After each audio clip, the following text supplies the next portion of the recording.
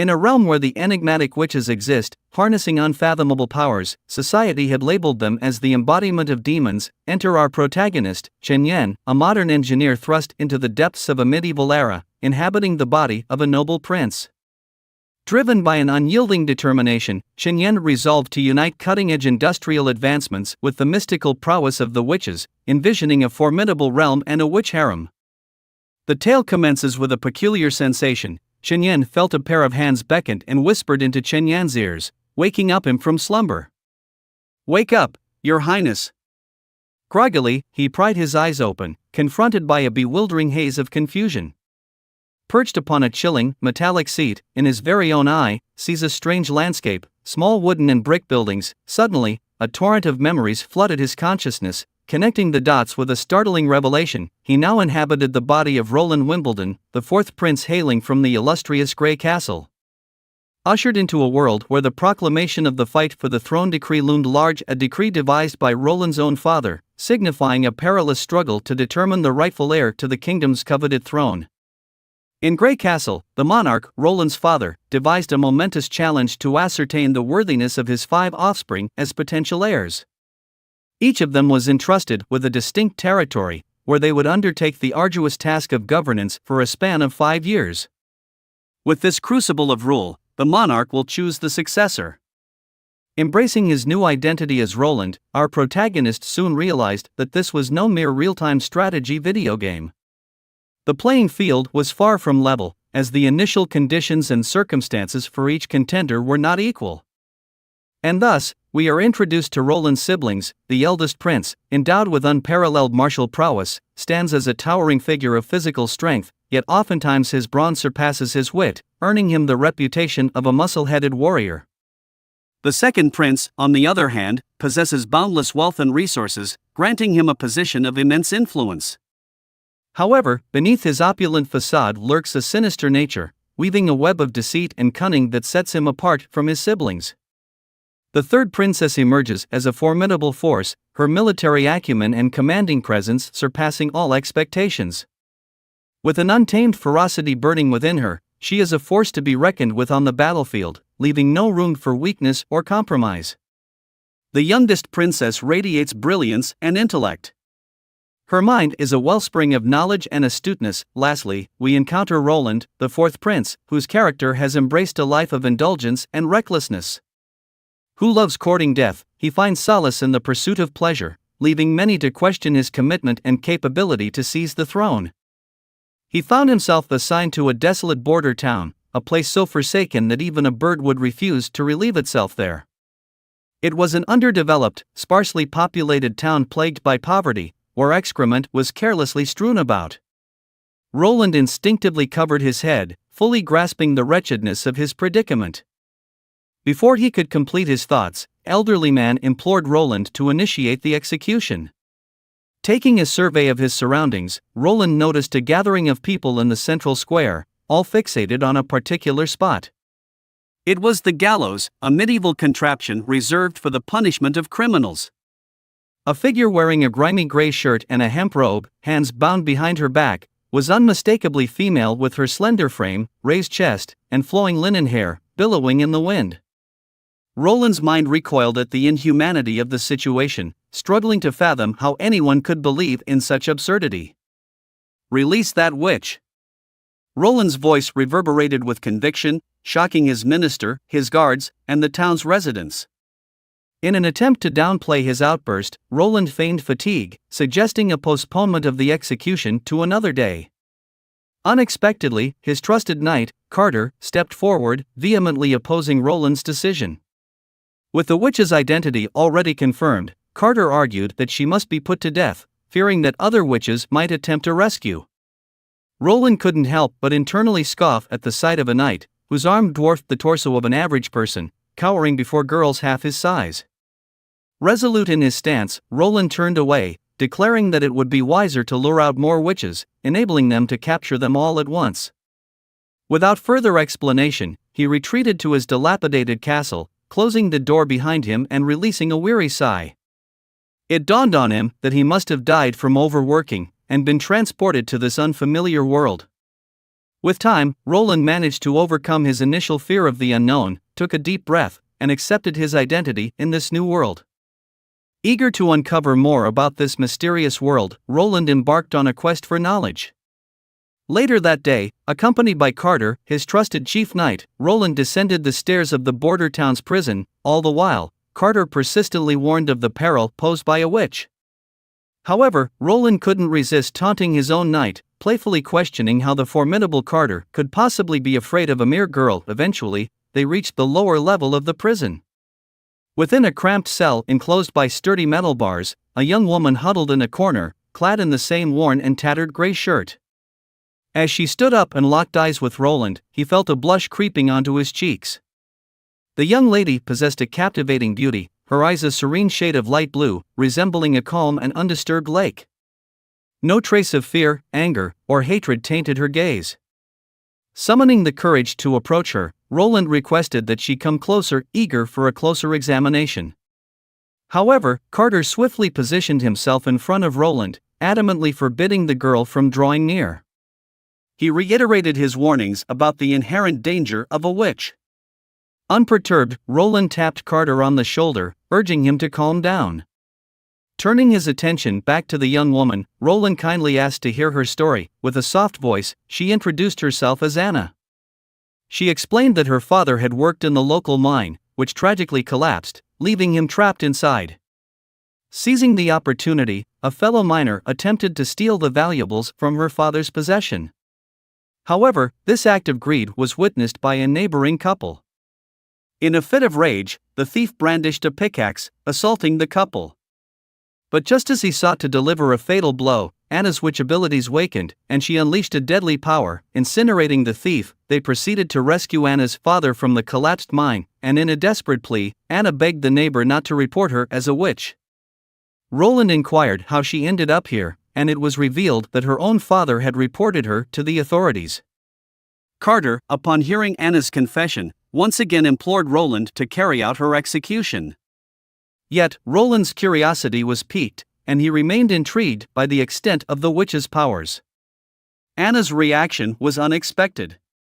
She burst into laughter, mocking Roland and questioning his desire to witness the so-called powers of the devil. Undeterred, Roland stood firm and insisted on witnessing her abilities firsthand. Anna wore a locket that supposedly contained a seal of a witch's power. Surprised by Roland's audacity, she stared directly into his eyes and warned him that his curiosity might lead to his demise. Before Anna could finish her sentence, Roland reached out and forcefully tore the locket apart. The bewildered expression on Anna's face mirrored her astonishment as Roland discarded the broken locket, urging her to demonstrate her power once more. Within seconds, the cell filled with warmth as flames ignited beneath Anna's bare feet. Bursting forth in a dazzling display of light, the sight left Roland in awe. He struggled to comprehend what he was witnessing. Was it chemistry, advanced technology, or true magic? Anna, now standing before the melted metal bars, began to burn the robe still bound behind her back. She raised her hand and approached Roland step by step. At that moment, the flames dissipated, leaving behind only smoke and the scent of burnt metal. Roland finally confirmed the existence of magic in this world. He felt no fear or trepidation. Instead, he was filled with boundless excitement, contemplating the myriad possibilities that Anna's powers held: steam engines, steel smelting, iron casting, and the creation of modern tools. Anna gazed at him, asserting that she had satisfied his curiosity and implored him to end her life. Observing the vulnerable yet resilient girl, scarcely clothed, Roland removed his jacket and placed it over Anna's shoulders. Extending his hands, he confidently announced his decision to employ her. Having witnessed Anna's extraordinary power, Roland's mind raced, contemplating the second law of thermodynamics, which stated that the entropy of the universe would always increase over time in an isolated system. However, in this world infused with magic, such problems could easily be overcome. Even more impressive than the invention of the perpetual motion machine, Roland's decision to hire a witch left Barav in a state of utter shock. Unwilling to provide a detailed explanation, Roland immediately instructed Barav to draft an employment contract and arrange living quarters for Anna. As they left the prison, the minister persisted in trying to convince Roland of the dangers posed by witches, warning him about the risks involved. Roland interrupted the minister, expressing his view that witches were not demons or monsters. He pointed out their lack of resources, money, and an army, and emphasized the need for witches to compete with his siblings. Roland urged people to abandon their prejudice against witches. The minister was astounded by Roland's impassioned speech. Roland then requested that the minister bring Anna to see him. Meanwhile, Anna was being attended to by two maids who bathed and dressed her in a work outfit. Anna felt a bit shy upon seeing the unfamiliar attire, but she resolved to put it on. Outside the residence, a maid guided Anna toward Roland. Roland and Carter stood before a wooden shack they had built for Anna to practice smelting. Shortly thereafter, Anna arrived, clad in her new outfit. As Roland beheld Anna with her long, silky hair and radiant appearance, a beautiful bloom in his eyes, he felt a slight blush creeping onto his cheeks. Roland was certain he had made the right decision.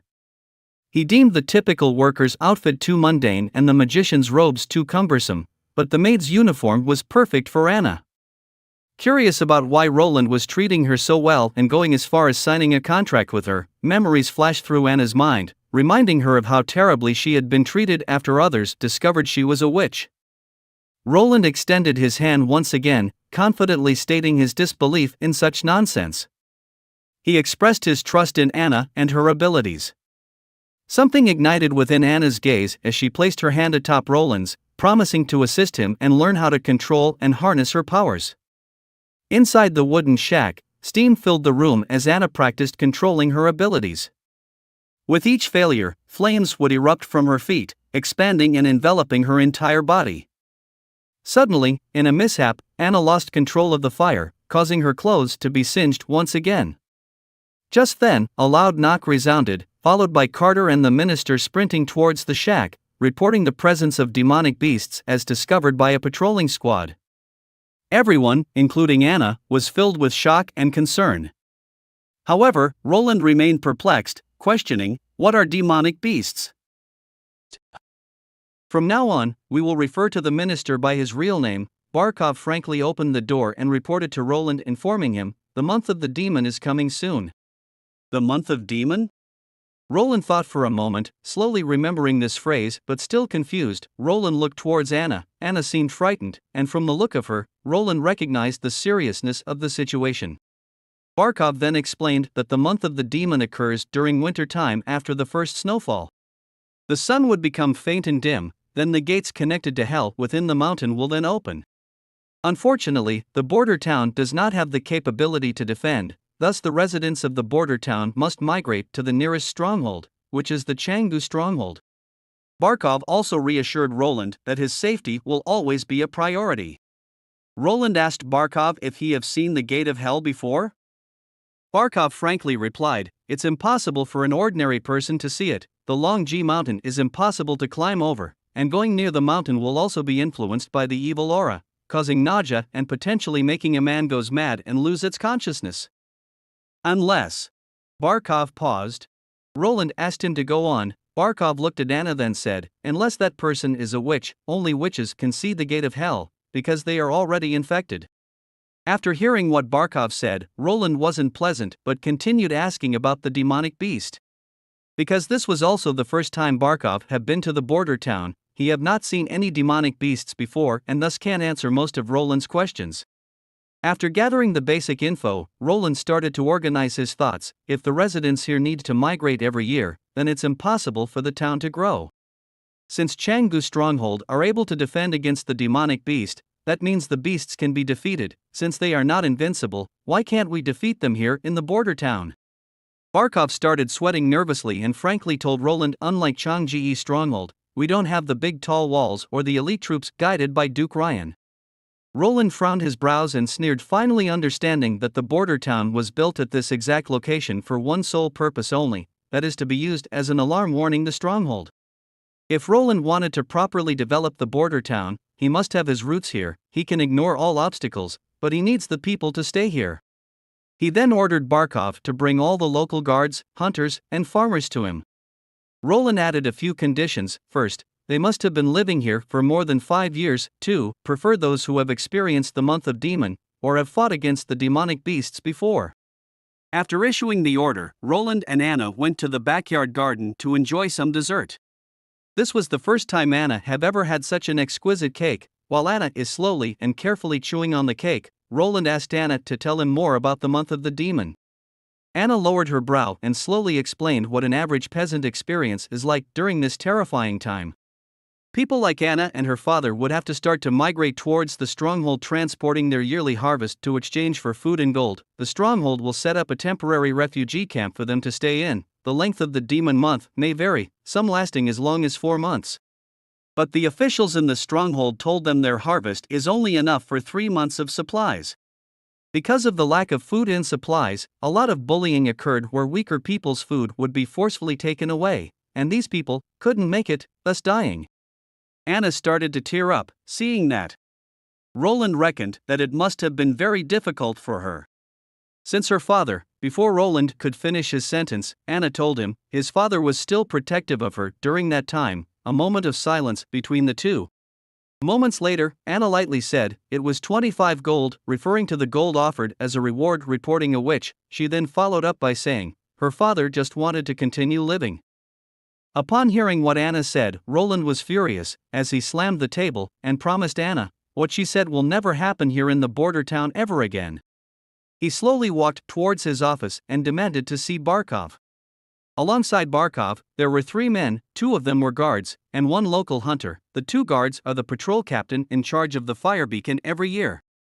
Alarming nearby stronghold about the attack of the demonic beasts, and this hunter, a tall muscular man with blue hair and a giant scar across his face, claimed not only he have fought a demonic beast before, but he has also slain 2 of them. Roland nodded his head and told the 3 men to introduce themselves one by one. The younger guard was extremely nervous when talking to Roland, probably the first time seeing a prince up close. He stuttered as he spoke, telling Roland that when it started to snow, they will light up the fire beacon in the tower in the north side mine when they see the demonic beast surge past the forest, then sprint back using a secret passway. Roland pointed to the other guard, asking him from now on, he will be the one answering the questions. Asking how they look and whether they can be killed. The other guard was also nervous, seemingly sweating coming out of his helmet, but at least he didn't stutter. He then replied by telling Roland that the demonic beasts are just normal animals that were infected by the evil aura, making them unusually mad and aggressive, but they can still be killed. The cavalry team from the Canggu stronghold would always be sent out to clear out some of the remnants. Suddenly the hunter stumped his feet, kneeling on one of his knees and shouting, "They are nothing formidable." He grinned as he proudly said he had killed 2 demonic beasts before. Even Roland was astonished by the aura given out by the hunter, well over 7 feet tall. Barkov on Roland's side introduced the hunter. His name is Axe, and the reason why he is this tall is that there's a rumor saying that he possesses the bloodline of the Majin giants. Axe then talked about the 2 demonic beasts he killed. One was a wild boar species and the other was a wolf species, which can be defined by its origin before being infected by the evil aura. The infected species will gain traits that empower them, which makes them quite difficult to deal with, but they are not the real problem. The real problem is the mixed species. As Axe lifted his shirt and showed a massive wound ranged from his shoulders down to his lower torso, covering a quarter of his body. These mixed species are not only ferocious, but they also hold some level of intelligence. Axe encountered one before and was extremely lucky to survive by jumping into the nearby river before he fainted. After getting all the information he needed, Roland stood up and told everyone that he had decided to stay at the border town. Carter and Barkov are shocked, and Carter once again activated his chatterbox, spitting words at the speed of light, informing Roland this decision is too dangerous. He cannot let Roland put himself in such great danger. Roland stopped him, asking what if Roland give him a wall. Carter got a little angry and told Roland to not fool around. Building a wall in less than 4 months is an impossible task. Roland understands it's difficult to let Carter believe what he said. He simply told Carter, "Don't conclude so quickly. If he doesn't see a reliable wall by the end of 3 months, he will retreat to the stronghold." After hearing Roland's response, Carter finally rests assured, kneeling on the ground and oath his life to protect Roland. Here we are, at the Baishuei port in the Grey Castle, introducing a woman, as a cool ocean breeze blew past her hair. As the sea beats against the shore, a woman wearing an eye patch, dressing like a pirate from One Piece, asking his men about the situation of her fleet. The subordinate replied telling her the fleet should return in 3 days. This assertive woman is Garcia Wimbledon, the third child of the king from the Grey Castle. She has been training and setting up her fleet years before the king announced the provision. Her temperament and beauty do not affect her intelligence, training her army long before the provision showed how wise her foresight was. She was able to quickly build up her army with elite soldiers, experienced sailors, and plenty of wealth from the long years of sea exploration, making her one step before her fellow brothers and sister. Garcia had an evil plan ruled out, sending spies to her siblings and finding an opportunity to assassinate them. It was no surprise that the 3 siblings were able to find out the spy and killed them, but she was surprised how her useless 4th brother was able to live after swallowing a poison pill. She got a letter from the spy indicating that she saw Roland swallow the poison pill in front of her very own eyes. Here in someone's memory, we see Anna sitting on a field surrounded by goats, and pastor-dressed men walking towards Anna, asking what book Anna is currently reading. This man is Anna's teacher, his name is Carl van Bate. Then, the memory shattered into pieces like a mirror. Followed by Carl in a crowd, witnessing the hanging of Anna. This caused massive anxiety and stress, and Carl is tortured by these scenes every day, slowly deteriorating his mind. Carl wakes up, in his office, sweat-soaked his clothes. We found out that the reason why he is in this small border town is that the officials at Grey Castle substituted out the stone materials out of greed, causing a new theater building to collapse, causing more than 3 dozen deaths. They made the association where Carl worked in taking the blame. Carl's eyes turning red, holding his fist tight, a flame of hatred burning through his body, wondering why is a pure soul like Anna is hanged. In the story, Roland told Barkov to swap out Anna with a death penalty criminal to trick the residents that it was Anna whom Roland hanged. Since they had the criminal mouth stuffed and face covered, no one knew Anna is still alive, including Carl, who thinks that Anna is dead. Back to the story. These terrible humans are out there dancing in money and fulfilling their greed. Carl looks out the window disappointed in this kingdom rotting at its core, filled with inequality, heavy taxation, greedy officials who don't value the lives of its citizens, sending an innocent girl onto the gallows. He questions God, what is true evil? Knock knock knock, Carl opened the door and sees a little girl crying. The girl is upset and worried, she feels something wrong with her body, and she is afraid that she will end up like Anna, shivering in fear, and doesn't know what to do. Something clicked in Carl's head. He frowned his brow, looked at the little girl in her eyes and said he will protect her, then patted her on the head. Carl walks on the street, regretting not standing up when his association was blamed, regretting not standing up when Anna is hanged. He cannot have the same thing happen to Manhwa, the name of the little girl we saw earlier. Carl broke his line of thought when he heard someone yelling behind him. He turns around and sees a bunch of people gathering in front of the billboard. Many of them were laughing, sounded like they have just heard the best joke in their life. It was a work notice sent out by Roland. It was a piece of recruitment information, looking for people to build a wall, looking for positions like stone grinders, craftsmen, handymen, and stonemasons, offering them wages from 12 bronze a day to an astonishing 1 gold per month. Carl was shocked when he sees the last line of the recruitment. It wrote, "People who showed excellence will be awarded the position of the official." Carl thought of a rumor passed around in the border town, which is that Roland has a special personality and extremely dislikes the Holy Church. He recalls what he saw during the execution. Roland showed unwillingness to hang Anna. Maybe Roland has a different outlook on witches. This is Carl's last and only hope. On the other side, Carter and Roland are walking and examining the walls. Carter asked Roland how high he wants to build the wall, and Roland said he wants the wall to be at least. Side note, I've converted the measurement from Chinese foot to standardized measurement, which is 5 meters tall and 2 meters wide, big enough for 4 people to walk in together.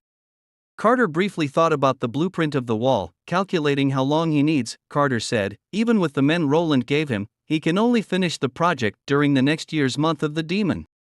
The main problem is to ensure the stability of the wall. The stones must be picked and grounded properly.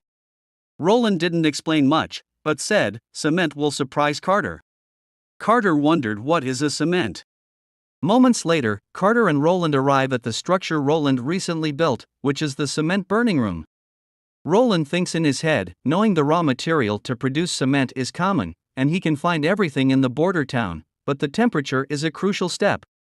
Roland doesn't remember the exact temperature, and no tools or machines to control the temperature, but Before Roland finished his line of thought, the door opens, and heat and steam poured out of the door. Roland told Carter to stay put. Roland walked towards the door, and it stood behind the door, full of specks of dust on her face, and fully naked. Roland handed her his robe and asked Anna, "How is everything?" Anna didn't let Roland down, and showed Roland the product. It's a pile of gray dust, which looks like cement powder, but it still needs to be tested. Anna is unfamiliar with this material, asking what use it has. Roland listed many uses for cement, like building houses, building bridges, and how a cement house can protect people from the cold and rain, or snow, and is much more durable compared to the houses that average people live in. Complimented Anna for creating such amazing material. Moments later, Roland showed his product to Carter and Anna. Carter was amazed by the product and tried to lift the cement, also trying to pry open the crack. After testing the strength of the cement, Roland told Anna and Carter his ambition. He wants to tell the rest of the kingdom that witches are truly the best waifu. Roland moved on to his actual project. After days of hard work, Anna produced many bags of cement dust, alongside the people Roland have recruited, and the project finally on the right track. Roland himself even went out lowering his status to show the residents how to dig trenches, which raised the morale among the workers, and everyone is working very hard. Although workers are motivated, the project is progressing very slowly, and the trenches look worse than a sewer. Although Roland used to be an engineer, but not a civil engineer, and he has no idea what to do now.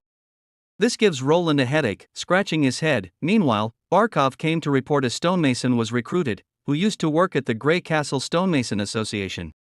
Roland recalls it was a famous association, but got disbanded. Needless to say, he told Barkov to bring the stonemason to see him. It was later in the afternoon, and Roland have returned to his office. Sitting on his side is Anna. She is smiling while reading a book. That frame looked like a work of art in Roland's eye. Roland was dazed, but soon got interrupted by the voice of Carter, telling Roland that the stonemason is there. While the stonemason was showing his respect, Roland cut him off and got straight to the point. Seconds later, the stonemason looked up and saw Anna. He was shocked and can't believe his eyes, calling Anna by her name. This made Carter and Roland stoned and extremely nervous. Anna closed the book and looked up after hearing someone calling her. Roland screamed, telling Carter to block the door and don't let Carl run away. Carter dashed towards the door, putting both his hands out ready to tackle Carl. Carl suddenly kneeled, still unexpected to see Anna. Carl then started repetitively apologizing to Anna, but was very thankful to see Anna is alive. From the look of Carl, Roland is at ease, knowing this person is unlikely to harm Anna. Anna stood up, looking worried, explaining and introducing Carl as her teacher. A few minutes later, Carl calmed down. Roland then asked who Carl is. Carl wiped his tear and followed by introducing himself and how he became Anna's teacher. He also looked into Roland's eye, telling him, although he doesn't know why Roland saved a witch, even if it's because Roland wants Anna to serve him on his bed as a concubine, it's still better than killing her. Meanwhile, Carl is also thinking to himself, although he doesn't know what Roland truly wants, at least the rumor is right. If he can also send Nanoa as his concubine, Nanoa will also be safe. He then introduced Nanoa, saying she is also a cute and adorable girl, wondering if Roland can also accept her as a concubine.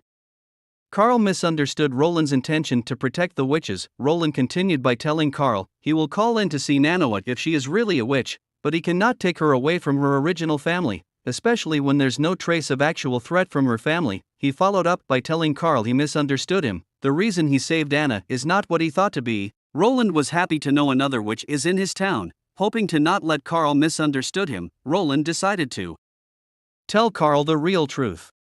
Roland thinks the shenanigan talks claiming witches have the evil power of the devil is nothing but nonsense. Roland will protect them at all costs as long as the witches don't commit any crimes. Roland then brings the conversation back regarding the construction of the walls. Although Carl is still a bit speculative, he quickly puts his thought aside, understanding Roland's idea to build a wall to defend against the demonic beasts. Carl then gave some professional advice about the project, so the project begins and Carl is assigned as the leader of the project. The next morning, in the back garden, Roland sat there with a glass of alcohol in his hand. Carter and a young girl slowly approaches. This is Nanoa. She seemed nervous, holding her hands tight on her dress, biting her lips, and shivered as she slowly approaches Roland, looking at Roland with her big crystal eyes, filled with fogs in her eye, asking if she was going to die. Nanawa was indeed adorable, Roland looking at her, trying to hold his laughter, comforting her that she is not going to die. Anna is living well too. Roland then introduced himself as the fourth prince, Roland Wimbledon, asking Nanawa to introduce herself. Realizing she is not going to die, her eyes sparked and fulfilled with happiness, she gladly introduced herself. She is Nanawa Pine. Then immediately ran past Roland holding Anna's hand, and started chit-chatting, completely ignoring Roland. Roland took a sip out of his drink and watching the two girls, thinking to himself, Anna is only 17 years old right now, how beautiful will she grow up to be? Seeing the conversation slowly coming to an end, Roland interrupted the two girls, asking Nanawa about her power. After hearing the question, Nanawa got scared again, lowering her voice as she asked if Roland will hang her. Roland assured her that he will not do such a thing, only heinous criminals will be hanged, and he will never do such cruel thing to an adorable girl like Nanawa. Nanawa nodded, as she continued explaining that she heard the rumor saying the witches are cursed after affected by the devil, but she had never seen a devil before. Seeing Nanawa is in a semi-depressed mood, Anna walked up and patted Nanawa, comforting her. Nanawa calmed down and started explaining what happened. She said, about a week ago, she had seen a little bird gets injured and wanted to help the bird, then all of a sudden something came out of her hands. It was in a liquid form, surrounded the bird. Next thing she remembers, the bird is all healed up. After hearing what Nanawa said, Roland's heart skipped a beat. He understands the importance of Nanawa's power. In a time where there's no modern medicine, no antibiotics, and no life support, a small wound can lead to infection and later death. Roland might have just found an amazing treasure.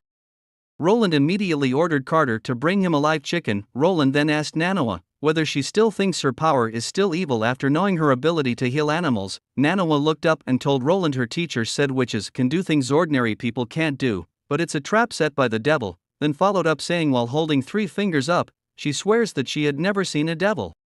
Roland stated that he believes everything Nanawa said, but the devil thing is nothing but a lie told by the Holy Church, and her teacher is also a victim, deceived by these lies.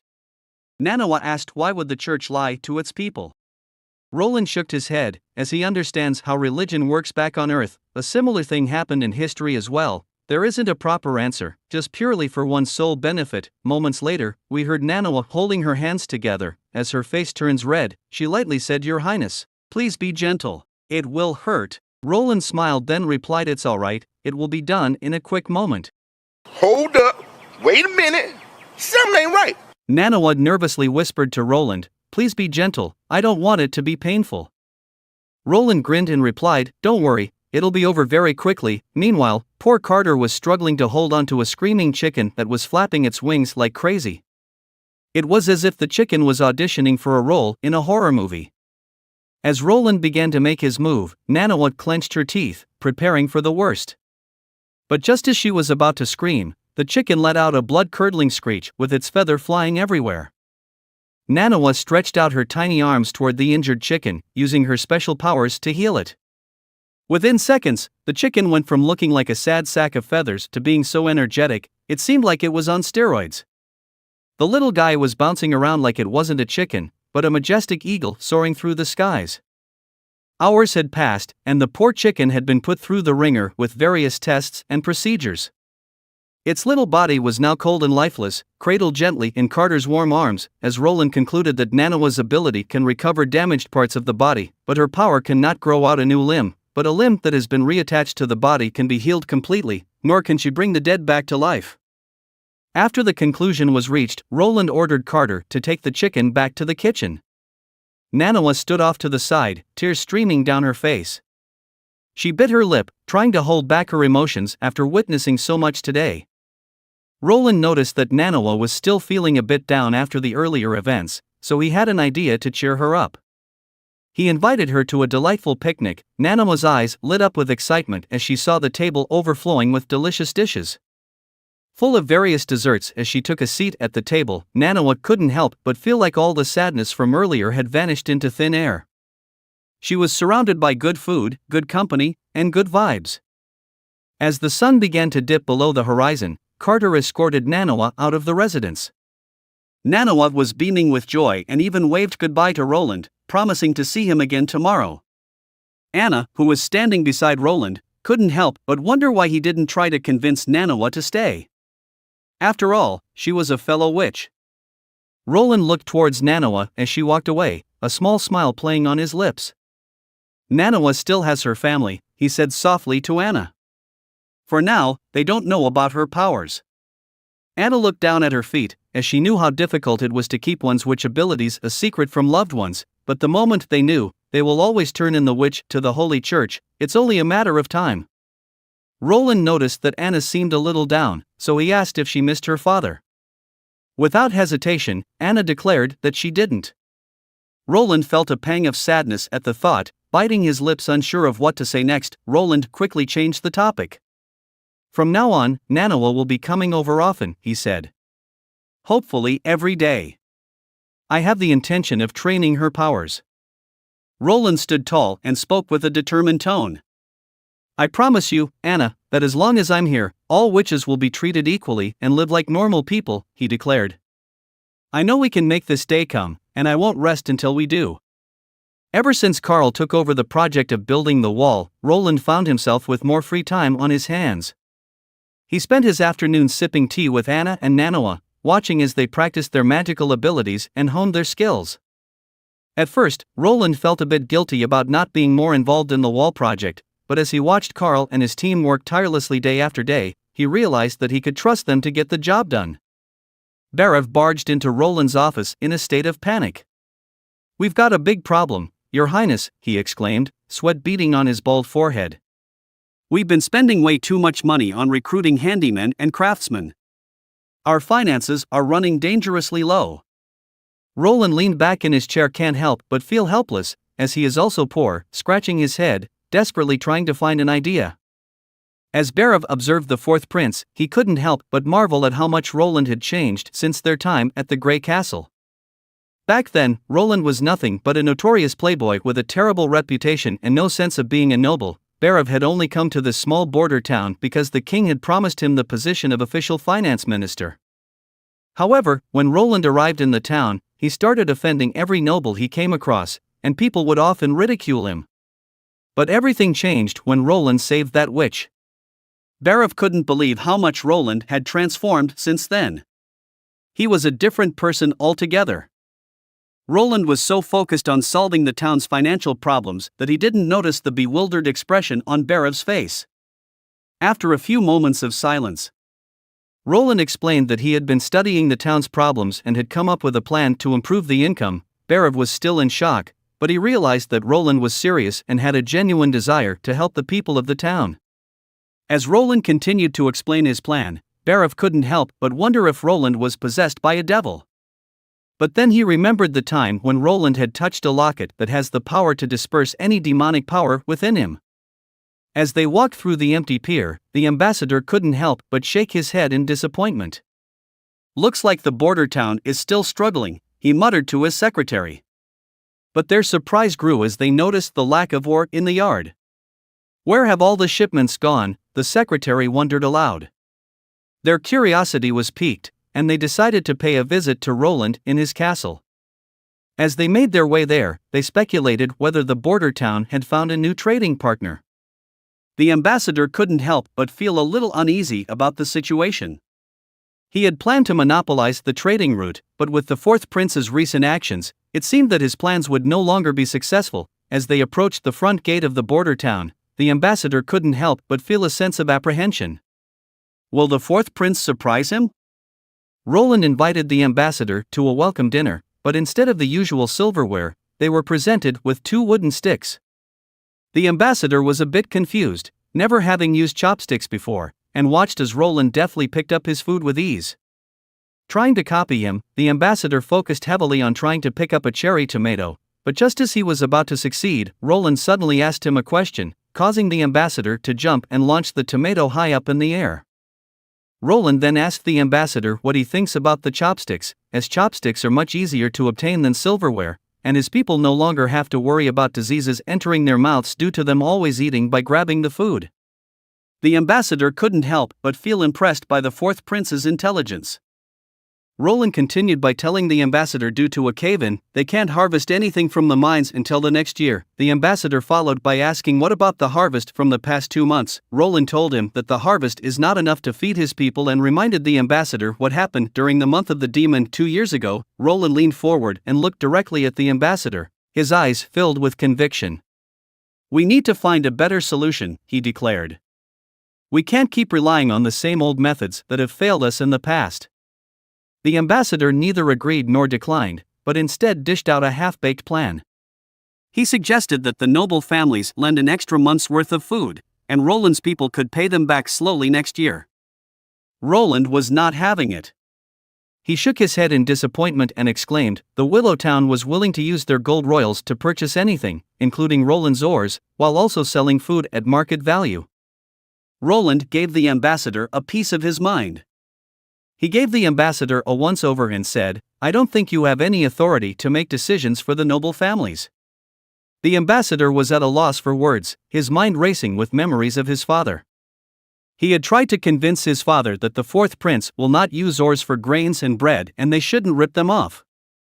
But his father had just sneered and called the fourth prince a pig, saying he understands nothing.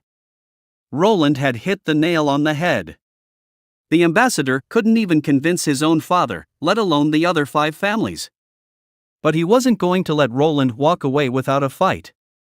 He raised 3 fingers and offered a price even higher than what the Willow Town had offered. He pleaded with Roland. Let me go back to Changgu's stronghold and try to convince the other families. I'll bring a new agreement back with me. But as he spoke, his voice trailed off, and he seemed less confident by the second. It was as if he knew deep down that he was fighting a losing battle. The ambassador was still trying to convince Roland to stick with Changgu's stronghold. The Willow Town is too far away, especially during the month of the demons. It's just too risky and it's easy. Something dangerous to happen. The words slipped out of his mouth before he even realized it.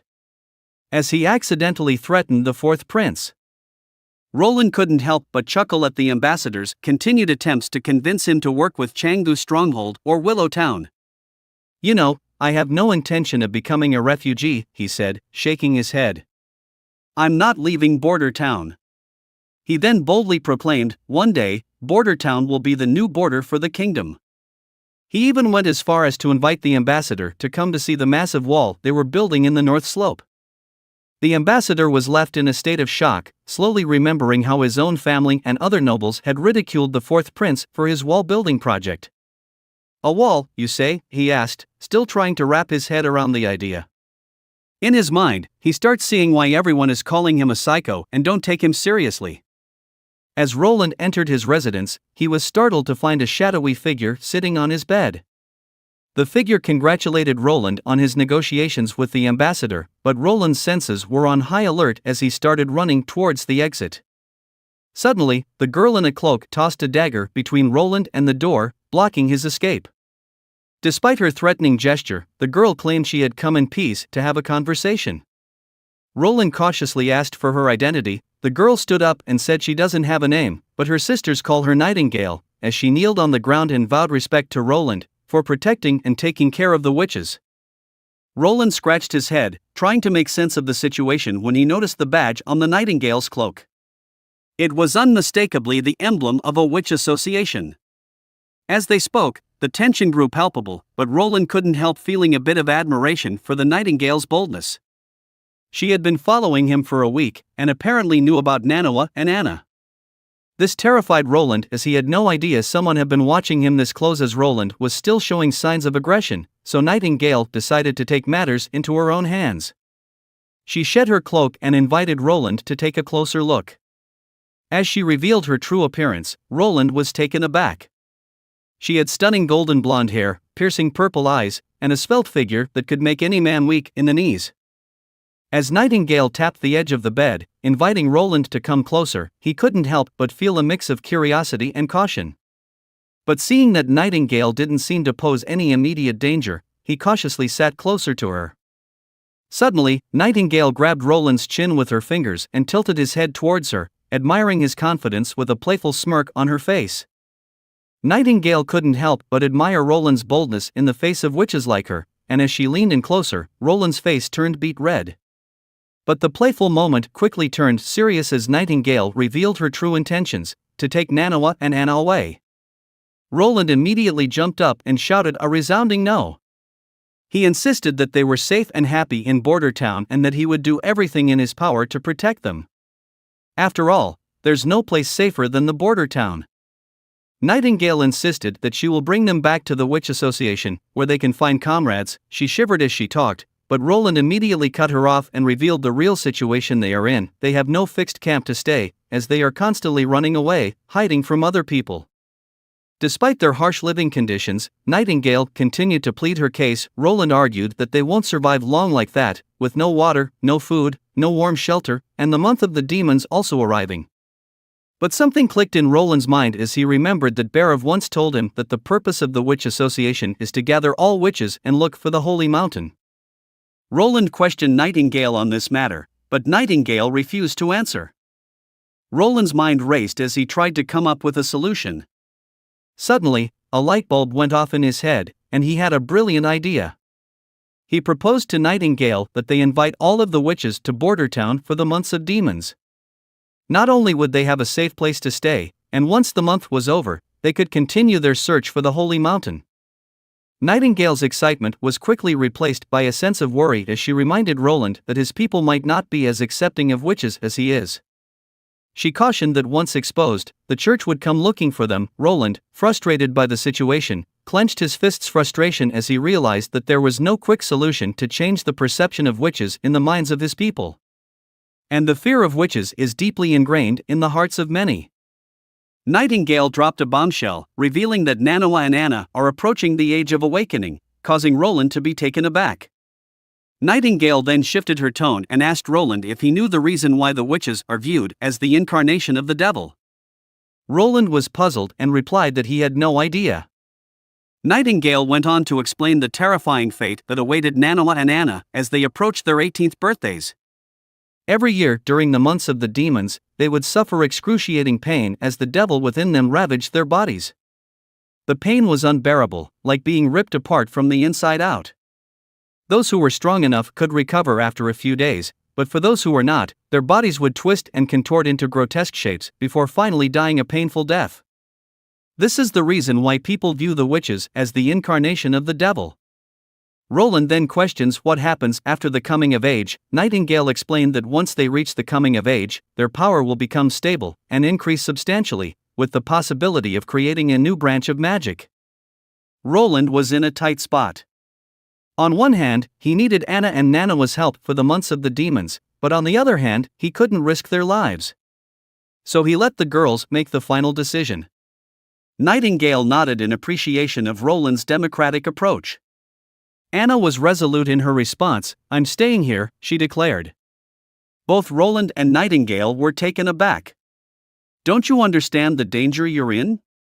Nightingale pressed on, telling that she is much safer in the witch camp. Anna turned her gaze towards Roland, a determined look in her eyes. She spoke from the bottom of her heart, saying that she didn't care about going back to the academy to learn with other children like Manhwa, nor did she care about living a normal life. All she wanted was to stay by Roland's side, no matter what. With determination in her eyes, promising that she will not be devoured by the devil and she will prevail over it, Nightingale let out a deep sigh. Seeing that she wasn't able to convince Anna, she decided to stay in hope to help out Anna if she ever needs help. But Roland was afraid that she will keep stalking him for the entire winter. She once again warned Anna of the danger within her, and her own experience when she struggled at the edge of death countless times and seen her comrades die in front of her, and ensuring Anna that if she doesn't endure through it, she knows how to deal what happens after. As she retrieved her dagger from the wall, she vanished into the thin air. Roland was amazed by the Nightingale's power, almost as if she was a natural-born assassin. Roland gently placed his hand on Anna's head and spoke in a soothing tone, "It's time for you to rest now, Anna." Anna gazed at Roland with a loving look and quietly called him a fool. Roland stood tall in the midst of the border castle, his voice booming with authority as he shared his plans for the future. As he announced the negotiations with the ambassador, he made it clear that they had hit a dead end. He claimed that just like 2 years ago, the ambassador refused to budge an inch. Roland's heart was heavy as he reminded the people of the tragedy that had struck Border Town back then. Over 20% of its residents had perished in the merciless grip of winter, leaving countless families shattered and broken. The air was thick with grief as people remembered their lost loved ones, their eyes brimming with tears. He questioned if everyone are prepared to lose their loved one again. The crowd was hopeless and crying for the prince to save them. Roland cleared his throat and shifted his tone to a more confident and upbeat one. He declared to his people that he would not abandon them and that they deserved better than the terrible deal that the Changgu stronghold had offered. He reminded them how they supposed to trade 2 months' worth of ore in exchange for a half-year's worth of food, but instead, Changji's stronghold only give them 2 months of food. The anger and frustration within the crowd were palpable. But Roland quickly assured them that he had found a solution. He had traded their ore with merchants from Willowtown and had secured enough food to feed everyone through the harsh winter. As the crowd began to applaud and cheer, Roland stopped them, notifying them of urgent information that they will no longer be accepted into the Changji stronghold. So they must spend the winter at the border town. This struck the crowd like a bolt of lightning, as people shiver in fear what they have to face next, but Roland reassured them that they are now building a firm and stable wall that will protect them. Roland wanted to make a bold statement and show that the demonic beasts were not as frightening as people believed them to be. In his opinion, these beasts were just like any other wild animal found in the forest, but with greater strength. They lacked intelligence and could not scale walls. He posed a question to the people once more, asking whether they wanted to cower in a refugee camp and perish due to starvation, or stand up for their loved ones and protect the border town under his leadership. As Roland's words echoed through the border town, the locals erupted in cheers that could rival a rock concert. They pledged to fight for their highness with a fervor that could light up the night sky. Meanwhile, in the halls of Changgu Castle, a gaggle of nobles gathered to mock Roland's decision. They chortled at the thought of their walls being nothing but mud and pebbles. The Duke cut in with a booming voice and turned his gaze to Petrov, the ambassador. Petrov was caught off guard, but he gathered his wits and began to speak. The Duke leaned in, eager to hear what the ambassador had to say. Petrov had originally planned to keep the ore monopoly by buying it at a measly 30% below market price. But to his surprise, Roland had a different plan up his sleeve.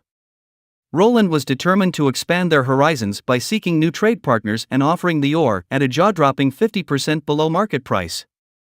Roland also intended to manufacture his own iron tools. But that wasn't the end of it. The Duke's eyebrows rose with interest, and he urged Petrov to continue. Petrov had more to say. He believed that if the border town could successfully defend against the month of the demons, it would be a great victory for Changgu stronghold. But he also predicted that Roland wouldn't be staying in the border town forever. With the fight for the throne decree only lasting 5 years, it was only a matter of time before the Changgu stronghold could take over the much more prosperous border town and expand its territory.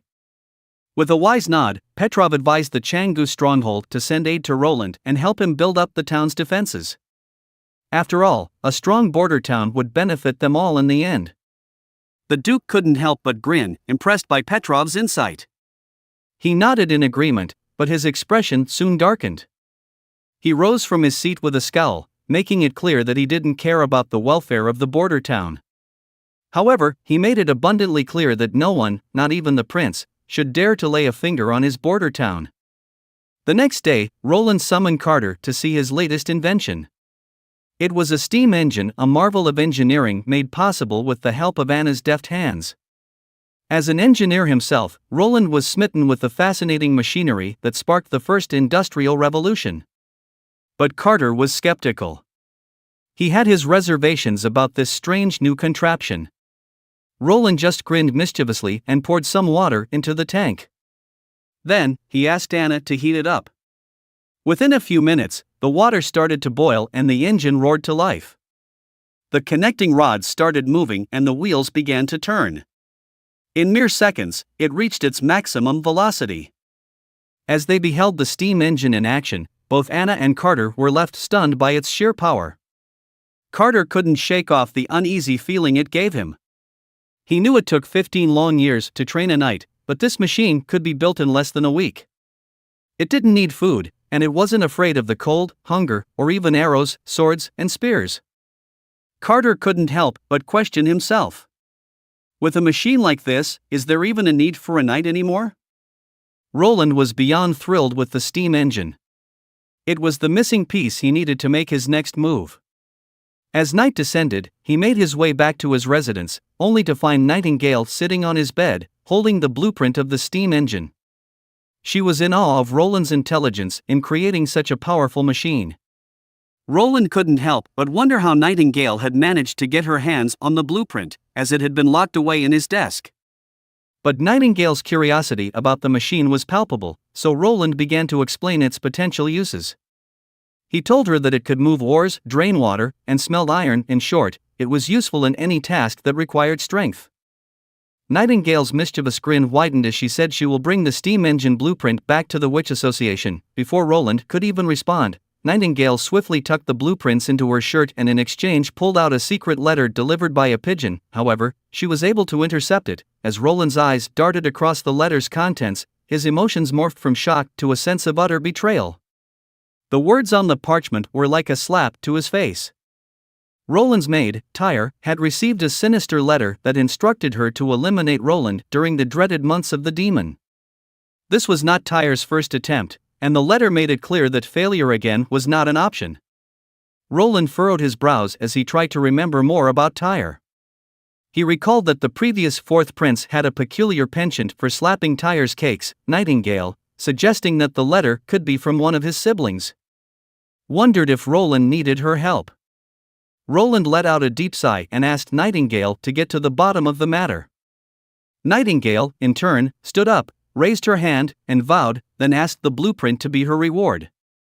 The next morning, Carter burst into Roland's office, looking pale and flustered. He delivered the grim news that Tyre, Roland's trusted maid, had died the previous night. She had apparently fallen from the balcony of her room, and there were no signs of struggle or forced entry. Carter suggested it might have been a tragic accident. Roland told Carter to have the head maid arrange for the funeral, then turned his head to talk to an imaginary figure beside him. Suddenly, a thick fog materialized in front of him. As the mist cleared, a hooded figure emerged. She looked visibly upset and informed Roland that she had failed to obtain any information from Tyre. She dropped the bombshell that Tyre had taken her own life with a poison hidden within her teeth upon seeing Nightingale's appearance. Roland was taken aback by the revelation. He had never expected Tyre to resort to such a drastic measure. As Nightingale searched through Tyre's room, she was surprised to find a family letter addressed to Tyre. Although she couldn't decipher its contents, she couldn't shake off the feeling that it held a crucial clue. The letter addressed Tyre as Big Sister, and made repeated mentions of the sea. Nightingale knew that Roland's two brothers were located inland and would not have access to the ocean. This realization made her suspect that the letter could be linked to the third princess. Roland's mind raced as he tried to connect the dots. He knew that the third princess had always harbored a grudge against him. Was not beyond the realm of possibility that she had taken Tyre's family hostage and forced her to commit the heinous act of assassination. It doesn't matter if Roland wants to fight for the throne or not, these things are likely to keep happening in the future. Roland's line of thought was quickly interrupted by the hot air breathing onto his ears, as Nightingale whispered that someone is here, then she vanished into a mist of fog. As Barav entered the room, a worrying expression appeared on his face as he delivered the news to Roland. He carefully selected individuals who had volunteered to fight during the months of demons, had finally passed the rigorous filtering process, and were ready to be examined.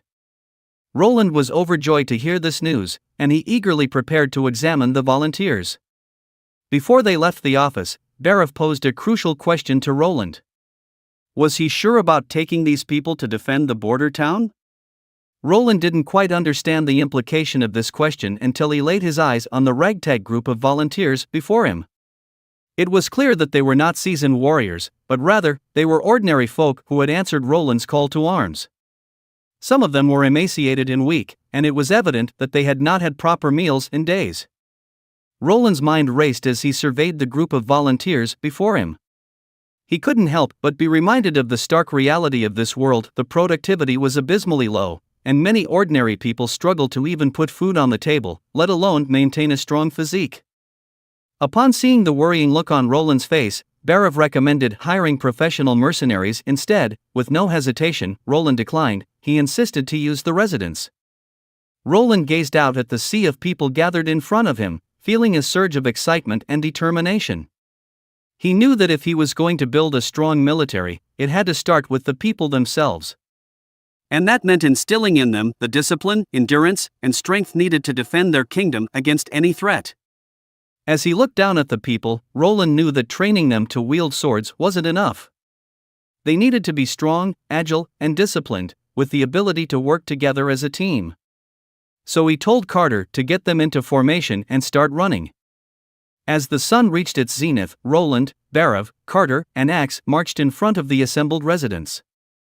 Carter furrowed his brow, unable to comprehend why Roland was subjecting the men to hours of mindless standing. Roland went as far as rewarding them with a precious egg for the simple task. Carter, however, remained skeptical. Clearly, Carter doesn't understand that simple posture was a crucial component of modern military training. Roland waved his hand and told Carter to continue to train the men the same way until he received the finalized training routine. Roland was no fool. He knew that transforming his ragtag group of men into Spartan warriors in a mere 2 months was a pipe dream. But that didn't mean he couldn't instill a sense of discipline and unwavering obedience in his troops. To Roland, there was nothing more crucial than the ability to follow orders without question. Individual strength was important, of course, but it paled in comparison to the power of a united military. As the cart full of tantalizing food and the coveted extra egg came into view, the crowd erupted into a frenzy of anticipation. Like a swarm of locusts, they surged forward, eager to claim their share. But Roland was not about to let chaos reign. With a commanding voice, he demanded that the people form 4 orderly lines and approach the cart one by one. Anyone who dared to break the rules would be unceremoniously shoved to the back of the line. To the amazement of all, the unruly crowd fell into line with surprising ease. Within minutes, they were neatly arranged into 4 orderly queues, their eyes glued to the food that lay just ahead. After a hearty lunch, Roland gave the order for his men to rest and then set off for the camp where the patrolling soldiers were stationed. He put Axe in charge, assigning him the task of teaching the troops how to set up a proper tent. Carter was concerned about Axe's background. After all, he hailed from the Sand Nation, far from the shores of Grey Castle. But Roland had made it clear that loyalty and merit were the only things that mattered. To him, everyone was his people, regardless of where they came from. As the sun began to dip below the horizon, Roland sat back and surveyed his handiwork. Before he lay the final training plans, a carefully crafted blueprint for turning his ragtag band of men into a disciplined fighting force. 2 things stood out to Carter as he pored over the document. Every day at noon, the men were to run around the border town until sunset. If they succeeded, they would earn an extra egg at their next meal. And after dinner, they were to attend Carl's Academy for education and training. Carter was puzzled by this last requirement, but Roland simply yawned and explained that a strong army couldn't simply be good at fighting. They needed to be civilized and educated. The following afternoon, Roland trudged wearily towards his office. As he pushed open the door, he was greeted by Nightingale, who looked genuinely concerned about his well-being. But before he could even say a word, she pointed towards the breakfast spread on the table, announcing that she had already eaten half of it while it was still piping hot. Roland couldn't help but chuckle at her impish grin. "Has no one taught you about respecting royalty?" he quipped, recalling how seriously Nightingale had taken etiquette the first time they had met. Without missing a beat, Nightingale stood up and presented him with a proper bow. But she knew that Roland didn't really care about such tedious formalities. Roland was almost taken aback by how well Nightingale seemed to understand him. Roland let out a weary sigh, his gaze shifting from the plate of half-eaten breakfast to Nightingale's eager expression. "If you are hungry, then eat all of it. I can always ask the kitchen to prepare something else." Nightingale's eyes lit up at the mention of food, and she eagerly picked up the remaining bits of toast and eggs. As she munched on the food, she couldn't help but ask, "What's with all the ice on you looking to purchase?" She thought Roland is looking to make some cold beverages. Roland's lips twitched into a mischievous smile as he glanced at the note lying open on the table and told Nightingale that he has plans to make iced cheese. Nightingale's eyes widened in excitement at the mention of a new culinary adventure. Roland's thoughts raced as he considered his next move. Although he knew that Nightingale was not his enemy, he couldn't fully trust her yet. With so little information about her, he couldn't reveal everything he knew. He continued working on his draft for the next project, firearms. Unlike the steam engine, firearms didn't require as much technological understanding, but they could still be incredibly dangerous in the wrong hands. Roland knew that he couldn't afford to have the manufacturing methods leaked.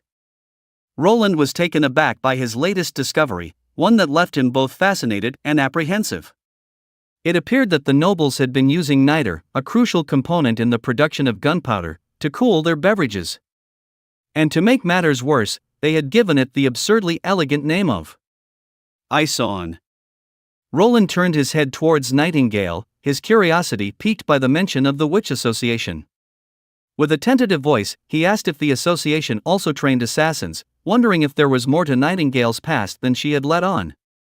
As soon as he mentioned the association, Nightingale's expression turned melancholic, and she lowered her voice, telling Roland that they were a pitiful group of people who had come together out of necessity. She had joined them 2 years ago, seeking refuge and a place to belong. Roland's next question was one he had been hesitant to ask, but he couldn't help but wonder if Nightingale had worked for anyone else before him. He questioned if others were willing to take in witches like her. Nightingale's mood shifted, and she grew quieter, her eyes downcast as she spoke. She mentioned that she would have been killed if she hadn't been useful but didn't elaborate further. Roland urged her to continue. Nightingale let out a nervous smile, her discomfort palpable. She didn't want to talk about her past but assured Roland that she hadn't worked for anyone in the last 5 years and understood his concerns. Roland couldn't shake off the feeling that there was more to her story, but for now, he let it be. After 5 long days of hard work, Roland finally completed the first flintlock. The firearm was a true marvel of engineering, but he knew that the real challenge lay ahead. He intended to use his steam engine to mass-produce the parts and barrels needed for the guns, but it soon became apparent that the machine was not quite up to the task. Everything else still had to be made by hand, which slowed down the production process considerably. With his mind racing, he calculated that he could only produce 4 flintlocks at the current rate before the month of the demons. As Roland proudly presented his latest invention, Carter's eyes widened with curiosity. He couldn't help but marvel at the weapon's strange and unfamiliar appearance, wondering how it could possibly stand up against the monstrous demons. Roland's answer was simple yet surprising. He planned to handpick the most skilled hunters in the border town and form them into a specialized squad, whose primary weapon would be the flintlocks. At the mention of hunters, Carter's brow furrowed in confusion. Why hunters and not the patrol squad, he asked. Roland hesitated for a moment, memories of the patrol squad's recent struggles flashing through his mind. But he was unsure if they had what it takes to wield his new invention effectively. Later that night, as the patrol squad member, Brian struggled to fight for his life against the enemy in the dark and filthy sewer beneath Roland's castle. The clanging of swords echoed in the narrow tunnel as he fought against the scar-faced assailant, who threatened him with the same fate as his former squadmate, Grey Dog. Despite the danger, Brian was determined not to let the enemy enter the castle and harm his town. With a burst of strength, he disarmed the scar-faced attacker and thrust his sword into his chest, leaving the enemy stunned at the fact that he had been defeated by a mere patrol squad member. Brian sneered in defiance, reminding the enemy that while they wasted their time drinking and gambling in the bars, he and Grey Dog were training hard to protect their town. He will not let these people who were sent by the Changu stronghold cause disaster in the border town. Brian charged forward, but just as he was about to strike the final blow, another enemy emerged from the shadows and plunged a dagger into Brian's body, causing him to collapse in pain. With each passing moment, the situation in the sewer grew direr. Patrol after patrol arrived, drawn by the sounds of the scuffle until a small army had amassed. Despite the excruciating pain coursing through his body, Brian knew he had to act quickly. With a shuddering breath, he yanked the dagger from his wound and hurled it towards the nearest torch. The sewer was plunged into darkness in an instant, the only sound the hiss of extinguished flames and the panicked shouts of the patrols. Brian stumbled back to the granary, his body racked with pain from the dagger wound. He knew that this was the place the enemy was targeting, and without the precious supply stored here, the border town would be left with no choice but to flee to Changji's stronghold. Roland had given them so much hope and progress, and Brian was determined to protect it all. Suddenly, the door to the granary was kicked open with a deafening crash. Brian was seized by his collar and flung to the ground, resigned to his fate. But just as the intruders closed in for the kill, Nightingale descended from the rafters with a wicked grin. In a blur of movement, she dispatched the attackers with ease, leaving them lying motionless on the ground. The morning sun cast a somber light on the granary, where Carter was surveying the aftermath of the brutal attack. 8 corpses lay scattered about the room, 7 of which belonged to former members of the border town's patrol squad. The last was an unknown assailant. In Roland's office, the young prince seethed with anger over the brazen invasion of his castle. He turned to Nightingale and thanked her for her timely intervention. Without her warning, he might have been among the dead. The skilled witch smiled wryly, assuring him that even without her, the intruders would have been no match for Anna. Roland's anger gave way to a wry grin as he offered Nightingale a position as his personal shadow guard, promising a generous salary of 2 gold royals per month, and other great benefits. Nightingale wavered, her heart torn between loyalty to her fellow sisters in the Witch Association and the promise of a new life free from persecution. Despite her hesitation, she stood firm and refused to abandon her comrades. Roland, impressed by Nightingale's unwavering commitment, extended a generous offer.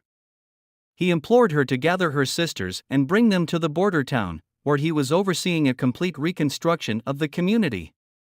With his watchful eye and a steady hand, Roland vowed to provide a safe haven where the witches could roam the streets without fear of discrimination. Nightingale was deeply touched by Roland's unwavering compassion, yet she remained skeptical of his abilities. She insisted that she needed to witness Roland's success firsthand before entrusting him with the task at hand. Roland, undeterred by his initial failure to recruit Nightingale, was even more determined to achieve his goals. Roland inquired whether Nightingale had successfully escorted Manhwa to safety. As it turned out, Manhwa had been assigned to treat a man covered in blood, a task that had left her shaken and afraid. Roland probed further, seeking Nightingale's perspective on the incident. After carefully considering the details of the event, Nightingale advised Roland that it was unlikely to be connected to his siblings. She believed it to be the work of an amateur schemer, unlike the skilled and cunning Maid Tyre. 2 suspects had been captured alive, and Nightingale reassured Roland that he would soon have the answers he sought.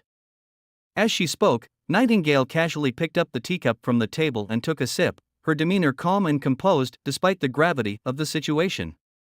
Her words were measured and confident, reassuring Roland that she had a firm grasp of the situation. As the noon sun shone down on them, Carter and Roland made their way toward a small, nondescript room. Roland pushed open the door to reveal a man swathed in bandages, his face and body hidden from view. As soon as he saw Roland, the man tried to rise, his movements agitated and uneasy. With a gentle nod, Roland urged the man to relax, assuring him that he already knew the truth about what had happened. He praised Brian for his bravery and selflessness, calling him a true hero. Brian's face crumpled as he recalled his fallen comrade, tears streaming down his face and his body shaking with emotion. Roland reached out to comfort Brian, his hand settling gently on the brave man's shoulder. He promised that Brian's friend would receive a burial befitting his courage and sacrifice. But then, Roland delivered the news that the scar-faced culprit had been sentenced to death by hanging, inviting Brian to attend the execution in 3 days. But Brian hesitated, his expression pained and uncertain. He spoke of the scar-faced man's noble status and the fact that nobles could often use their wealth to atone for their crimes. He is afraid that killing Scarface may anger other nobles from the Changgu stronghold. With a resolute tone, Roland asserted that the scar-faced man may be distantly related to a noble family, but he held no title or land to speak of. Furthermore, he had attempted to invade a prince's castle and burn their food supplies, putting the lives of over 2,000 residents of the border town in peril. Such crimes were unforgivable and warranted the harshest of punishments, death by hanging. As he spoke, Roland's eyes gleamed with steely determination, his conviction unshakable. He turned to Brian, his voice softening as he urged the brave man to rest and recover from the trauma of the recent events. Roland promised that a proper conferring ceremony will be organized for him once the month of the demon had passed. Brian's eyes widened in shock and amazement upon hearing of the conferring ceremony, his gaze fixed upon Roland's unwavering expression. Roland met his gaze with a firm resolve, letting the weight of his words sink in as he spoke. With a steady voice, Roland informed Brian that the Brave Patrol would henceforth become his personal knights, entrusted with the sacred duty of defending the border town and its people.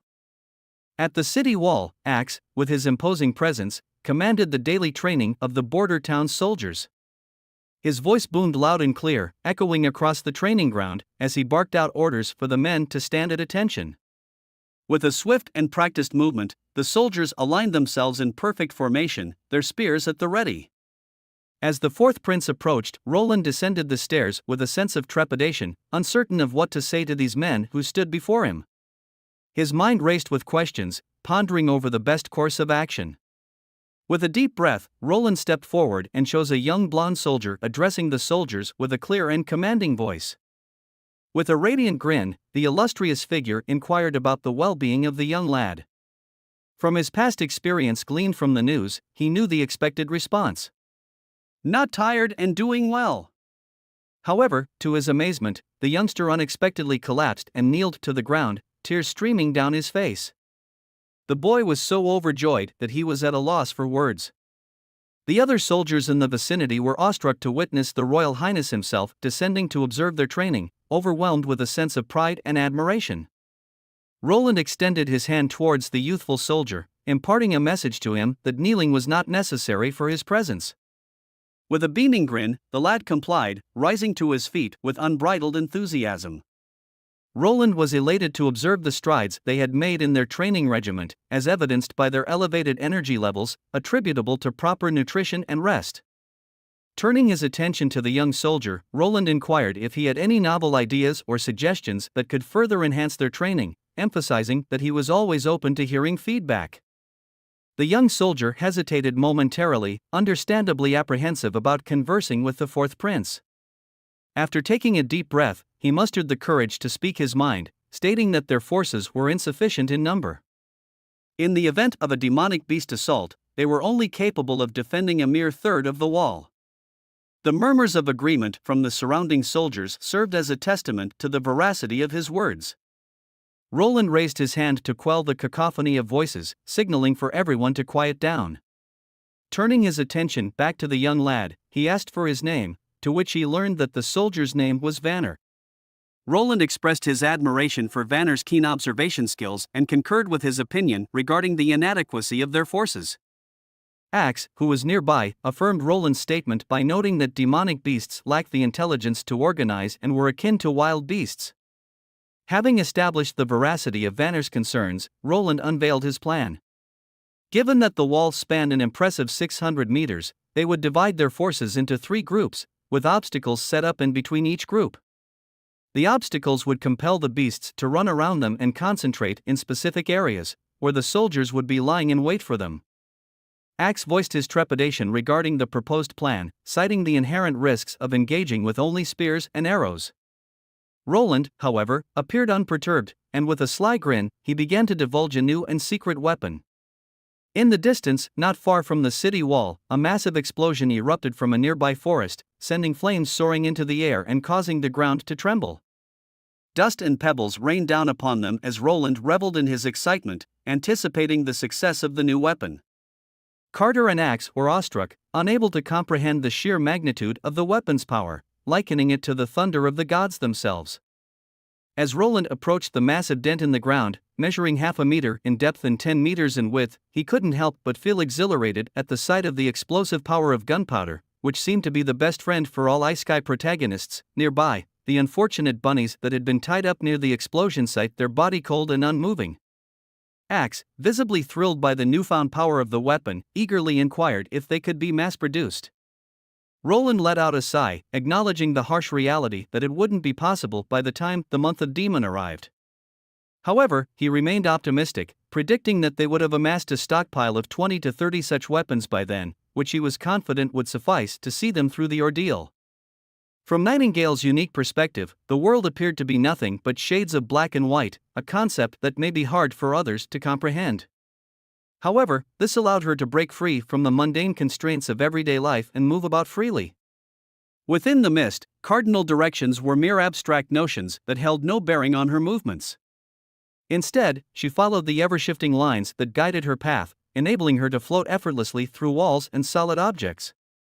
Nightingale's ability to perceive the world differently also allowed her to see the intricate flow and ebb of magical power within witches. With a keen eye, she could discern the strength and brightness of Anna's magical core, which radiated with a powerful aura that impressed even Nightingale. To Nightingale's astonishment, Anna was not only aware of her existence but greeted her with open arms. Emerging from the mist, Nightingale revealed herself with a smile. Anna was practicing her abilities in her pajamas and was delighted to see Nightingale. With a bright grin, Nightingale invited Anna to share some of her delicious fish cakes.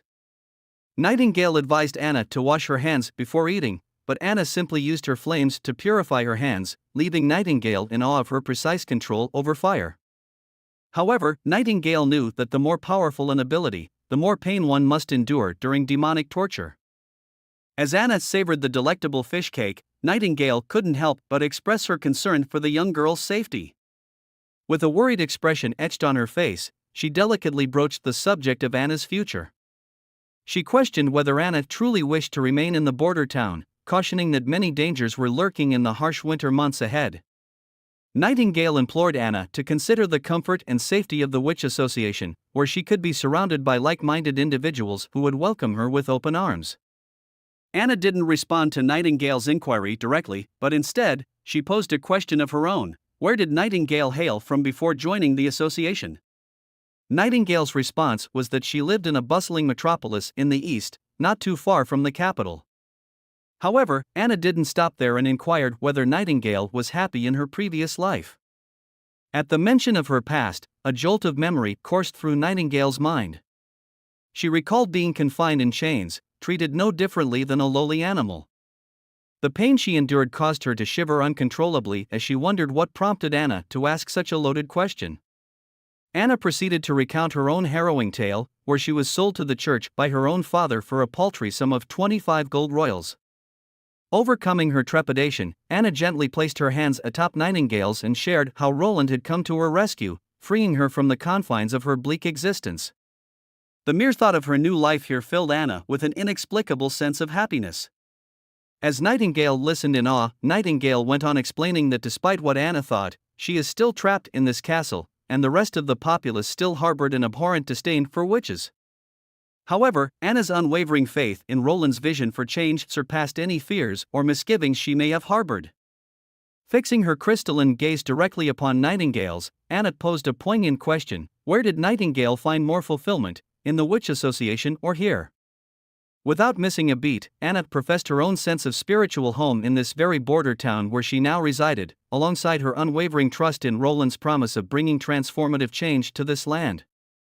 If the holy mountain that the witches dreamed of was Nightingale's peaceful home, Anna believed that she had found her own holy mountain right here, in the company of Roland and the inhabitants of this humble town.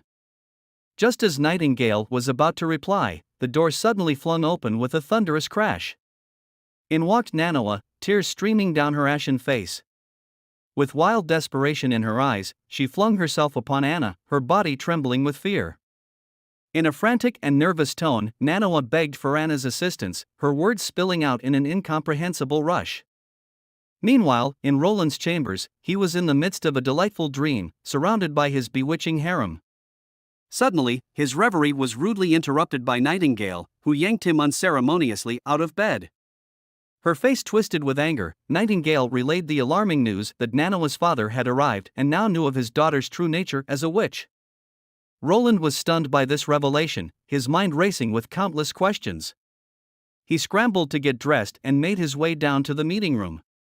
As he entered, he was confronted by a white-haired man with bulging veins popping out of his face. The man demanded the return of his daughter, his voice laced with a venomous fury. Manhwa cowered before the white-haired man, who ranted and raved that his daughter was not a witch and that accusations were nothing but nonsense. Roland and Anna exchanged a meaningful look, silently acknowledging that they were on the same page. Suddenly, a bright spark of flame ignited in Anna's palm, causing the man to recoil in shock and fear. As the flames grew more intense, Nanawa's tears flowed freely as she begged Anna to stop. The white-haired man was at a loss for words, his anger turning to confusion as he demanded to know what was happening. With a friendly smile, Roland stepped forward and urged the man to calm down. He explained that there had been a misunderstanding and suggested that they have a real talk to clear things up. Gradually, the white-haired man's anger dissipated as Roland patiently explained that Nanawa had come to the castle to train her magical abilities, not because he was into lowly. Roland's words hung in the air as he explained the precious value of Nanawa's healing abilities. He implored Nanawa's father to allow her to stay in the border town to assist in the upcoming battle against the demons, but the man shook his head firmly. Apologizing for his refusal, he explained that he could not bear to put his daughter in such grave danger. Roland persisted, reminding the man of Nanawa's grandfather, a valiant knight who had passed down his title to Nanawa's father. As he spoke of her grandfather's courageous exploits leading troops against the demonic beasts, Nanawa's father's demeanor shifted. His eyes lit up with pride and reverence as he eagerly recounted his father's heroic past. As Roland took notice of Nanawa's father's unconventional attire, he couldn't help but notice the rough calluses on his hands, evidence that he hadn't been idle like most of the other nobles. Roland's keen eye for detail allowed him to deduce that Nanawa's father has not forgotten about his father's legacy. As the conversation continued, Roland spoke of the Pine family's current struggles under the iron grip of Duke Ryan's tyranny. Despite their former glory, they now faced immense difficulty in reclaiming their rightful place in society. Nanawa's father was taken aback by Roland's accurate assessment of the situation, rendered speechless by the young lord's astuteness. With a sudden spark of inspiration, Roland invited Nanawa's father to stay in Bordertown and lend his strength to the fight against the demonic beasts that terrorized the surrounding lands. In return, Roland promised to reward him with a valuable piece of land. Nanawa's father rose from his seat, his expression filled with a mixture of determination and fear. While he was eager to join Roland's cause, his concerns for his daughter's safety still weighed heavily on his mind. His skeptical nature left him questioning whether Bordertown truly possessed the power and strength to fend off the relentless hordes of demonic beasts. Nanawa's father trembled with fear as Roland laid out the harsh reality of their situation. He spoke of the looming threat of the church and their insidious spies, who had infiltrated every corner of Changji's stronghold. Should they discover Nanawa's closely guarded secret, their fate would be sealed, with no hope of escape or salvation. Roland's words hung heavy in the air, each syllable laden with the weight of impending doom. He assured Nanawa's father that he had a plan, one that would ensure the safety of his beloved daughter. With steely determination, Roland vowed to have a boat ready at the dock, standing at the ready once their mission failed. Nanawa and Anna would be the first to depart. As Nanawa's father listened to Roland's proposal, he was struck by a feeling of unease. Yet he could sense something different about the notorious fourth prince, something that set him apart from the other nobles and royals he had encountered in his life. Taking a deep breath, he made the difficult decision to place his trust in Roland, hoping against hope that his faith would not be misplaced. With a change of tone, he vowed as a knight and swore to fight by Roland's side. Moments later, after saying farewell to Nanawa and her father, Anna pouted and asked why Roland will say that. With a determined voice, she claimed that she will be going nowhere. In Roland's office, Barav burst through the door, his face wrought with anxiety. He delivered the grave news that the ongoing training of their soldiers and the production of weapons had taken a substantial toll on their finances. If they continued on this path, they would surely run out of funds long before the months of the demon came to a close. Roland rubbed his temples wearily, acutely aware of the dire situation that faced them. With a heavy heart, he instructed Barav to draw the necessary funds from his own coffers. Barav remained unconvinced, his concern for Roland's safety palpable. Yet Roland remained resolute, determined to see his plans through to the end, no matter the cost. He assured Barav that he would be the first to leave should their mission fail, and urged him to attend to his duties with renewed focus and vigor. As Barav departed, Roland slumped onto his desk, overcome with a sense of despair. He couldn't believe that he had managed to drain his resources completely.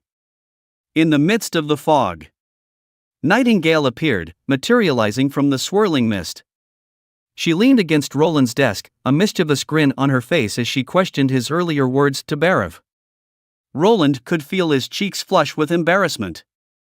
Nightingale's eyes brimming with concern for Anna's well-being. She urged Roland to spend more time with her, fearful that her time may be running out. Yet Roland remained steadfast in his belief that Anna would emerge victorious against the demonic forces and trusted in Anna's own words that she will not prevail against the demonic torture and will surely survive. Nightingale couldn't believe Roland's unwavering trust in a witch as she continued to say a witch who had been cursed by the devil. Roland met her gaze evenly, a determined glint in his eyes. He refused to be swayed by her words, declaring that he trusted Anna just as much as he trusted Nightingale herself. The room fell into an awkward silence as Nightingale struggled to come to terms with Roland's unwavering words. She shifted her weight from one foot to the other, unable to meet his gaze. As the weight of Roland's conviction began to sink in, Nightingale felt a faint blush creeping up her cheeks. She cleared her throat and stammered out a few words, as if she was a lie detector, admitting that Roland isn't lying. As the tension in the room dissipated, Nightingale found herself drawn to Roland's window. She peered out into the darkening sky, watching as snowflakes began to drift lazily down from the heavens. Her heart quickened with a sense of foreboding as she realized that this was the first snowfall, signaling the month of demons is arriving. Her eyes darted back to Roland, a silent acknowledgement passing between them. Without a word, they both knew what needed to be done. As Roland approached the training field, the sound of gunfire echoed through the crisp winter air. Axe stood at the shooting range, his eyes locked onto the target in front of him. Roland approached him with a stern expression, eager to assess his progress. Axe turned to face Roland, his face breaking into a confident grin. With a nod of his head, he assured Roland that he had been practicing diligently and had mastered the flintlock as per his instructions.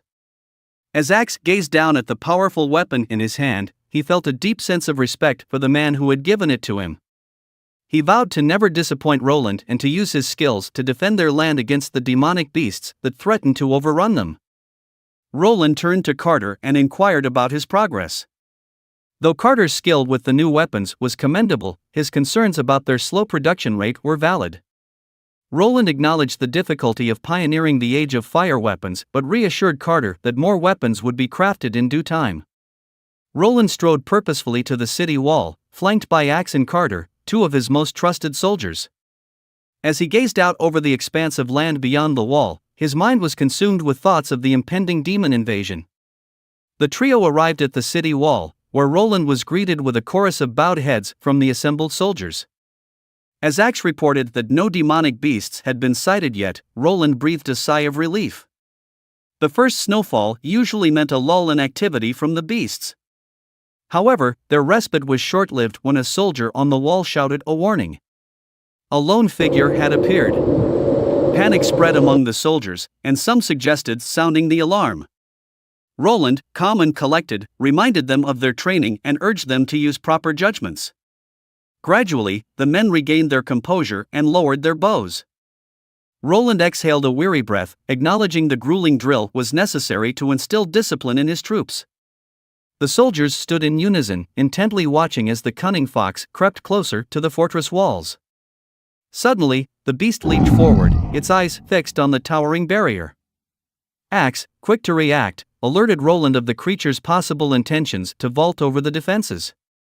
Carter, ever the valiant protector, positioned himself in front of Roland, poised to strike. Without hesitation, Axe drew his bow and let fly an arrow, piercing the beast's sinewy body in a lethal shot. As Roland surveyed the lifeless body of the beast, his inquisitive mind kicked into gear. The ebony hue of the creature's blood piqued his interest, and the realization that witches could withstand the aftermath of the awakening only deepened his fascination. His curiosity now stoked, he made a mental note to explore the enigmatic mountain in the near future. Roland turned to Axe and queried him about the consequences of being bitten by a demonic beast. To his relief, Axe assured him that death was the sole outcome, and not a ghastly transformation into a zombie-like fiend in some otherworldly ice sky. Roland's mind raced with a daring idea, consuming the flesh of the fallen beast. However, before he could vocalize his plan, Carter's voice boomed out, vehemently opposing Roland's suggestion. The thought of consuming infected meat was not just unappetizing, but also perilous to their survival. Axe supported Carter's warning with the grim fact that any hounds fed on the tainted meat would always die. Roland's heart sank at the realization of the opportunity lost, and he let out a wistful sigh. As the troops were conducting their regular patrols, a sudden report came in about an injured individual from the perilous North Slope mines. In a frenzy of activity, Roland made his way to the hospital, where he was met with the sight of Manhwa, a young girl trembling with fear as she backed away from the wounded miner. Manhwa's father, a beacon of calm in the chaos, rushed to his daughter's side to offer solace and support. Drawing on her inner strength, Manhwa steeled herself and approached the injured man. With a deep breath, she summoned forth her latent ability, unleashing a blinding flash of light that left her father in awe. The injured man, now miraculously healed. Brian on the side also said it was Manhwa who saved his life, and showed his gratitude towards Manhwa. Moments later, the injured man slowly regained consciousness, his mind muddled with confusion and disbelief. He pondered whether what had just occurred was merely a vivid dream. Roland, ever the reassuring voice, assured him that it was indeed real and that he had been brought back from the brink of death by none other than the extraordinary Manhwa and her amazing ability. The man recoiled in shock at the mention of Manhwa's ability, and let out a gasp. A witch! Aren't all witches demons? Manhwa's father, bristling with anger at the man's words, sternly rebuked him. He reminded the man that it was Manhwa who had saved his life and that a demon would never deign to aid a human in such a manner. Realizing his grave mistake, the man sprang out of bed and fell to his knees, pleading for Manhwa's forgiveness. With tears streaming down his face, he expressed his deepest gratitude towards the young girl for saving his life. As Roland made his way back to his residence, he was met with the sight of Nightingale perched on his bed, her eyes glazed with concern. She feared that Manhwa's ability would be discovered and that the young girl would never be able to lead a normal life. Before Nightingale could say another word, Roland interjected with a sense of urgency in his voice. He reminded Nightingale that the border town was small and that the Holy Church's influence was limited. He believed that now was the perfect time to build trust in witches and that they needed to seize this opportunity before the dreaded month of the demon arrived. Roland was confident that if they could show the people that witches were not demons, they could slowly begin to break down the walls of fear and prejudice that had been erected against them. As Roland handed Nightingale a glass of wine, he spoke with confidence, assuring her that everything was under control. The heavy snow that covered the path leading to Chengdu's stronghold and the control they had over the shipping ports ensured that no news of the border town could reach the outside world. With 3 months, they had ample time to make a change. Roland reminded Nightingale of the miner who was saved by Manhwa earlier that day.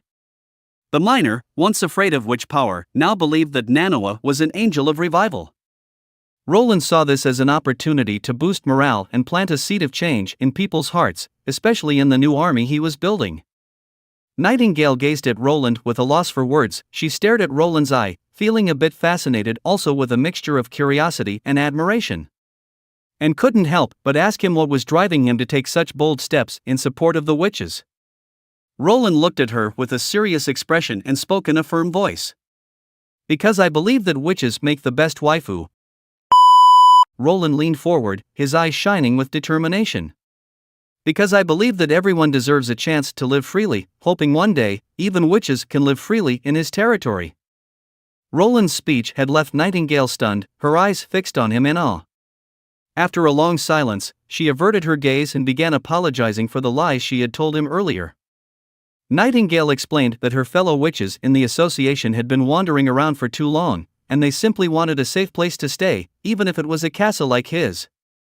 Roland was initially confused by her words, but then, as if a sudden realization had struck him, he understood that Nightingale was offering to bring the other witches to his castle. He felt a surge of excitement. Nightingale was in awe of Roland's grand vision for a world where everyone, including witches, could live together. However, she still had concerns about the repercussions of bringing the witches to the border town. He feared that this could potentially make Roland enemies with the church.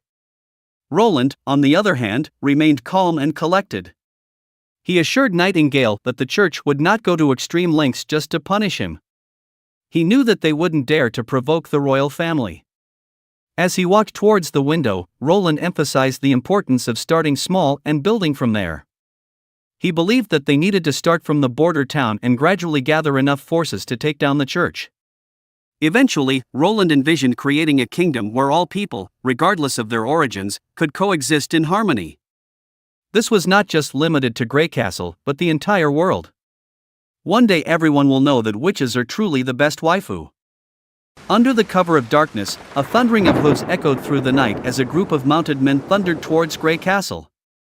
Among them was a towering figure with a distinctive scar etched into his face, none other than Gerald Wimbledon, the first prince of the Kingdom of Grey Castle. As they approached the castle gates, a sudden flare lit up the sky from within the walls. Undeterred, the first prince ordered his men to press forward and make their way inside. With a loud clanking, the chains holding the heavy castle doors began to descend, allowing the prince and his men to breach the castle's defenses. The air was thick with tension as the first prince drew closer to his ultimate goal, the throne of Grey Castle. As the first prince strode through the grand entrance, he was met with a respectful bow from a handful of ministers, eagerly awaiting his return. The prince acknowledged their greetings with a gracious smile but wasted no time in getting to business. He inquired if the guards had been replaced as planned, to which the ministers hesitantly admitted that there had been some issues with the scheme. However, the prince remained unfazed, his unwavering confidence a testament to his unwavering determination. He issued orders to secure the entrance with all available personnel, keeping his trust in the 2 guards who would accompany him. As the first prince strode towards the king's residence, his thoughts were momentarily overtaken by fond memories of his childhood spent playing with his younger siblings. But a sudden glint of steely determination replaced his wistful expression as he approached the imposing doors. He knew he was about to break the king's rules and seize the throne by force. As he stood before the grand chamber, a faint odor caught his attention. The scent of blood hung in the air, an ominous omen of what was to come. His minister informed him that a maid was called in by the king and she had seen them switching the guards and that she had been dealt with accordingly. The first prince finds what the minister said to be extremely odd, as he knew his father hasn't touched a woman ever since his mother's passing. The first prince's resolve only hardened, knowing that there was no turning back now. With a deep breath, he pushed forward and entered the room. As the first prince pushed open the door, the metallic scent of blood assaulted his senses. His gaze swept across the room, settling on the bed where a gruesome sight awaited him. The sheets were soaked with crimson, evidence of a heinous crime committed within these very walls. Reacting on instinct, the first prince drew his sword with a sharp metallic ring, preparing for the worst. But what he saw next left him utterly bewildered. Standing beside the bed was his own brother, the second prince, and in the center of the room lay the king, a dagger piercing his chest, his lifeless eyes staring off into nothingness. Rage and confusion swirled within the first prince as he struggled to make sense of this horrific scene. His brother's hands were stained with blood, a damning sight that left no doubt as to who was responsible for this heinous act. The first prince's mind raced as he tried to come to terms with his brother's betrayal. He felt a seething anger deep within his chest, branding the second prince as a demon from the depths of hell. The second prince simply sneered in response, as if daring the first prince to judge him. He knew all too well that his brother had been provided with the same advantages he had, and that he too would have taken the same path if given the chance. Caught in a trap he never saw coming, the first prince struggled to regain his composure. He knew he was at a disadvantage, and that the second prince had planned this all along. But to his surprise, his brother revealed that he had no intention of killing him. The reason for his treachery was simple: he didn't want to wait 5 long years to face the third sister's powerful army. She had been building her forces long before the contest for the throne was even announced, and the second prince saw this as the perfect opportunity to take over Grey Castle without the need to build an army from scratch. With a fierce determination burning in his eyes, the first prince saw an opening and charged at his treacherous brother, intent on avenging their father's murder. But before he could get close, guards rushed in, their spears piercing deep into his flesh and bringing him down in a painful heap. The second prince stood over his fallen brother, a cruel smirk twisting his lips as he declared that the first prince would face trial the following day. Accused of leaving his own territory and assassinating the king, the first prince was helpless as he struggled against the guard's tight grip. He threatened to expose his brother's plot to the world, but the second prince merely chuckled, revealing a small vial of potion that would render anyone who drank it completely mute. The first prince's heart sank as he realized the depth of his brother's depravity. He had underestimated the second prince's cunning. With a twisted grin, the second prince declared that he would be returning to his territory that very night, intent on preparing for his ascension to the throne before news of their father's death could spread throughout the kingdom. His speech was filled with false sorrow and crocodile tears, but there was no mistaking the gleam of ambition in his eyes. As he spoke, the memories of their childhood flashed before the first prince's eyes, a bitter reminder of the happiness they had once shared. The sound of their laughter and the sight of them playing together felt like a distant dream, shattered like a mirror. As the first prince was dragged away, the minister approached the second prince, bowing his head in submission to the new king. The second prince assured him that their agreement would be upheld, but a sly grin twisted his features as he produced a small pill and handed it to the minister. The minister hesitated, sensing that something was amiss, but before he could protest, the second prince pressed the pill into his hand, coercing him to swallow it. With a shiver of fear, the minister realized that the pill would make him obedient to the new king, ensuring his loyalty and preventing any possible betrayal. As the other occupants vacated the chamber, the second prince approached the cold, frigid cadaver of his father. His contorted visage betrayed the emotions within him, and a sudden recollection transported us back to the king's last moments. It was then that the second prince divulged his elder brother's return and his plot of desire for the throne, only to be met with a burst of chilling laughter and a shocking display of self-harm. Before the prince could fathom this confusion response, the king lunged at himself with a dagger, plunging it into his own chest. It was all so surreal, and the second prince couldn't shake off the feeling that something was amiss. The prince had no time to react nor stop the suicide, yet a disconcerting sensation lingered in the back of his mind. Can't shake off the uneasy feeling of the entire situation.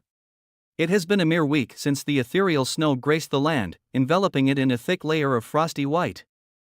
Roland, standing in his office, couldn't help but ponder the longevity of the peace. As he savored the flavor of his tea, his gaze darted over the tranquil landscape from his office. Thankfully, the steam machines in the mines had been fixed, and the soldiers manning the walls were successfully warding off the singular demonic beasts attempting to breach their walls. Roland breathed a sigh of relief and began plotting the economic growth of the border town. However, his reprieve was cut short by an urgent alert ringing out from the distance. Carter, his aide, rushed into the office, a hint of panic in his voice, spotting a large horde of demonic beasts outside of the wall. In the northern slope of the border town, a menacing horde of demonic beasts amassed outside the protective walls. The soldiers stationed at the forefront stood at the ready, but their jaws dropped at the sheer number of ferocious creatures that loomed before them. Vainer, one of the soldiers, clutched his weapon tightly, his mind racing with the memory of his initial enlistment, tempted by the promise of delicious eggs in his lunch. And now, here he was, thrust into the thick of battle against these demonic beasts. Without warning, an infected ox charged forward, its eyes aglow with a feral intensity, and its hooves pounding the earth with a deafening fury. The force of the infected ox's charge reverberated through the walls, leaving them quaking in its wake. The sheer power of the beast had left a sizable dent in the wall. Before the soldiers could even inspect the lifeless ox, a pack of infected wolves pounced, using the fallen creature as a springboard to breach the defenses. Axe, the seasoned commander, acted swiftly, barking orders to position the spear squad. The expertly trained soldiers assembled with precision, their spears aimed toward the snarling wolves as they lunged forward. The sharp tips of the spears pierced the creature's flesh, but one still managed to breach the line of defense.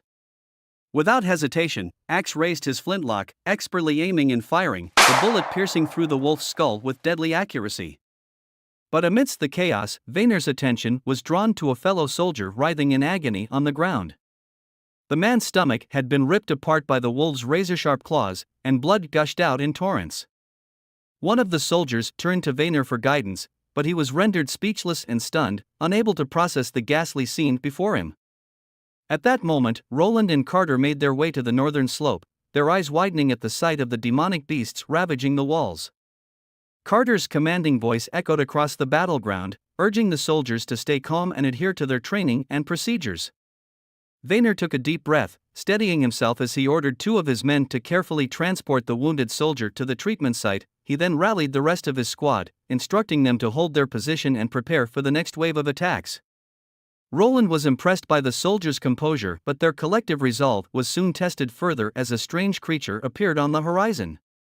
It was a twisted fusion of a massive two-headed wolf and a tortoise with green, spiky shells.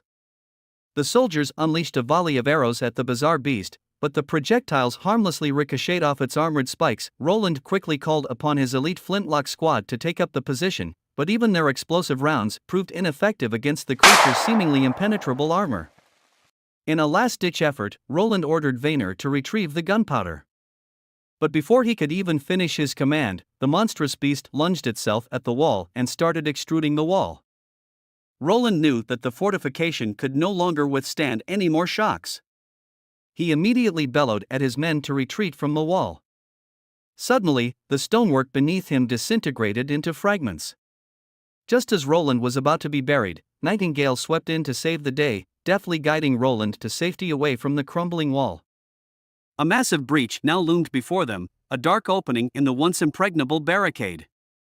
But just then, Vaynor sprang back to the wall, clutching a box in his hand.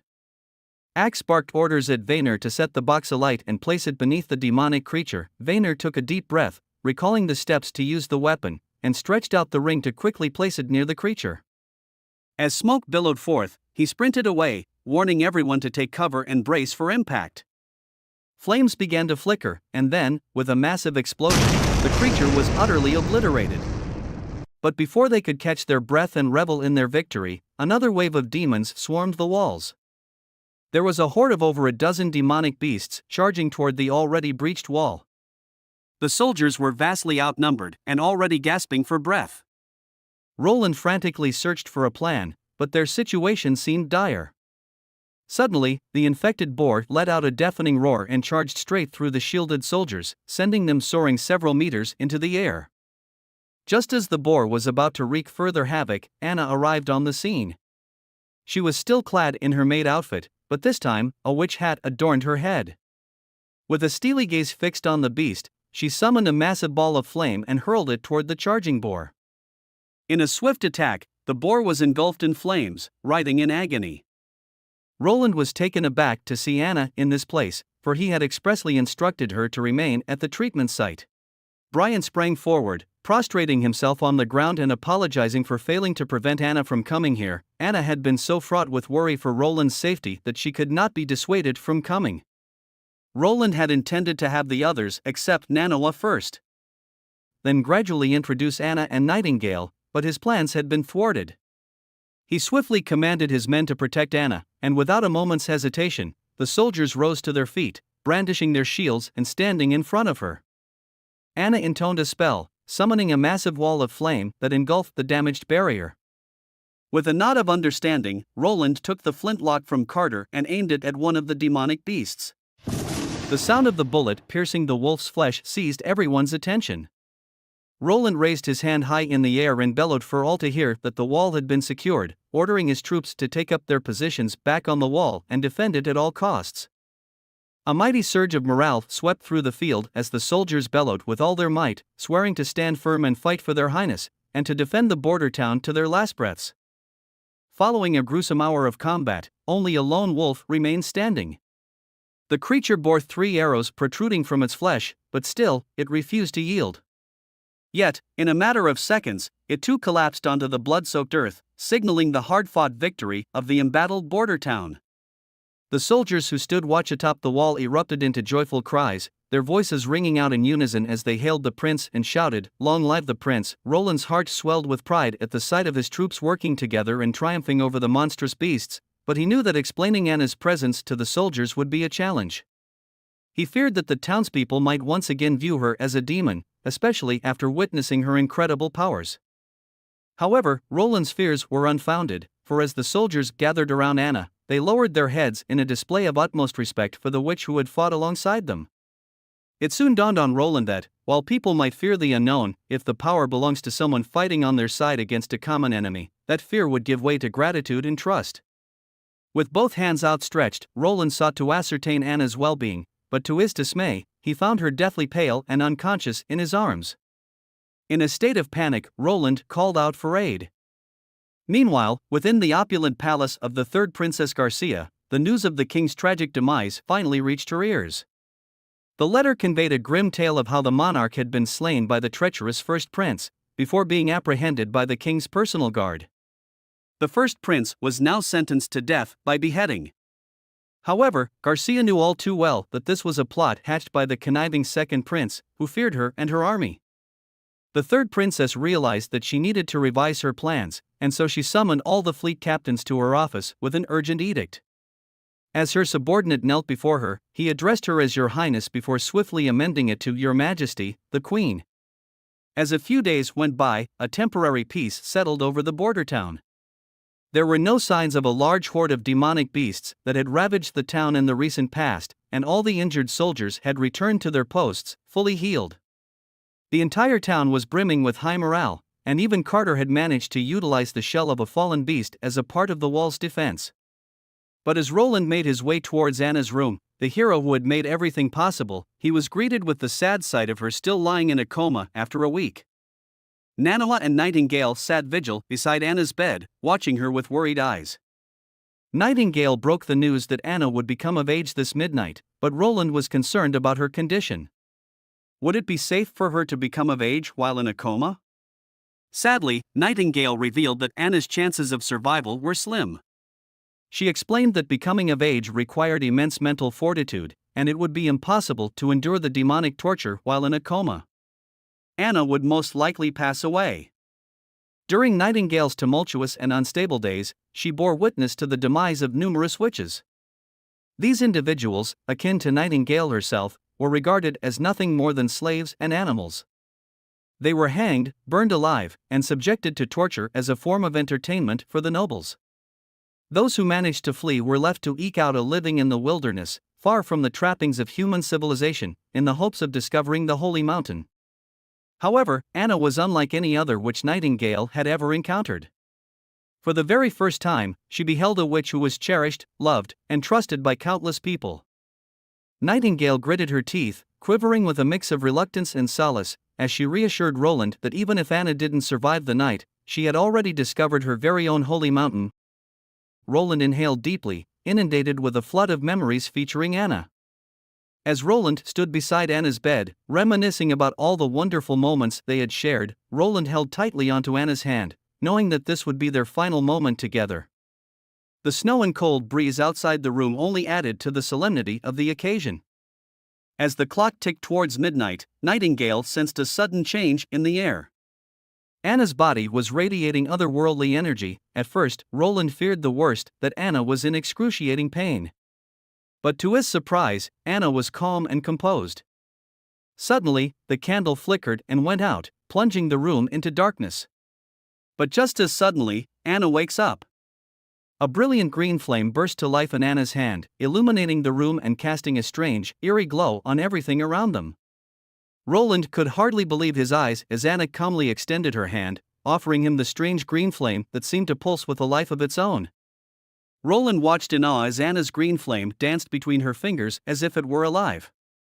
With a gentle nod, Anna gave Roland permission to touch the flame, and he reached out hesitantly, amazed when he felt no heat or burn. As Anna continued to control her flames with ease, Roland realized that her becoming of age had awakened a new ability within her.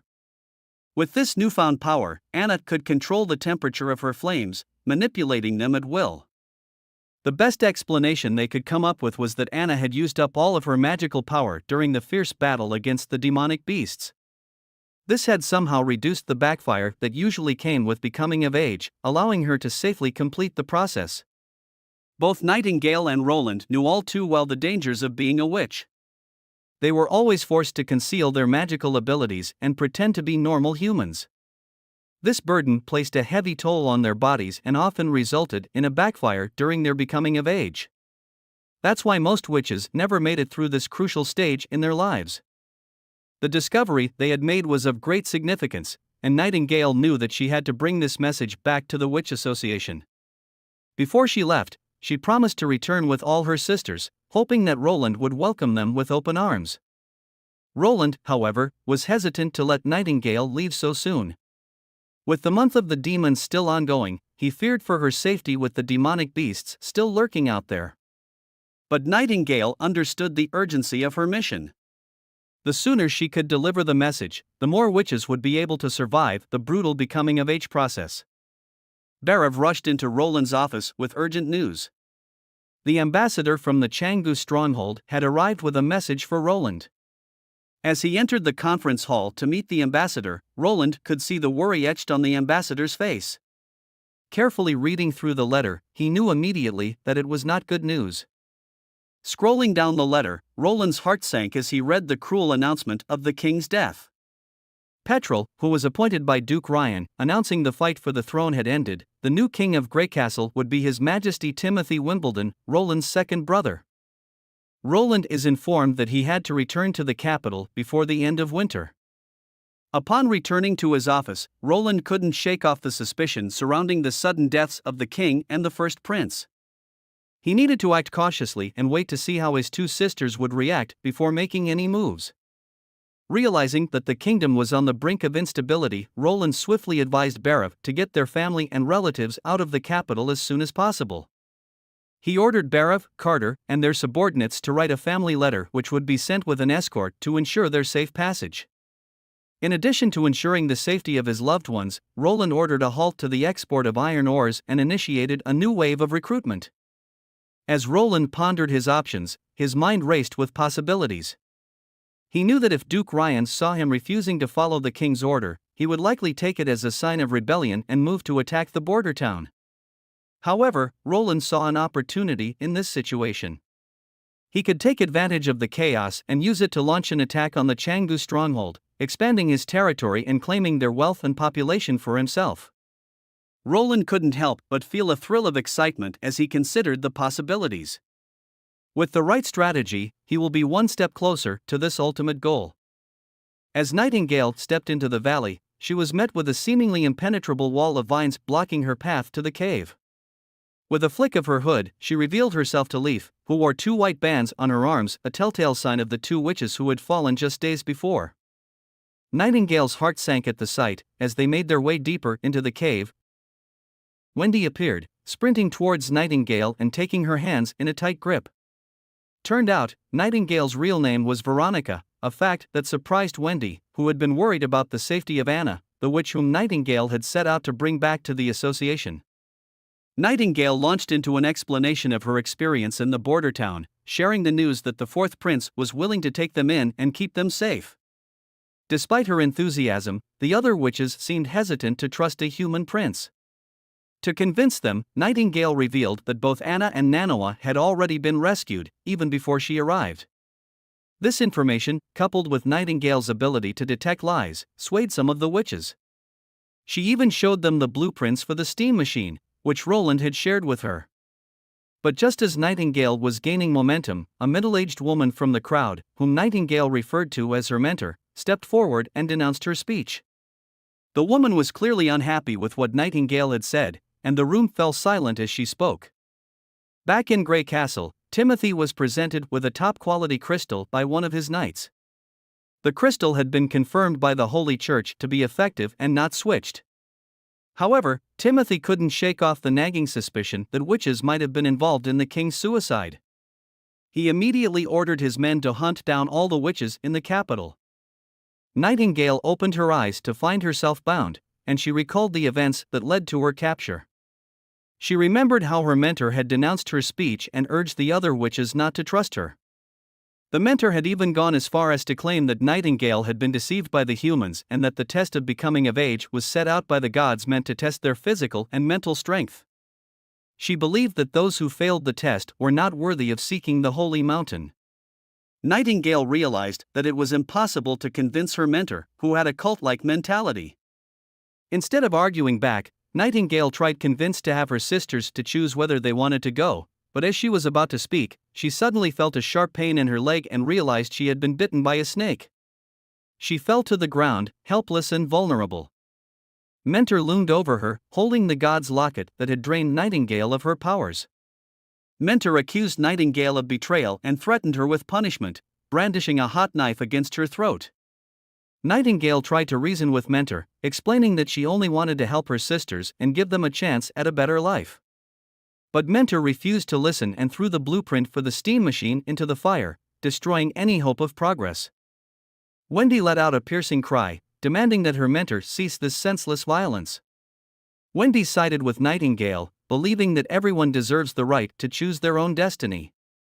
The air was thick with tension as the group stood in stunned silence, each hesitant to make the first move. Nightingale had committed no heinous act against the association, and so Wendy implored to release Nightingale. Eventually, most of the witches came to a consensus, and Mentor's eyes blazed with fury as she raised her blade to strike Nightingale down. But Wendy was not about to stand idly by and watch as her friend was mercilessly slaughtered. With a flick of her wrist, she summoned her witch powers and disarmed Mentor, shattering the locket that had held Nightingale captive. Mentor seethed with anger, and in a fit of rage, lunged at Wendy with her snake, biting onto Wendy's arm. Nightingale swiftly and skillfully, she plunged her blade into Mentor, allowing herself and Wendy to escape the cave and make a break for freedom. Despite their successful escape from the cave, the venom coursing through Wendy's arm had already begun to spread. Nightingale was forced to make a grim decision. She had to amputate Wendy's arm. The wound was hastily bandaged, but Nightingale couldn't stop the bleeding. She knew that the only hope to save Wendy is to ask Nanawa's help back in the border town, but unsure if Wendy can make it there.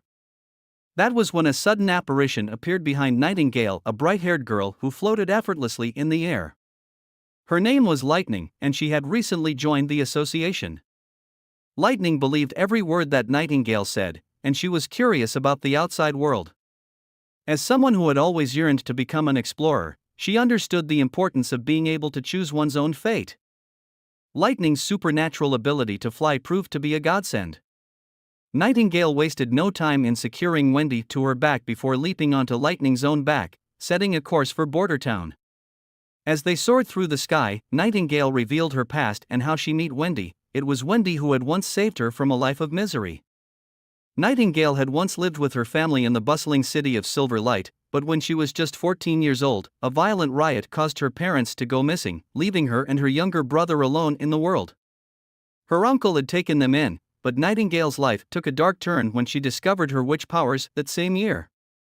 Nightingale's uncle locked her up and began training her to be an assassin. He threatened her with the safety of her beloved brother, forcing her to hone her skills and carry out his twisted bidding. The uncle ordered Nightingale to sabotage, murder, and poison all of the Glen family's enemies. Years had passed since Nightingale last saw her beloved brother, Hyde.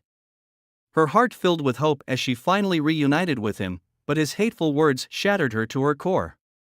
Hyde denounced Nightingale as his sister and proclaimed that all witches should be burned in hell and hanged. Despite the pain of her brother's betrayal, Nightingale persevered. She endured the grueling becoming of age and eventually found the strength to revenge on her tyrannical uncle. It was then that she crossed paths with Wendy, whose infectious smile slowly began to heal Nightingale's broken heart. Guided by Wendy's unwavering support, Nightingale found a new purpose. It was a cruel twist of fate that Mentor had become so extreme, brainwashing all of the other witches in the association. Roland and Anna were engrossed in their work, tending to the intricate inner workings of the steam machine. However, their concentration was broken by a thunderous crash as lightning landed with a jolt, the impact echoing throughout the workshop.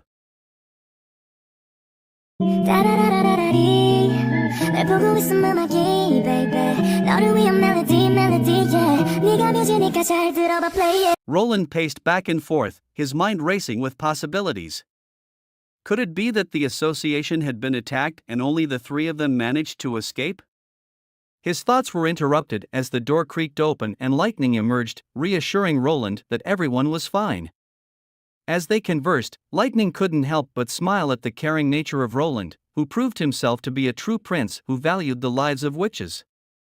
She then revealed that most of the witches in the association didn't believe Nightingale's story, and even she had been skeptical at first.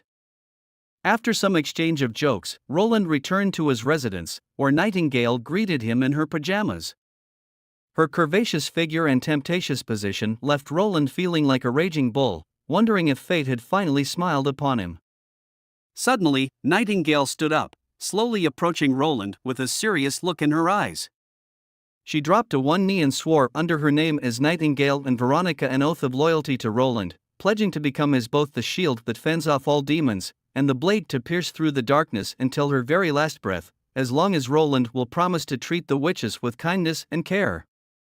Roland grasped the gravity of the Witch Association's failure to support Nightingale. This made Nightingale look to Roland as a beacon of hope to lead the witches. Roland yearned to collaborate with Nightingale as an equal, but the people of this world have yet to understand the values of equality, peace, and liberty. Determined to do what was right, Roland took up the dagger and embraced the loyalty that Nightingale offered him. As a symbol of the night's ritual, Roland tapped Nightingale's shoulder 3 times, completing the solemn ritual. As the night wore on, Roland and Nightingale made their way back to Wendy's quarters, clutching a contract in hand. They arrived with a proposition: Wendy could work for Roland and stay in Border Town. This was an urgent matter for Roland, for the longer they waited, the more precarious the situation became. Roland was determined to uncover a path for all witches to safely become of age without facing the malevolent tortures of demonic power. The following morning, Roland shared his theory with the others. He posited that witches were akin to vessels, holding an ever-increasing amount of magical power within them as they grew older. This energy would accumulate until it reached a threshold that surpassed the body's capacity, causing damage and distress. During the dreaded month of the demons, this power would surge to unprecedented potency. However, Anna was an exception to this rule, as she trained her abilities relentlessly and expended all her power during the battle before becoming of age. This resulted in her falling into a deep coma, but she emerged from it unscathed. Roland pledged to create a safe haven for witches to freely unleash their powers. Under his leadership, no one would dare to arrest or harm them.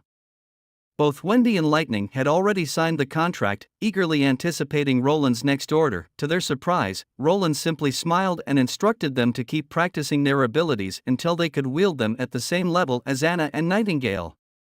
Roland requested that Wendy and Lightning demonstrate their powers. Lightning soared into the air with graceful ease, while Wendy expertly manipulated the wind. Nanawa turned to Anna with a thoughtful expression, remarking on the profound changes she had noticed in Nightingale's demeanor since the last time she had met Roland. Nanawa talked about Nightingale's tone and the soft expression in her eyes when around Roland. Anna seemed oblivious to what Nanawa is trying to convey to her, struggling to comprehend the meaning. The peaceful atmosphere was abruptly shattered by the sound of an alarm ringing in the distance, signaling the imminent arrival of demonic beasts. Roland sprang into action, hurrying to the wall to meet up with Axe. Though no beasts were visible, Axe pointed to a hybrid creature in the distance, a 4-eyed lion with formidable wings and razor-sharp fangs protruding from its jaws. It was the same hybrid that almost got Axe killed a few years back. As the beast slowly advanced toward the wall, Axe ordered his men to prioritize Roland's safety. But to everyone's surprise, the hybrid creature abruptly came to a halt just a few meters away from the wall, its intentions unclear. In the blink of an eye, the hybrid beast sprang into action, leaving the ground and soaring through the air with incredible speed. Roland shouted orders to his men to fire upon the beast, but it was too quick, and let out a deafening roar that knocked everyone off balance.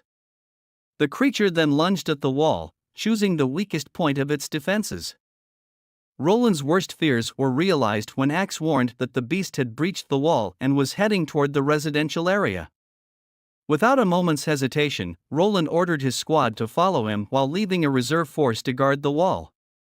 Roland quickly realized that he had underestimated the intelligence of these beasts. This particular hybrid had likely spent years observing and learning how to spot weaknesses in defensive infrastructure, having previously attacked the Changbu stronghold. A piercing cry reverberated in the corner, causing the men to hasten toward the source.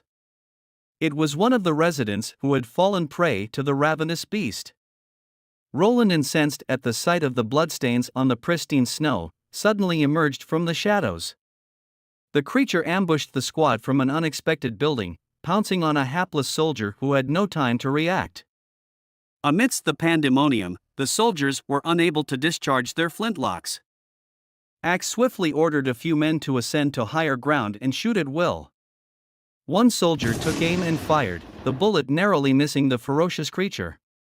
The shot caught the beast's attention, providing Axe with an opportunity to close in on it. He aimed his flintlock at the creature's head and fired, the bullet piercing its brain. The monster succumbed to the attack, as extra bullets sealed its fate. In the frigid northern region of Grey Castle, within the Hermes line of defense, a colossal wave of demonic beasts converged on the wall, attempting to breach its imposing height. Among the thrones of friends, a worm-like hybrid scaled the wall with effortless agility. Within moments, it had successfully penetrated the fortification, its cavernous maw unleashing a horde of hundreds, if not thousands, of demonic beasts upon the hapless soldiers defending the wall. The Judgment Army scrambled to retreat, only to find themselves at the mercy of the enemy. With the outer city lost and just a handful of soldiers remaining, their prospects were dire. Suddenly, an eagle-like demonic beast soared through the sky, followed by yet another wave of demonic beasts. The female soldier in charge ordered her men to ingest a pill and prepare for battle. In an instant, a powerful red aura enveloped their bodies, their eyes turning crimson as they entered a berserk state, ready to face their foes. A resounding cry within the walls halted the Judgment Army in its tracks. A battalion of towering soldiers clad in full black metallic armor, each bearing a cross insignia, emerged from the shadows. A dozen of these black-armored soldiers strode past the stunned Judgment soldiers, marching resolutely toward the demonic wave. Suddenly, a colossal demonic beast swooped down from above, its claws sharper than the most finely crafted blades. To everyone's amazement, one of the black-armored soldiers firmly grasped the creature's massive claw, holding it at bay. Another soldier aimed his spear at the beast and plunged it into its head, killing the monstrous hybrid in a single blow. The emotionless soldiers drew their weapons and charged toward the remaining beasts. In the sky tower of the Holy Church, 3 bishops watched the battle from afar. From their conversation, it was clear they were unsurprised by the outcome. They revealed that the 1,000 men sent by the 4 kingdoms as reinforcements had perished on the wall, serving as nothing more than cannon fodder. Despite the losses, the bishops were pleased with the result. To achieve this victory, they sacrificed many of the Judgment Army and used countless pills. The older bishop named Felon remarked that it was inevitable, citing the Holy Book, which prophesied that time was running out for them. The Holy Church needed to unite the entire continent, or else they would face utter destruction. The female bishop Heather sneered and remarked that perhaps their actions were worse than those of the demonic beasts. Even the beasts had more compassion than they did. Felon rebuked her and reminded her not to question the word of the gods. With a hearty laugh, Bishop Heather reassured the elder pastor, telling him not to fret over the matter. She quipped that perhaps the god had a soft spot for the demonic forces. In his heart, Bishop Maine concurred with Bishop Heather's sentiment. He believed that the god of their faith showed no favor to either the human or the demons, rather, the deity only seemed to support those who emerged victorious. Carter, observing from the sidelines, found it strange to witness a member of the royal family attending the funeral of a common soldier with no noble lineage or peerage to their name. Some of the deceased didn't even possess proper names or surnames. However, Roland saw things differently. He had heard that funerals were typically reserved for high-ranking nobles and royalty. Moreover, there had never been a proper funeral in Border Town, where death was an all-too-familiar occurrence, especially during the dreaded Month of the Demons. In such dire times, there was simply no time to mourn the fallen or give them a proper burial, with their remains often laid to rest somewhere in the wilderness. But Roland felt that every life was worth honoring and that every death deserved proper acknowledgement. So, he had taken it upon himself to pay his respects to the brave warriors who had given their lives to protect the town and its inhabitants. It was a small but meaningful gesture, one that the residents of Bordertown would not forget. The idea was to foster a sense of unity amongst the army, to help them understand whom they were fighting for and the purpose behind their battle. Once people began to ponder these things, a newfound sense of purpose was ignited within them. The spirit of the army can be uplifted, and a renewed zeal was born. This was no longer just a mindless conflict, but a cause that they could all rally behind. The soldiers now had a clear vision of what they were fighting for and the impact it would have on their lives and the lives of those they were sworn to protect. Roland had a grand plan in mind, one that required the production of his first cannon. After the funeral, as he and Aji's grieving widow stood in the distance, two soldiers observed them from afar. One of them expressed empathy towards the bereaved woman, who had been left alone to raise two young children. The other soldier reminded his comrade that Roland had fulfilled his promises to them during their enlistment. Indeed, Aji's wife had received Aji's wages and a form of compensation known as a pension. In addition, she would be provided with essential provisions such as food and coal every month. This was a testament to Roland's commitment to his soldiers and their families, further strengthening the morale of his army. Suddenly, Vainer turned around, his keen eyes spotting a shadowy figure in the distance. Meanwhile, Roland made his way to the workshop, where he eagerly inquired about the progress on the barrels for the flintlocks. Anna had good news to report. Everything is on the right track, as Roland showed her the blueprint for the 12-pounder long gun, an intermediary caliber piece of artillery. Anna set to work, expertly extracting molten steel and pouring it into the waiting mold. As the day wore on and the work continued, Roland's gaze lingered on Anna, who was working with great focus and dedication. He couldn't help but be struck by her beauty and grace, and when he noticed the beads of sweat on her brow, he pulled out a handkerchief and tenderly wiped them away. Their eyes met, and both blushed at the sudden intensity of the moment. As the day drew to a close, headed back for dinner, unaware that they were being watched by a mysterious figure lurking in the shadows. Little did they know that this man had just witnessed something shocking. The fourth prince was living with a witch. The spy wasted no time in relaying this information to Timothy. As the spy made his way through the army's training grounds, he couldn't help but sneer at the soldiers as they ran around in circles, seemingly wasting their time and energy. His mind was preoccupied with the strange things he had witnessed in the past week: the sudden appearance of a wall, the existence of a deadly metal stick that could kill hybrids, and the shocking revelation that the fourth prince was living with a witch. The spy's thoughts were consumed by the potential rewards he would receive from Timothy for bringing him this valuable information. Little did he know, however, that Varner had been keeping a close eye on his every move. Suddenly, Vainer's voice rang out, alerting everyone to the presence of a spy in their midst. In a flash, the spy found himself surrounded by over a dozen soldiers. As Barov sat in his office, he was presented with Roland's latest request to purchase a schooner without the need for a captain or any crew. Barov scratched his head, perplexed at how he was supposed to transport the boat without any sailors. While he relished his newfound power and authority over all legislation and law, Roland's fanciful ideas often proved to be quite challenging to implement. Barov's heart sank as he processed the news of yet another spy in their midst. This Karl, or Marmot as he was nicknamed, had been living among them for months, posing as a relative of a border town resident he had killed. The spy was sent by the second prince Timothy, Barov told his student, to organize the documents, to sentence the spy by hanging. Sitting in his chair, Barov couldn't help but recall the conversation he had with Roland, where he had expressed his concern about the spies sent by other princes and princesses. They were short on manpower to capture these spies. Roland, however, had a plan. He believed that the residents of Border Town could help them capture all the spies. They were the eyes and ears of the city, telling Barov to post an announcement once anyone spotted suspicious activity or person, then report it to the city hall, offering a reward of 15 silver to anyone who reported a spy. Barov was skeptical, but clearly, it worked. A month had passed in the grand capital of Grey Castle, and not a single one of Timothy's siblings had returned. Frustrated, he turned to one of his ministers, who reported that Roland had sent a letter saying he would return once the month of the demon had ended.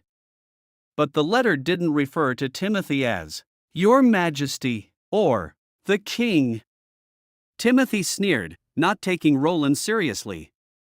He then asked about his youngest sister, only to discover that she had disappeared along with her housekeeper and 2 maids after confirming the letter. Timothy knew that Garcia will not comply with his order. As he ordered the minister to tell Duke Joai to attack Garcia, before he could finish his order, a knight rushed in, informing that Duke Joai had been defeated by Garcia's army 5 days ago and that Garcia had taken charge of Eagle City and declared herself queen. Most of the lords seemed to honor her, and to Timothy's shock, the entire southern part of Grey Castle was now completely independent. As Axe and Carter pushed the massive artillery through the streets of southern border town, they couldn't help but wonder why Roland had assigned them to protect it. The cumbersome metal contraption seemed like more trouble than it was worth, and they couldn't fathom why anyone would want to steal it. Meanwhile, Lightning's eyes lit up with excitement as she prepared the artillery for use. As long as there were new inventions for her to tinker with, Lightning was more than happy to work for Roland for free. She meticulously cleaned the bore, ensuring that no debris could cause any problems. Roland turned to the soldiers and began to instruct them on how to use the artillery. First, insert the gunpowder, he said, as he demonstrated the steps. Then add the shell, making sure it's tightly packed in the back. Stab the gunpowder bag and insert the fuse. Roland gave the order for his men to retreat to a safer distance as he lit the fuse on the 12-pounder artillery. In a matter of seconds, the projectile was launched with incredible force, easily piercing through the armor like a hot knife through butter and landing hundreds of meters away. The onlookers were awed by the immense power of the cannon, and Carter couldn't help but express his concern over the weapon's weight and complexity. He pointed out that each 12-pounder would require a team of 5 or 6 men to operate. Despite the downsides, Roland remained resolute. He firmly believed that the benefits of the artillery outweighed any potential drawbacks. He told Carter that with just 3 cannons, he could take out Duke Ryan. He coughed and then said he means the dreaded turtle demon beast. Roland had a brilliant idea to transport the 12-pounder cannon and half of his troops across the river using boats. With Wendy's remarkable gift of controlling the wind, they could outmaneuver the Duke's army by flanking them. But Roland's cunning plan came crashing down when Barav delivered some distressing news. The cost of a schooner was far too high, averaging between 80 to 120 gold royals just for constructing a boat, plus the crew. Then it will be at least 200 gold royals, even if they were to use half of the city hall's balance, which is just about 300 gold royals to purchase one. They would be unable to pay their soldiers next month. Roland returned to his office, disheartened that no one would sell them a boat without requiring the crew as well. While other towns had the luxury of purchasing a boat alone, it was far too distant for them to travel. But Roland wasn't one to give up easily. In a moment of sheer brilliance, he devised a plan to construct a boat on his own. He pondered over the design, taking into consideration its utility and efficiency. Finally, he settled on building a flat barge. But the dilemma was choosing a suitable material. Wood was not a viable option, and iron was out of the question since he needed it for the gun barrels. After much deliberation, he hit upon a solution. What if he used the leftover cement to construct the ship? He could use wooden planks for the outer shell and allocate metal bars to reinforce the structure. Then he could pour in the cement, which would be cheap, easy to craft, and possess high durability. Roland wasted no time in getting to work. He whipped out his sketchpad and began drawing the blueprint for the ship. To his delight, he managed to construct a makeshift shipbuilding workshop near the lake. Lightning, who happened to be nearby, was intrigued by the new project. She assumed it was a giant bathtub for Roland and couldn't help but chuckle when he revealed that it was a ship. Lightning had grown up on ships, accompanying her father, Thunder, who was the greatest explorer the world had ever known. Wendy was pleased to see Roland and Lightning bonding so well, but her thoughts drifted to the Witch Association, wondering if her sister was doing all right. Meanwhile, in the valley, a group of witches was braving the blizzard as they made their way forward. One of the witches reported a trace of a demonic beast approaching, which filled Mentor's heart with hatred toward Nightingale. The group worked together, with Leaf using her vines to trap the beast and the others depriving it of air, suffocating it in the process. As the sun set, the group decided to set up camp nearby. The Mentor raised her head and spotted a strange city with peculiar structures. They were tall and pointy, and the Mentor's eyes glimmered with excitement as she declared that this was the Holy Mountain. But some of the witches felt uneasy because, according to the ancient books, the Holy Mountain was supposed to be a breathtaking sight with golden radiance shining all around it. Moreover, they saw something crumpled up in the holes, which added to their suspicions. The mentor shouted at the group to keep moving forward, but Leaf hesitated. She knew that she couldn't convince the mentor to change course. As they advanced towards the city, another witch fell from her injuries. Despite this, the mentor urged them to keep going, unwilling to let anything stand in their way. As the hours passed, the city didn't seem to get any closer. Some witches suggested setting up a camp for their safety, but the mentor let out a loud cry. She claimed that this was just a test from the gods to determine their mental fortitude, and they couldn't stop there. Suddenly, the witch carrying the mentor on her back realized that the holy mountain had disappeared. Leaf remembered what Lightning had once said, and she knew that they had been deceived. It wasn't the holy mountain, but a mirage. It was a phenomenon that produced a displaced image of distant objects, and everything they saw was an illusion. Even if it did exist, it could be very far away. However, the mentor insisted on continuing their journey. Out of nowhere, a sense of impending doom swept over the group of witches. One of them, sharp-eyed and quick-witted, caught a glimpse of something hurtling towards them with terrifying speed. But before she could even cry out a warning, a spear plunged into her body with brutal force, sending her hurtling several meters away. In the midst of the chaos, malevolent forces emerged. The coven of witches sprang into action, forming a battle formation to fend off the demons. One of the witches summoned a swamp to impede the demons' advance. Undaunted, the two demons rode on the back of their wolf mounts, using them as a springboard to leap toward their prey. With razor-sharp claws raised high, they struck down one of the witches in a swift and deadly blow. The witches fought back valiantly, launching their own magical attacks in retaliation. One witch used a powerful fireball to scorch one of the demons, saving her friend who had been stunned. Leaf trapped one of the demons with her vines, and the other demon hurled a spear in her direction. The spear narrowly missed. The trapped demon then unleashed a surge of electricity from its claws, targeting a group of unsuspecting witches. Before they could even react, all three were struck down, their lives snuffed out in an instant. As the dust settled, the lone mentor stared in terror at the towering, demonic figures that strode towards her. These were the very creatures that haunted her darkest nightmares. With razor-sharp claws glinting in the dim light, the mentor summoned all of her snakes biting the demon, and the snake attack was a veil. But one of the snakes managed to tear the tube connecting to the demon. The demon before her was engulfed in a cloud of crimson fog, killing the mentor in an instant. The demon writhed and convulsed in agony, and soon fell to the ground lifeless. Leaf, who had been watching from a distance, took note of this strange phenomenon. With the knowledge that the tube might hold the key to defeating these monstrous creatures, she picked up a crossbow and aimed it straight at the remaining demon.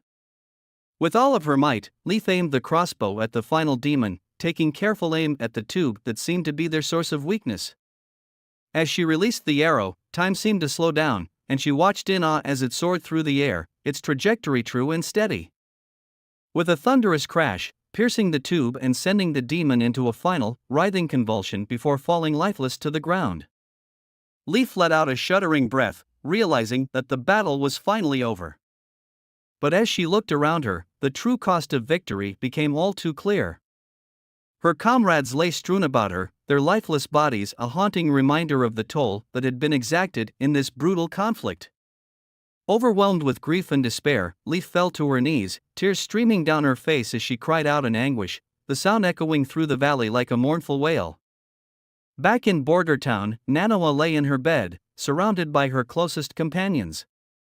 Roland, Anna, Lightning, Nightingale, and her father stood by her side, their eyes filled with worry and concern. With a sense of trepidation, Manhwa looked up at the group and asked the question that weighed heavy on her heart. Am I going to die? Roland spoke up, his voice calm and steady. You will not die, Manhwa, he said, his words ringing with conviction. Manhwa let out a shuddering breath, relieved to hear the group's words of reassurance. Since Manhwa has been using her ability daily, she should be able to go through the process peacefully. Hopefully. Wendy gently tapped on Manhwa's noggin, assuring her that everything would turn out all right. Mr. Pine, anxious about his daughter's condition, clutched onto Nanawa's hand, pledging to stay by her side no matter what. Meanwhile, Roland and Lightning tried their best to lift Nanawa's spirits. Lightning regaled her with tales of daring adventures, while Roland attempted to dazzle her with a coin trick that was simply magical. Nanawa's eyes met Anna's, who approached her with a tenderness that warmed her heart. Anna whispered soothing words, promising that everyone would be there for her. A soft peck on Nanawa's forehead sealed the deal. As time marched on, the group lost themselves in time. The night passed uneventfully, and even Nightingale, with her keen sense of magic, detected no abnormalities in Nanawa's core. Suddenly, a rooster's crow pierced the air, signaling the arrival of a new day. Roland swept open the curtains, allowing a brilliant shaft of sunshine to flood the room. Nanawa stirred, roused from her slumber by the morning's radiance. The group breathed a collective sigh of relief, ecstatic that Nanawa had made it through the first day of awakening. Wendy's heart swelled with hope as she gazed at Roland. She believed he held the key to a brighter future for their fellow witch sisters, and she pleaded with him to spread the word far and wide. Roland's nod of agreement set her mind at ease. He had already been formulating a plan of action.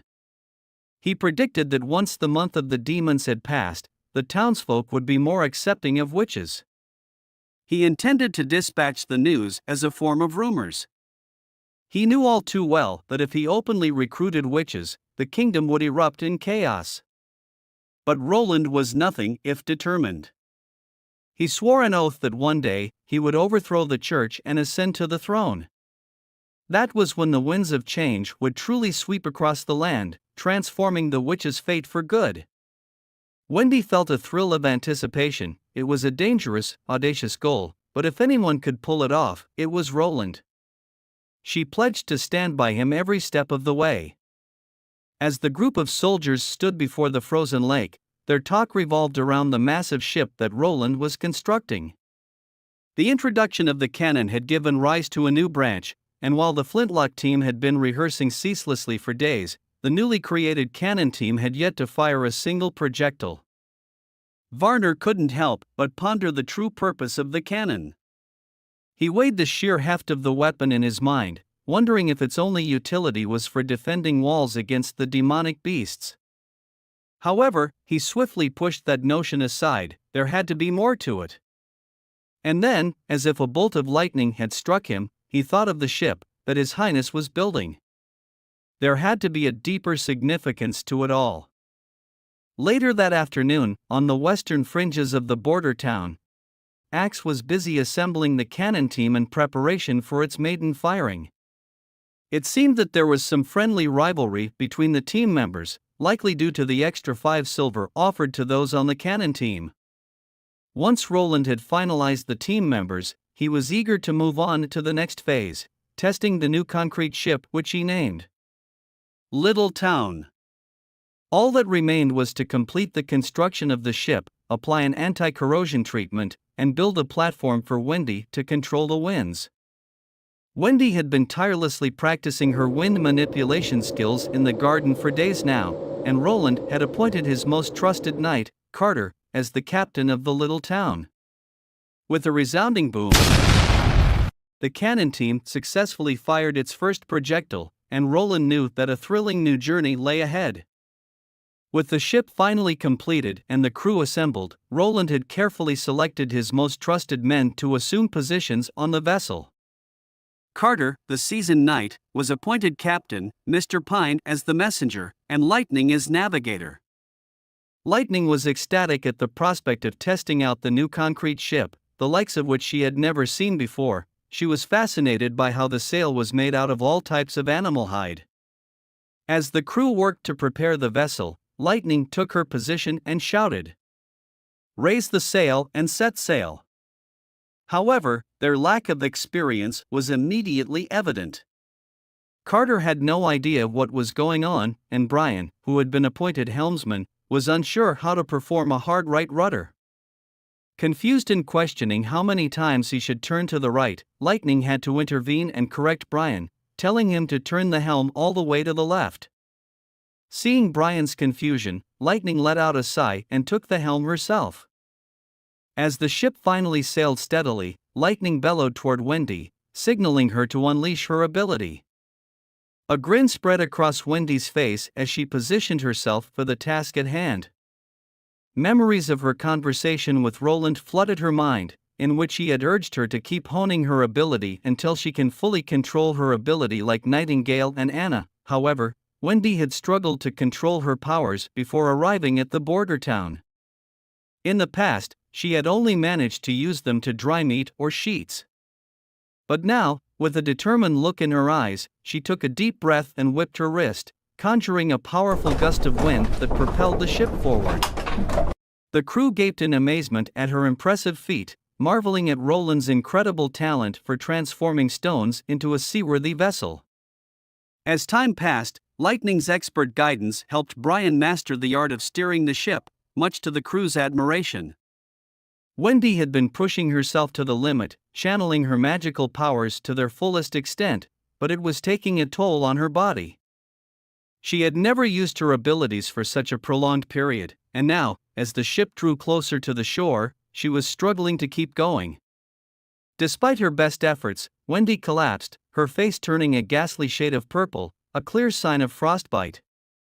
Lightning sprang into action, swooping down to scoop up the stricken Wendy from the high tower. Her hair and clothes were frozen stiff, and the crew gathered anxiously around her, checking her condition. Carter wasted no time in giving orders, directing the ship towards the safety of the shore. However, the vessel collided with the river bank, causing everyone to jolt forward. Thankfully, the ship emerged unscathed. Carter urged Lightning to swiftly transport Wendy to the safety of the castle while the rest of the crew stayed behind to gather the sails. The first test of the little town could not be deemed a complete failure, but it was far from a resounding success. Carter concluded that they would need to work on how to keep Wendy warm and work more on their anti-collision. As the snowflakes cascaded down from the leaden skies, a carriage trundled its way into a small town up north. Inside the carriage, a stern-looking pastor who was whipping a young girl. The child's sobs seemed to irritate him, and he threatened her with dire consequences if she didn't quieten down. The coachman glanced back, silently thanking the heavens for the pastor's intervention. Without him, the poor orphans wouldn't have survived the harsh winter. Moments later, the pastor barked orders at the coachman, instructing him to keep driving. Suddenly, the coachman asked the pastor if the orphans were from the Wolfheart Kingdom. The pastor confirmed that most of them were and that only a few of the orphans would be taken in by the church due to the scarcity of food. He praised the coachman for his hard work and abruptly ended the conversation. The coachman was being paid a princely sum of 20 silver coins for transporting the orphans. Hours later, they arrived at a motel where the pastor greeted two men and asked them to choose a girl. The coachman watched on from the window, knowing exactly what the pastor had planned, but he didn't seem to care. Bishop Maines strode into a curious building that resembled a massive naturally formed sinkhole. It was so vast that he always wondered if this was a gift from God. The cathedral was built atop the sinkhole, acting as a symbol of the holy building. Within the sinkhole, and the real heart of the church lay hidden within. After a few moments, Maine reached the bottom, where two black armored soldiers from the punishment army guarded the entrance. An officer welcomed Maine at the door. The officer is one of many loyal soldiers who lived here and dedicated their lives to protecting the church's secrets. Maine's destination was the prison area, where the church detained their enemies, criminals, and even innocent people. Upon hearing Maine's arrival, anguished screams and cries echoed throughout the prison. The prisoners pleaded to be released, or even to be put out of their misery. Maine strode towards a gate, which he unlocked before instructing the guard to remain outside. He closed the door behind him and entered the cell, alone.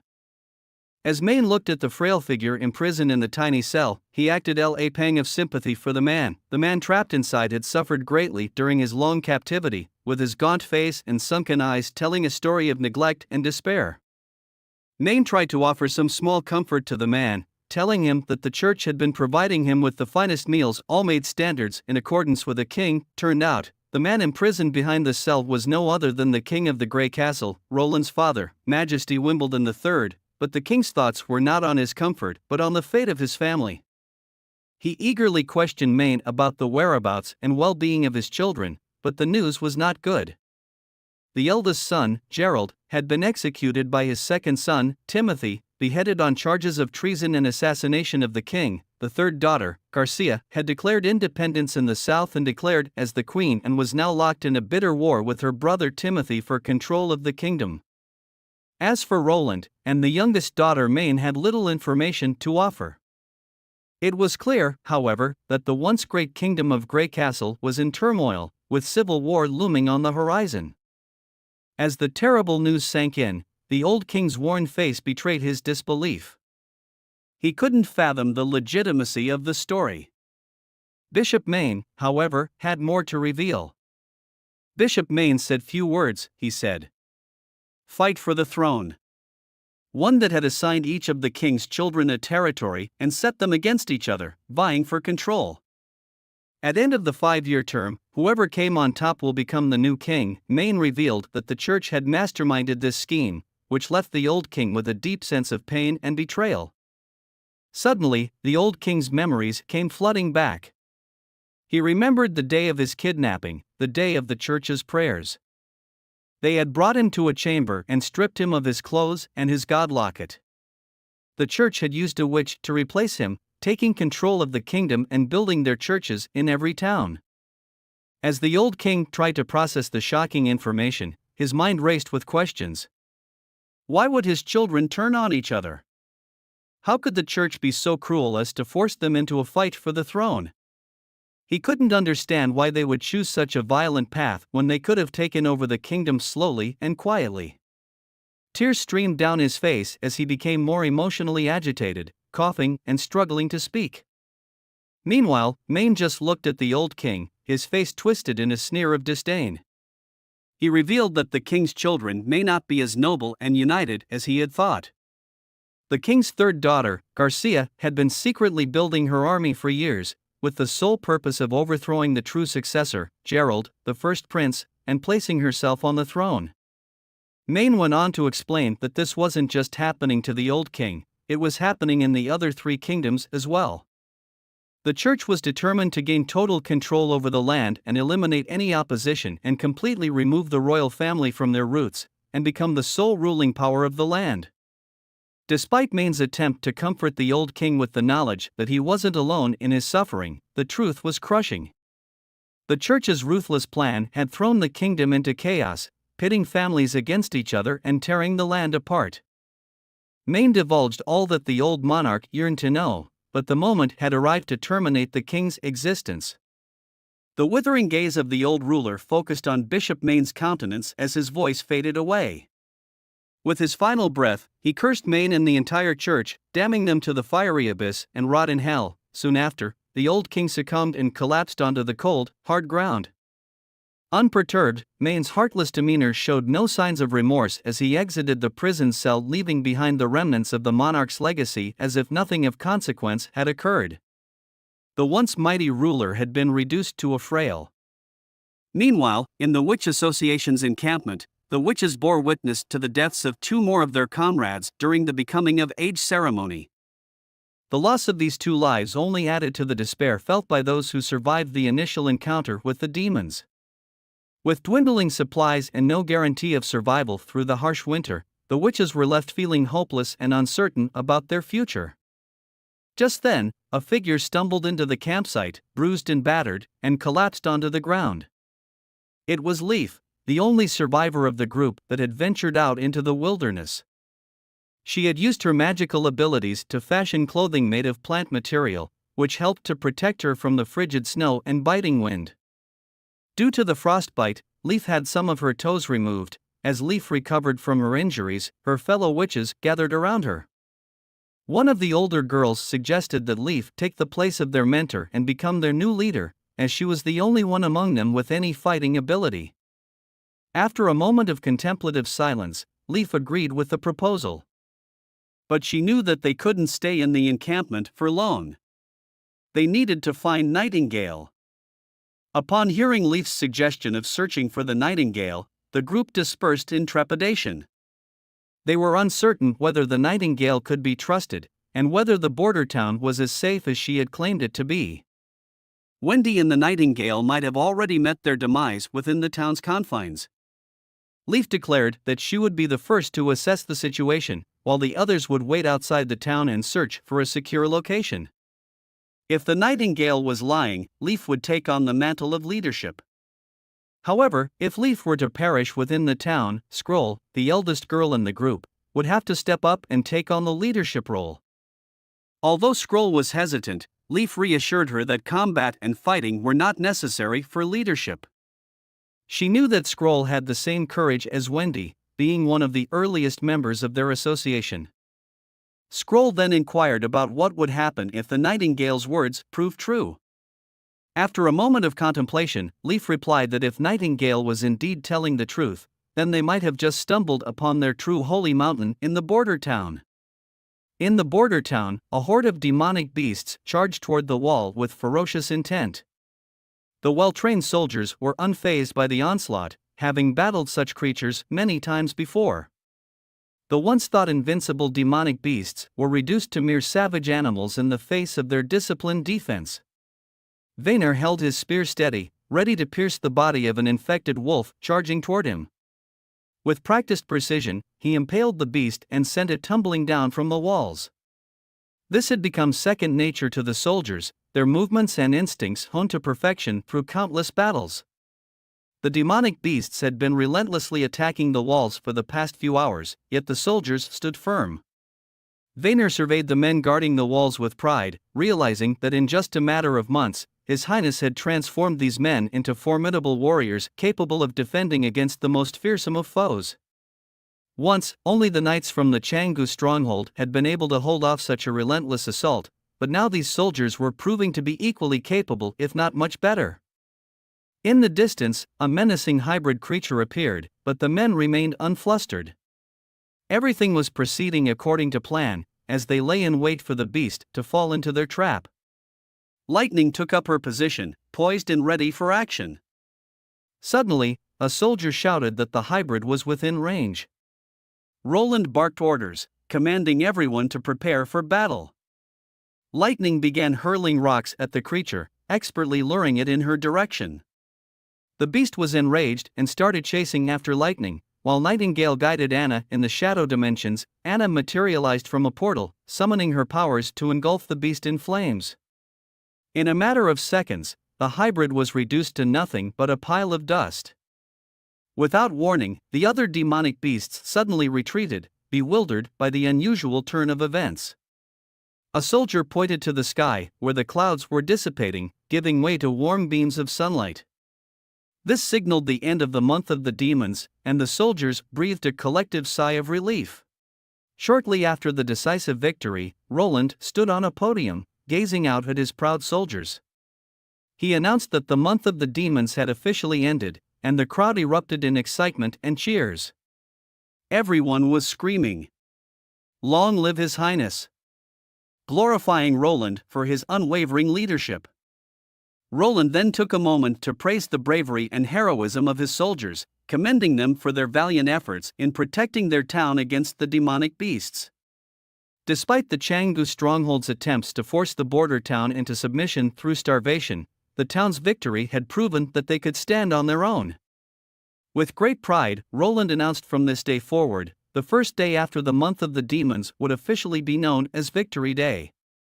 A grand banquet and feast would be held in the town to celebrate their hard-earned triumph.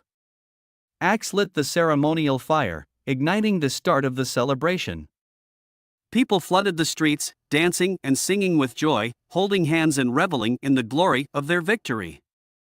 The air was filled with the sound of laughter and the aroma of delicious food, as the people of the border town basked in the aftermath of their hard-won battle. Roland felt a sense of pride and satisfaction as he gazed upon the lively celebration in the town.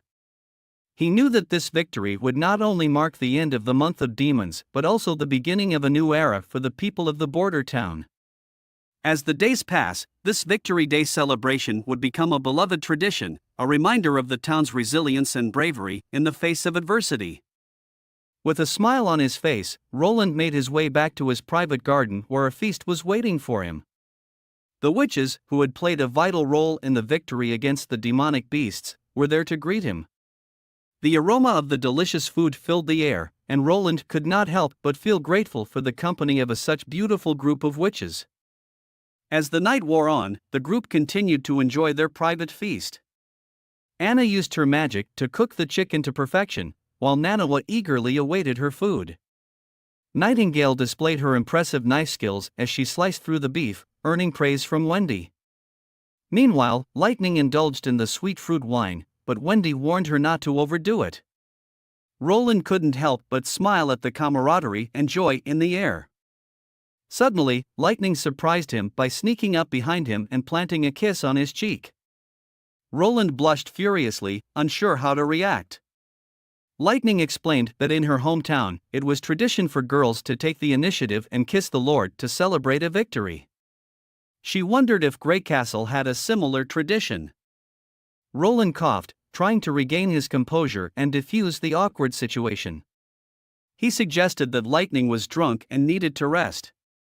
But Lightning protested, claiming she had never lost a drinking competition before. Roland looked to Anna for help, and she simply smiled, enjoying the light-hearted moment. As the festivities drew to a close, Roland headed back to his residence. He had indulged in some extra drinks, and the inky night sky was illuminated by the faint light of the moon seeping in through the windows. Roland found himself faced with a solitary figure in the hallway. He took a few tentative steps towards her and met her gaze, attempting to reassure her that the events of the evening had been a mere accident. Anna, however, surprised Roland with her response. She wasn't here to interrogate him about what had transpired earlier. Instead, she admitted that, unlike Lightning, it is impossible for her to fathom doing anything so daring in front of everyone. Thus, she waited for Roland. Roland's heart skipped a beat after hearing Anna's confession. The two each took an extra step forward, coming closer together. Roland lowered himself, while Anna tipped her toes. Roland looked deep into Anna's eyes and leaned in slowly.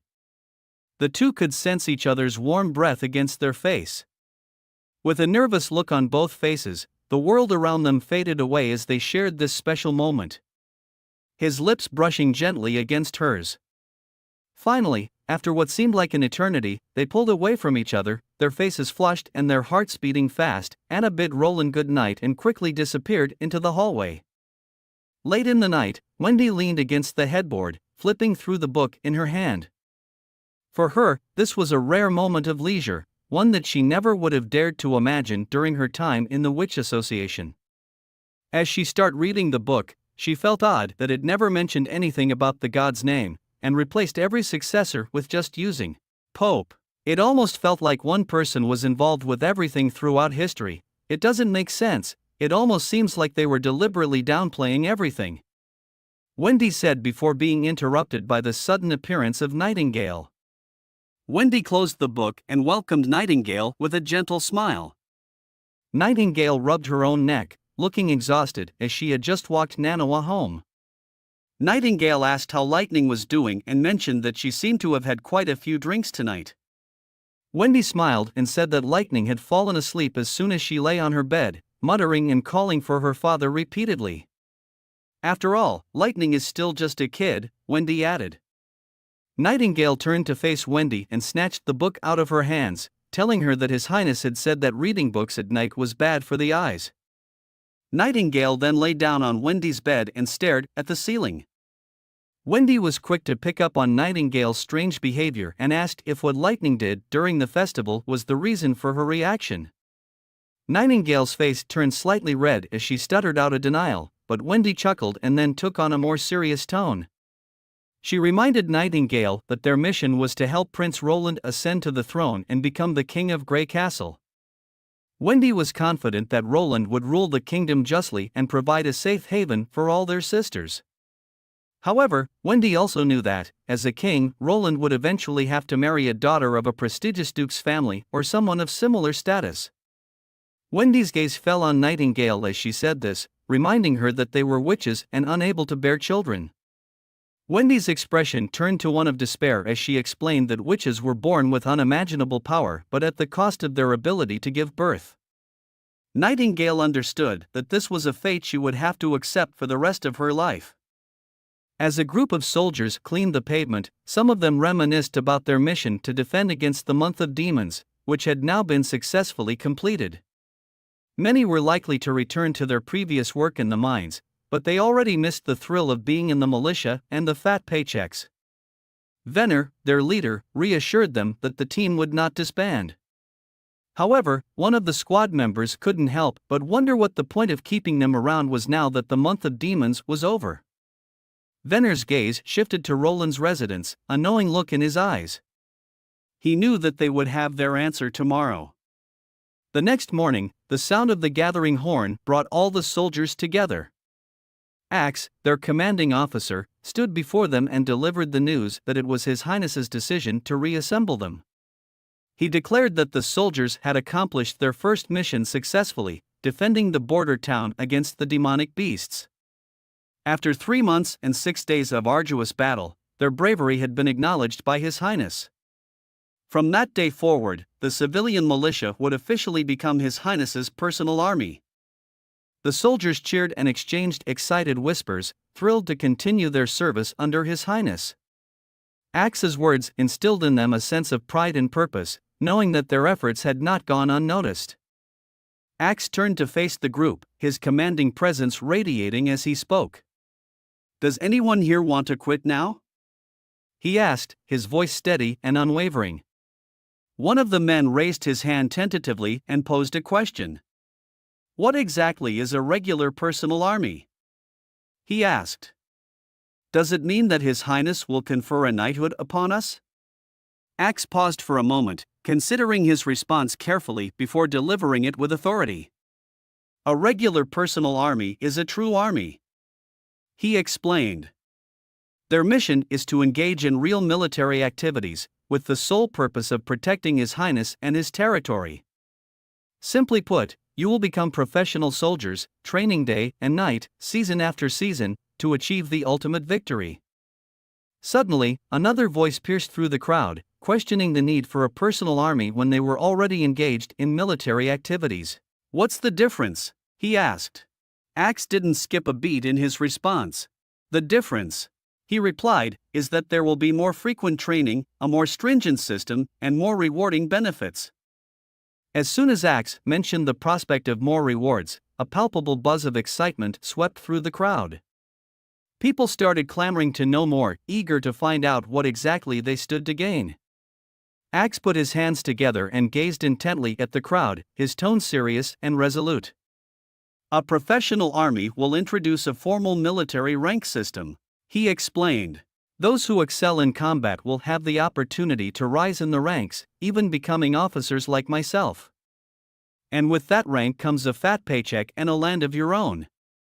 The group of men was buzzing with excitement and anticipation, but Axe's words served as a sobering reminder of the serious nature of their mission. "I want to make it clear," he began, his tone firm and unwavering. "The system we will institute must be followed without exception. From this point forward, the rules will be different. Any failures to complete missions, acts of desertion, mutiny, or acts of treason, as well as other violations, will not be tolerated." The men listened attentively, their excitement tempered by the gravity of Axe's warning. "The punishment for such violations will be severe," he continued. "It will no longer be a matter of losing an egg for lunch. Depending on the severity of the violation, the punishment could range from discharge, servitude, jail time, or even death by hanging." The room fell silent as Axe's words sank in, the men fully comprehending the seriousness of their commitment. Just 3 months ago, none of them would have even considered staying here, with land, money, and other material possessions seeming meaningless in the face of the constant danger they faced. But now, they had made the choice to stay, and the prospect of fighting for His Highness had given them a newfound sense of purpose. Compared to the endless drudgery of mining, spending their days with rocks and stones, fighting for a greater cause felt like the right thing to do. But then, Axe's sly grin broke the tension, and he let out a booming laugh. "Make no mistake," he declared triumphantly. "You are all now part of His Highness's regular army." The men erupted into cheers and whoops of excitement, slapping each other on the back and exchanging congratulations. Axe wasted no time in getting down to business, quickly announcing the first training of the day, wilderness training. Back in Roland's office, Lightning inquired about the training session for the regular army, while the thick blanket of snow outside the border town persisted. The snowfall had been sporadic for 3 months and had now accumulated up to knee level. The soldiers were practically crawling in the snow rather than running. The snow that seeped into their boots had melted, soaking their feet. Despite standing in the sun, most people were still shivering from the frigid cold, and the enormous physical effort only amplified the chill, causing many to fall behind. Roland knew that he can't be too hasty and impatient. He need to take his time with the regular army's training. While Lightning and Nightingale were excited to see the new blueprint on Roland's table, the specific organization, rules and regulations, and rewards and punishments are the problems that give him a headache. He had completely forgotten about the military chess that he played during childhood. He simply decided to make up the details himself. After all, he was the creator of the new style army, and if the settings were unreasonable, no one would notice. As a result, the first military organization of the border town was quickly formed. The overall framework was composed of corps, division, battalion, company, squad, and soldier. Looking at the blueprint, it was the new bayonet that Roland is looking to implement into the army. Suddenly, the door was knocked and Nightingale quickly evaded into the darkness with Lightning. Barav came to inform that a noble from the Changji stronghold would like to meet Roland. Turned out, the noble was Cornelius Baron, who fled during the month of the demons and returned, who had his house demolished as it was hindered the defense of the city wall. And the man is here to demand an explanation. This fat guy looks like a typical villain noble from any anime. As Roland met the fat man berated him for allowing the stonemasons to demolish his house, ranting that it had cost him 100 gold. Abruptly, his tone shifted, and he claimed that it had actually cost him 150 gold royals to construct, wildly gesticulating with his finger. Roland's sly grin betrayed his amusement as he asked if the fat man was referring to the house at the southernmost end of the town. The corpulent nobleman nodded vigorously, and Roland locked eyes with him, expressing his regret that it had impeded the passage of his subordinates, but the municipal hall had already made amends for it. The fat man stuttered and asked how much compensation he would receive, to which Roland held up 2 fingers and said, 20 gold royals. Though the fat man tried to argue that it was too little, he eventually relented, wiping the sweat off his forehead and inquiring where he could collect the money. Roland pretended to look puzzled, as he informed the fat man that the rightful owner of the house had already been compensated. In a fit of rage, the fat man stood up and slammed his hands on the table, yelling that he was the rightful owner. Roland raised an eyebrow and calmly pointed out that he had never seen the man all winter, and therefore, he couldn't claim ownership of the house. The fat man didn't hesitate to retort that he had returned to the Changu stronghold, as he didn't want to face the demonic beasts in this messy place. Roland rolled his eyes, thinking that the corpulent man was a complete idiot, but he kept his voice even as he asked, "So you abandoned your lord and fled because you were afraid of the demonic beasts, is that right?" As the bombshell dropped, Carter moved forward and pushed the corpulent man back into his seat. Roland rose from his chair and looked down at the corpulent man with disdain, giving him 2 options: admit that the house didn't belong to him and be let go, or confess to deserting his lord and face charges of defection, which carried a death sentence by hanging. Beads of sweat dripped down Cornelius's forehead as he stuttered and ultimately admitted that he had made a mistake and the house didn't belong to him. Roland grinned with satisfaction and motioned to the guard to accompany Cornelis out. But just before Cornelis could leave, Roland halted him and tasked him to deliver a message to all the nobles who had committed the same error as he had. They too had the same 2 options, and if they chose not to accept the second one, they needn't bother returning. Cornelius went silent for a second and forced a smile as he stepped out, but in that instant, as he turned around, Roland saw his gritted teeth expression. Cornelius exited the border town and slammed his hand on a nearby tree trunk. With the guard not around, he released his frustration and anger, cursing at Roland. Just as he is returning to the Changji stronghold, he brushed past a cloaked figure. It was no other than Leaf from the Witch Association. At first, there was nothing unusual about it. Among the townspeople coming and going, women dressed like this were common. But when a gust of wind blew up the corner of the woman's hood, the fat man felt his heart skip a beat, and the air around him seemed to freeze. She had a rare and stunning head of emerald green hair, and just the momentary glimpse of her face was enough to be considered peerless. Even in the capital city of Grey Castle, she would outshine those so-called princesses and socialites. How could someone like her so beautiful appear in a border town like this, he asked himself. As Leaf was about to enter the town, she felt odd to see that people here were much more energetic and happy, even though they had just faced the month of the demons. For a moment, she was more curious about the lord who was governing this place. As she ventured into the bustling town, the castle loomed large on the horizon, an unmistakable landmark that made sneaking in unnoticed an impossible feat. She did not have abilities like Nightingale to conceal her senses and become totally stealthy, so after careful consideration, Leaf decided that it was better to walk into the castle openly rather than hide and sneak around. She had already made the worst-case scenario if Nightingale really betrayed the Witch Association. Although Leaf is confident that she could escape the two guards, but she had a slim chance of escaping from Nightingale, she took a deep breath and strides forward. As she approached closer, the guards quickly noticed her and placed their hands on their sword hilts, shouting loudly at her in rebuke, informing her that this is the prince's residence, and if she requires help, she need to seek help at the municipal building. Disregarding their warnings, Leaf took another deep breath and pulled back her hood. As expected, she saw the two guards express surprise simultaneously. Before they could recover, she spoke bluntly, admitting that she is a witch. As Leaf braced herself for the worst, the guards exchanged a brief glance, but to her surprise, their expressions betrayed none of the expected animosity that most people reserved for witches. Instead, one of them even offered to help her. Despite the rush of excitement, this unexpected reaction ignited in her chest. Leaf kept her composure and spoke in the calmest voice she could muster, requesting to see Nightingale, Anna, or Manhwa. One of the guards turned and disappeared through the gate to report to his superiors. Leaf watched him go, her mind racing with a million possibilities of what awaited her inside the castle walls. Would she be greeted with open arms by her sisters, or would she fall into a trap laid by the guards? Perhaps Anna and Manhwa were nothing more than imaginary figures. But just as she was lost in thought, time seemed to stand still, or maybe it was just a fleeting moment when she heard the voice of Nightingale. She thought she must have misheard.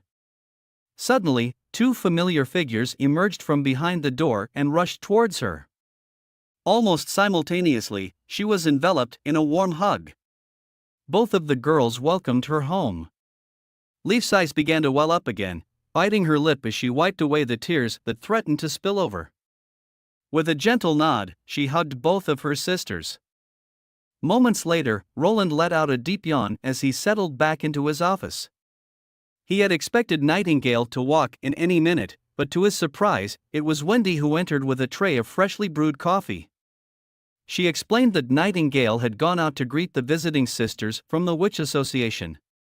Roland nodded absent-mindedly as he took the coffee cup from her, clearly failing to catch on. But as he was about to take a sip, something Wendy said made him freeze. "What sisters?" he exclaimed, suddenly alert. Wendy hesitated before delivering the devastating news. The sisters had not found the holy mountain, and their journey had been fraught with danger and heavy casualties. Only 7 of them had managed to survive. Wendy apologized for acting on her own authority to take the witches in before informing Roland of their arrival. Wendy softly said that all of the witches that came were not combat-type witches. Roland was filled with anticipation. He knew that under the constraints of the god's punishment stone, witches had limited combat abilities, and their area of expertise lay in production. If there were a witch with the ability to produce electricity, the remote border towns could be as bright as day at night or be able to solve the problem of rough processing and enter the era of mass production. Then he'd hit the real jackpot. Then the next step will be becoming the king, marrying witches, achieve modernization, and reach the pinnacle of life. Ah, just thinking about it sends a shiver down his spine. Well, I agree with Roland on this one, do you? Nightingale softly coughed twice, waking up Roland from his imagination. Nightingale and the remaining witches returned to the castle. And Roland had prepared a sumptuous dinner in the castle hall as a welcoming feast. But seemed like this was the first time the girls had seen such a feast and a prince this up close. Everyone appears to be very restrained. Roland regained his composure and introduced himself to the newcomers. He welcomed them and hoped they would enjoy the dinner. He also insisted that the girls make themselves at home here. The room was silent, but lightning being lightning, smoothly got rid of the awkwardness and started the feast. Roland took a sip of his wine, while enthusiastically admiring the group of women before him, each with a different style but all beautiful in their own way. This was the greatness of magic. "Yo Ram, is that you?" After dinner, the prince finally came to the long-awaited segment, the ability inquiry. Manhwa helped Roland to gather information about the newcomers and their abilities. Although there isn't anyone with the ability to generate electricity, they were still treasured by Roland. Leaf's first ability can be used to improve fruits and seeds, increasing their yield and growth. Great for the development of agriculture. Scroll, the oldest among the girls, her main ability is an extraordinary memory, which can almost be called photographic memory. At the same time, she has obtained an interesting secondary ability. Books can be temporarily materialized after she has read them.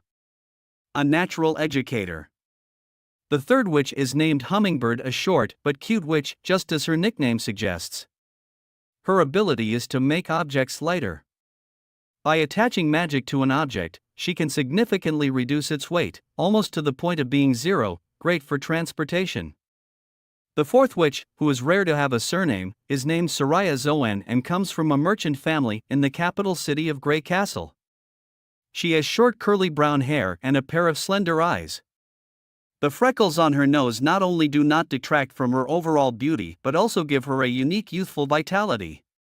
She is 19 years old, and her ability can draw people and scenery she sees or imagines realistically. With her branch ability, Magic Pen, she can draw images like photographs without the need for pigments or paper, basically a human camera. The fifth witch was named Echo, a tall woman with a coffee-colored skin tone and typical sand people features in her eyes and nose. She exuded an exotic feel from her homeland in the far south. Her initial ability after awakening was to mimic the sounds of animals, but as she matured, she became able to imitate any sound with remarkable accuracy. Lily, the sixth witch to be interviewed, is only 16 years old with 2 ponytails and a doll-like face. She can prevent food from spoiling. She awakened as a witch only a year ago and has become the most popular member of the Witch Association. Without the preservation ability, many foods would spoil and become moldy during their exile. Spoiler alert, remember this girl, her ability is extremely OP. Tell me in the comments section what you think her ability is capable of. Lastly, this Rem-like girl is Mystery Moon. At the time she walked into the office, she looked very nervous. Nightingale had to comfort her for a while. As it turned out, Mystery Moon's ability was seen as one of the worst in the camp and she was only responsible for some simple manual labor. Plus, she was often scolded by the mentor, which made her act timidly, afraid that Roland would think she was useless and drive her out of Border Town. Her main ability is to magnetize objects. Before reaching adulthood, her ability was limited to metallic objects, but after becoming an adult, any object in her hands can obtain magnetism. He thanked Faraday, Gauss, Ampere, and Maxwell in his heart for the knowledge that magnetism produces electricity and electricity produces magnetism was a well-known fact to any engineering enthusiast. He knew that a new miracle will soon be happening in the border town. Roland found that just categorizing witches' abilities simply by combat and non-combat does not make any sense. He then categorizes their ability into 3 major groups: First is the self-enhancement type, like a passive ability and not affected by the god punishment stone. Like Scroll's ability, for example. Second is summoning type. The ability's characteristic is that magical power can leave the user's body and take effect independently, and it is not affected by the god punishment stone. However, once the ability is activated, the resulting effects are permanent and irreversible. Most of the witches are in this category. The third type is enchantment type. The way of casting magic is through contact with the target, and the conversion process is slow and consumes a lot of magic. It can also be interrupted by the god punishment stone. However, once the conversion is complete, it becomes the inherent property of the object and remains effective even in anti-magic areas. Enchantments also have a limited duration and are not permanent. This applies to the abilities of that mystery moon and hummingbird have. Wendy could sense her sister's unease, so she and Nightingale called everyone to their room and gathered in a circle around the bed. They chatted together to ease everyone's emotions. Nightingale revealed Roland's theories. If the witches used their abilities regularly and regularly utilized their magic, they could bid farewell to the agony caused by the demonic tortures. Seeing some of the girls were skeptical, Nightingale then explained that both Manhwa and Anna had proved this theory. As Awakening Day approaches, as long as everyone uses up all of their magic, it will hardly cause any harm to the body. Wendy stood up, facing her sisters. She claimed that during the days when they were being hunted by the church, they had to hide carefully in the corners of the towns and couldn't use their abilities. As Leaf tried to shake off the chilling memory of the demonic torture she had endured, she was lucky that it was short. Must have been because she had been constantly using her abilities to protect herself from the fidging cold. She wrapped her arms around her body and covered her mouth, trying to dispel the shivers that ran down her spine. Wendy, sensing Leaf's unease, reached out and held her hand, offering comfort and warmth. Wendy reassured her. As long as we can be ourselves and use our abilities freely without being seen as demons, any place can be a holy mountain. Echo, the most unfortunate witch in the group, couldn't fathom why Prince Roland was sheltering them. Lily scowled with contempt and suggested that Roland was just like any other noble who wanted to purchase Echo for. She trailed off and said dismissively, "In the end, he's just a man." Upon hearing Lily's remark, Nightingale was displeased and demanded that Lily refrains from speaking such nonsense. She explained that Roland was different from any other noble and that everyone would understand after living under his protection for some time. Wendy, with her always gentle smile, agreed with Nightingale. It was very late during the night, and Wendy advised everyone to go back to their room and get some sleep. She reillustrated that His Highness had said that he wants all the witches in the territory to be able to live a normal and happy life. She giggled and said, His Highness will probably be asked them to start with filling out a contract first. As Wendy had surmised, the following morning, the maids summoned the witches downstairs for breakfast, and Prince Roland greeted them with exquisitely crafted parchment paper. Roland instructed the witches to practice and hone their abilities in accordance with their designated plans.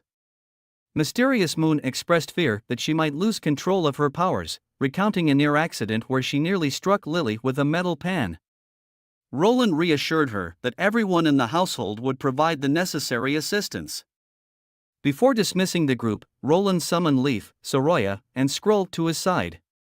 In Prince Roland's office, he pressed the survivors for details about the demonic beast that had led to the death of their mentor Hakura and left only 7 of them alive. The girls had been plagued by terrible nightmares about the encounter. Leaf clenched her fist tightly and trembled as she spoke, correcting Roland's assumption that they had encountered a demonic beast. She revealed that they had faced demons from the gates of hell, towering creatures capable of controlling demonic beasts and wielding potent magical abilities. She hesitated for a moment, then said, "Just like us." Roland turned to Soroya and handed her a parchment, requesting that she illustrate the demon's appearance. Though visibly frightened, Soroya closed her eyes and accepted the paper before walking over to the nearby table. As she began to use her powers, the goose feather pen, which had been faintly visible, appeared in her hand. The tip of the pen glowed with a rainbow light as it flew out of her hand, moving rapidly across the paper. A vivid image gradually emerged on the paper, yet Soroya never opened her eyes. Roland approached the table and saw the incredibly lifelike image on the paper. No, he corrected himself, this wasn't a painting, but a real-time recording of the scene. Her power was like a camera, reproducing the massacre that had taken place in the wilderness from a first-person perspective. When the painting was finished, Saloya's forehead was covered in sweat. It was clear that this memory was like a nightmare to her. Everyone rushed to support her and check her well-being. Leaf pointed her finger to the painting, stating the two demons and their abilities. The one with the spear could throw spears faster than crossbow arrows, and the one in the back could summon lightning attacks and had powerful strength. She revealed that the tube underneath the helmet are a weak spot. Hakura's snake bite the tube and both of them perished together. Leaf used the same method and killed the other one with a crossbow. There seemed to be some red gas stored in their pipes, and they only died when the gas leaked out. Roland took a closer look at the painting. This thing looked like an oxygen tank. Roland was at a loss. He wasn't sure if these were aliens, but looking at the patched leather pipes and clothes made of animal skins, they didn't seem much advanced in technology. Leaf then added that there was a floating city, but they could never get close to it, almost as if it was a mirage. Roland then requested Soraya to draw it out. Roland carefully examined the picture, but the blurry image didn't reveal much information. If the city was indeed a mirage, then it at least meant that its true form was located somewhere in the savage lands. The blood mist that enveloped the city and the sky was the gas that the devils breathed.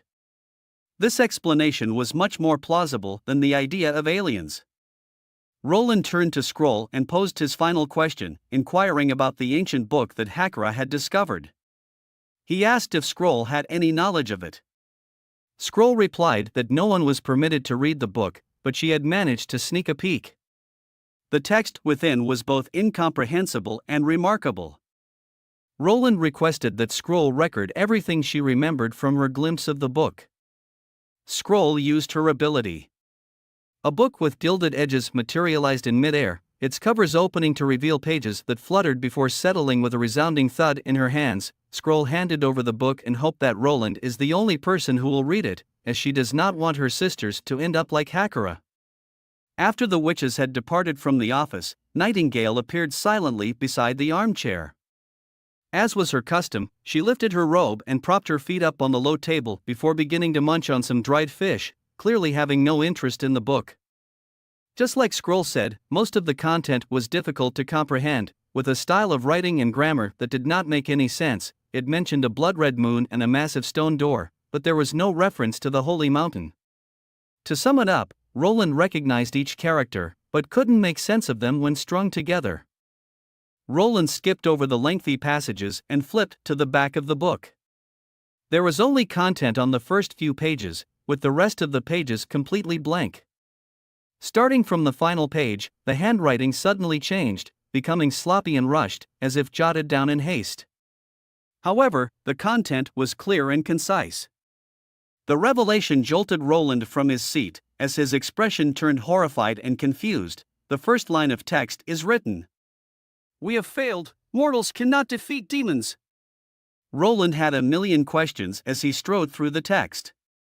The gods' punishment stone was powerless to stop their attacks. With their unmatched monstrous strength, they were formidable enemies even without using magic.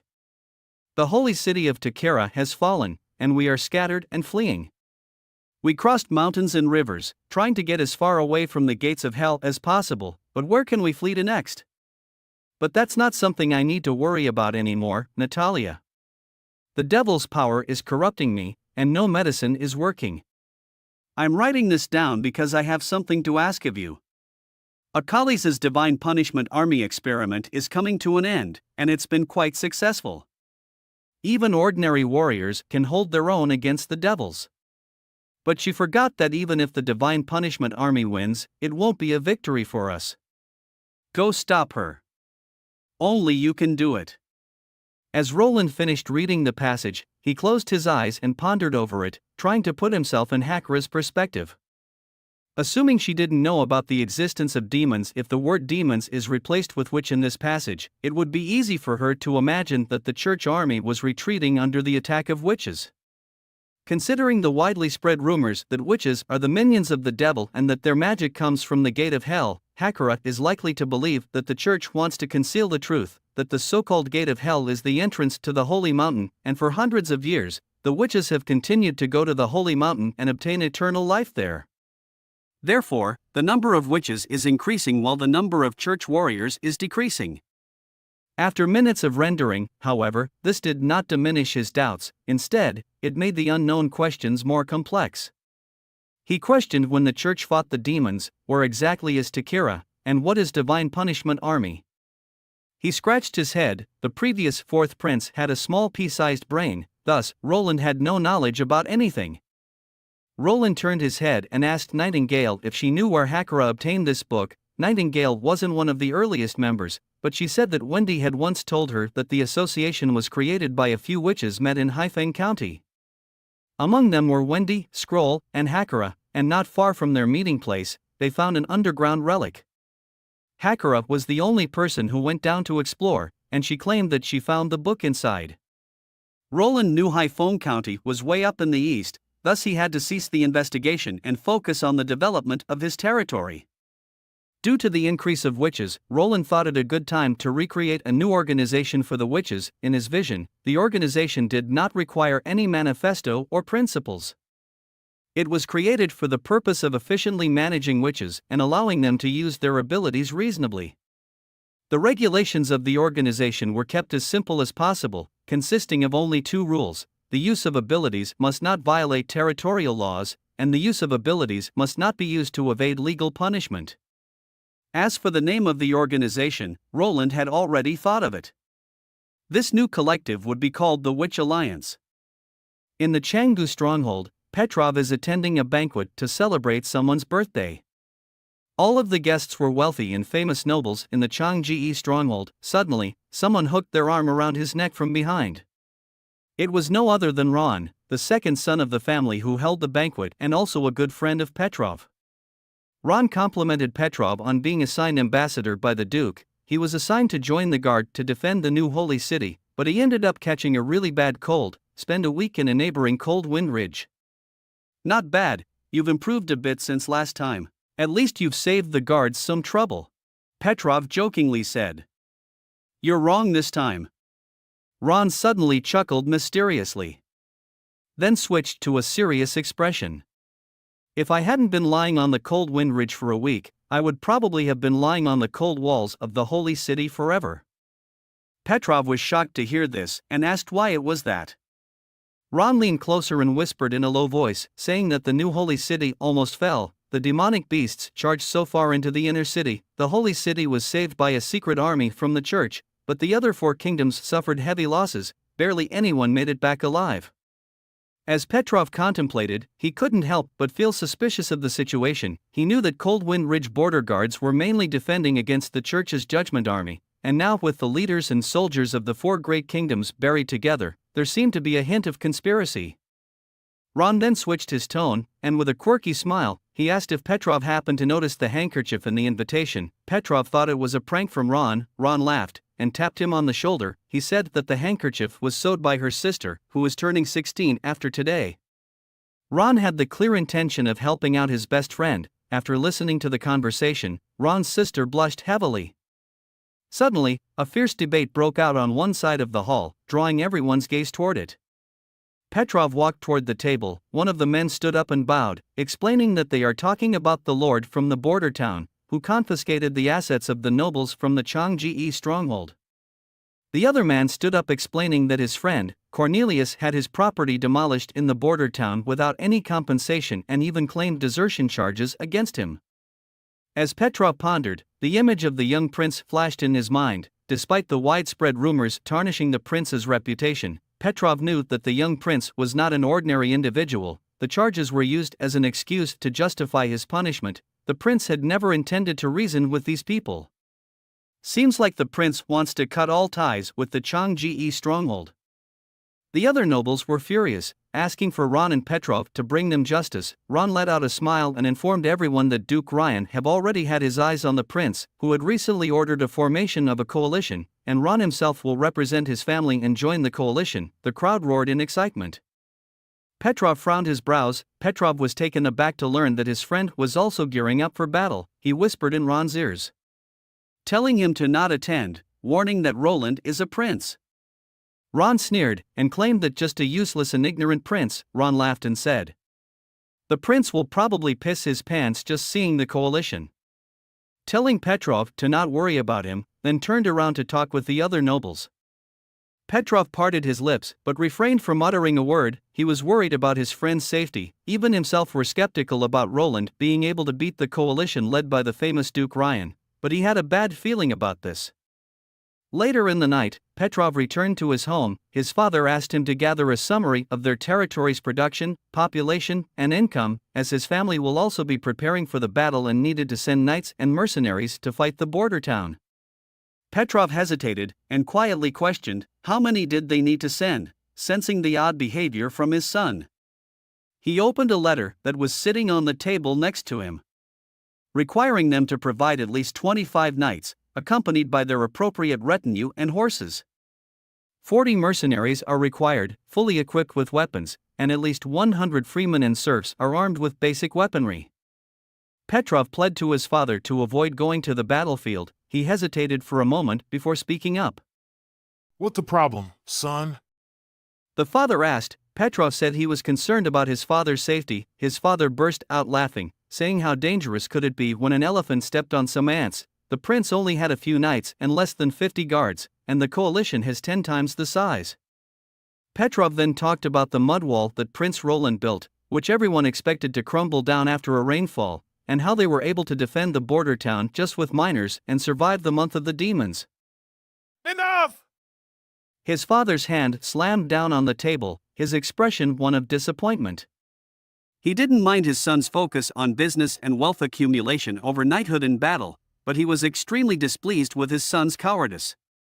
Standing up, he walked over to the wall decorated with portraits of their ancestors. They all stood their ground in this land filled with beasts, refugees, and bandits thanks to their swords, bows, and arrows. Petrov clenched his fist tightly, shaking uncontrollably. He really wanted to tell his father that he was wrong. Looking at his father, who was only in his 40s but bald, fat, and oily, with a double chin and a loose belt, Petrov wondered how he could compare himself to their ancestors with their robust and muscular figures. His father will most likely to picked up by the prince's chopsticks and eaten alive. Petrov shook his head, knowing that he can't convince his father today. On a bright and sunny afternoon, Roland fulfilled the promise and ennobled Tigu Pine as a viscount.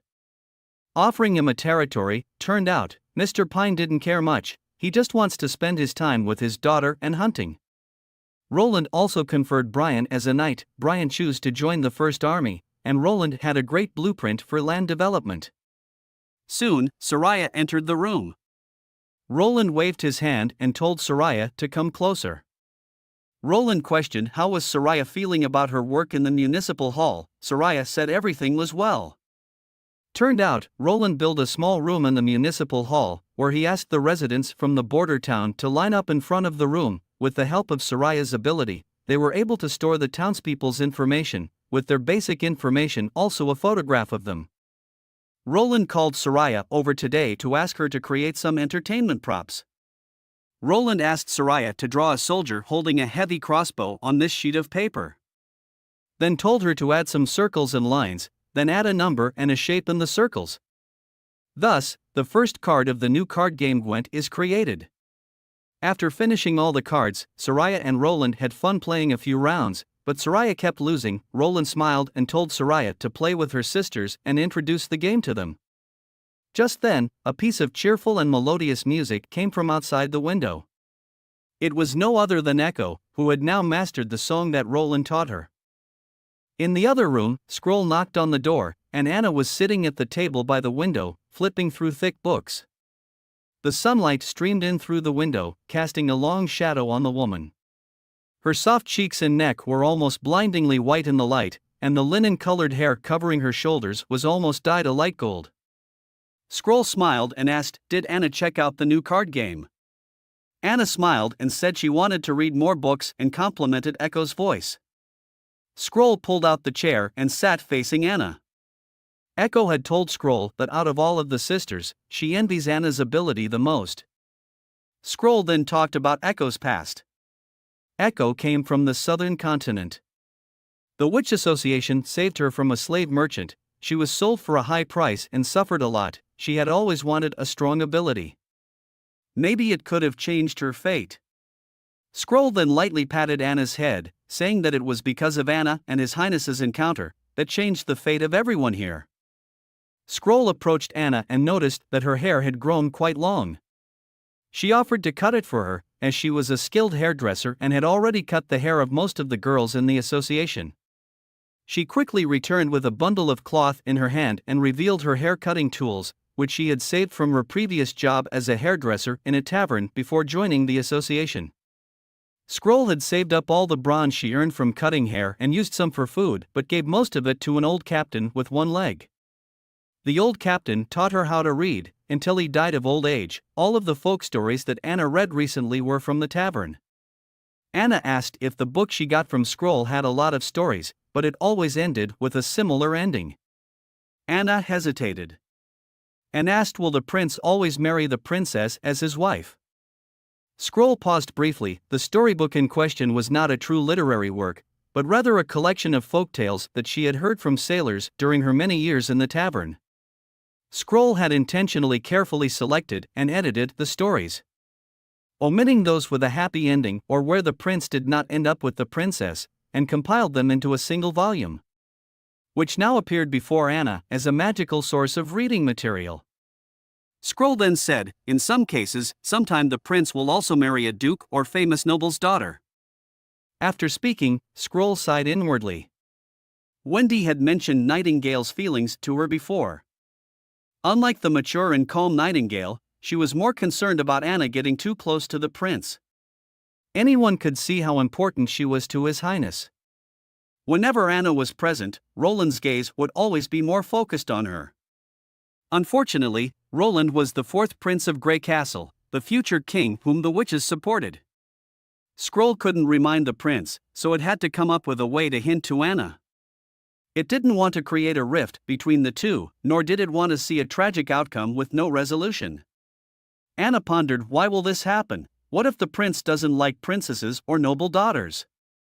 Scroll was not expecting this question, but she then told Anna that the prince is forced to marry them, because the prince may become a king in the future, in order to maintain stability among the powerful nobles on the far borders of the kingdom, and for political stability, the most crucial factor was that the king must have an heir.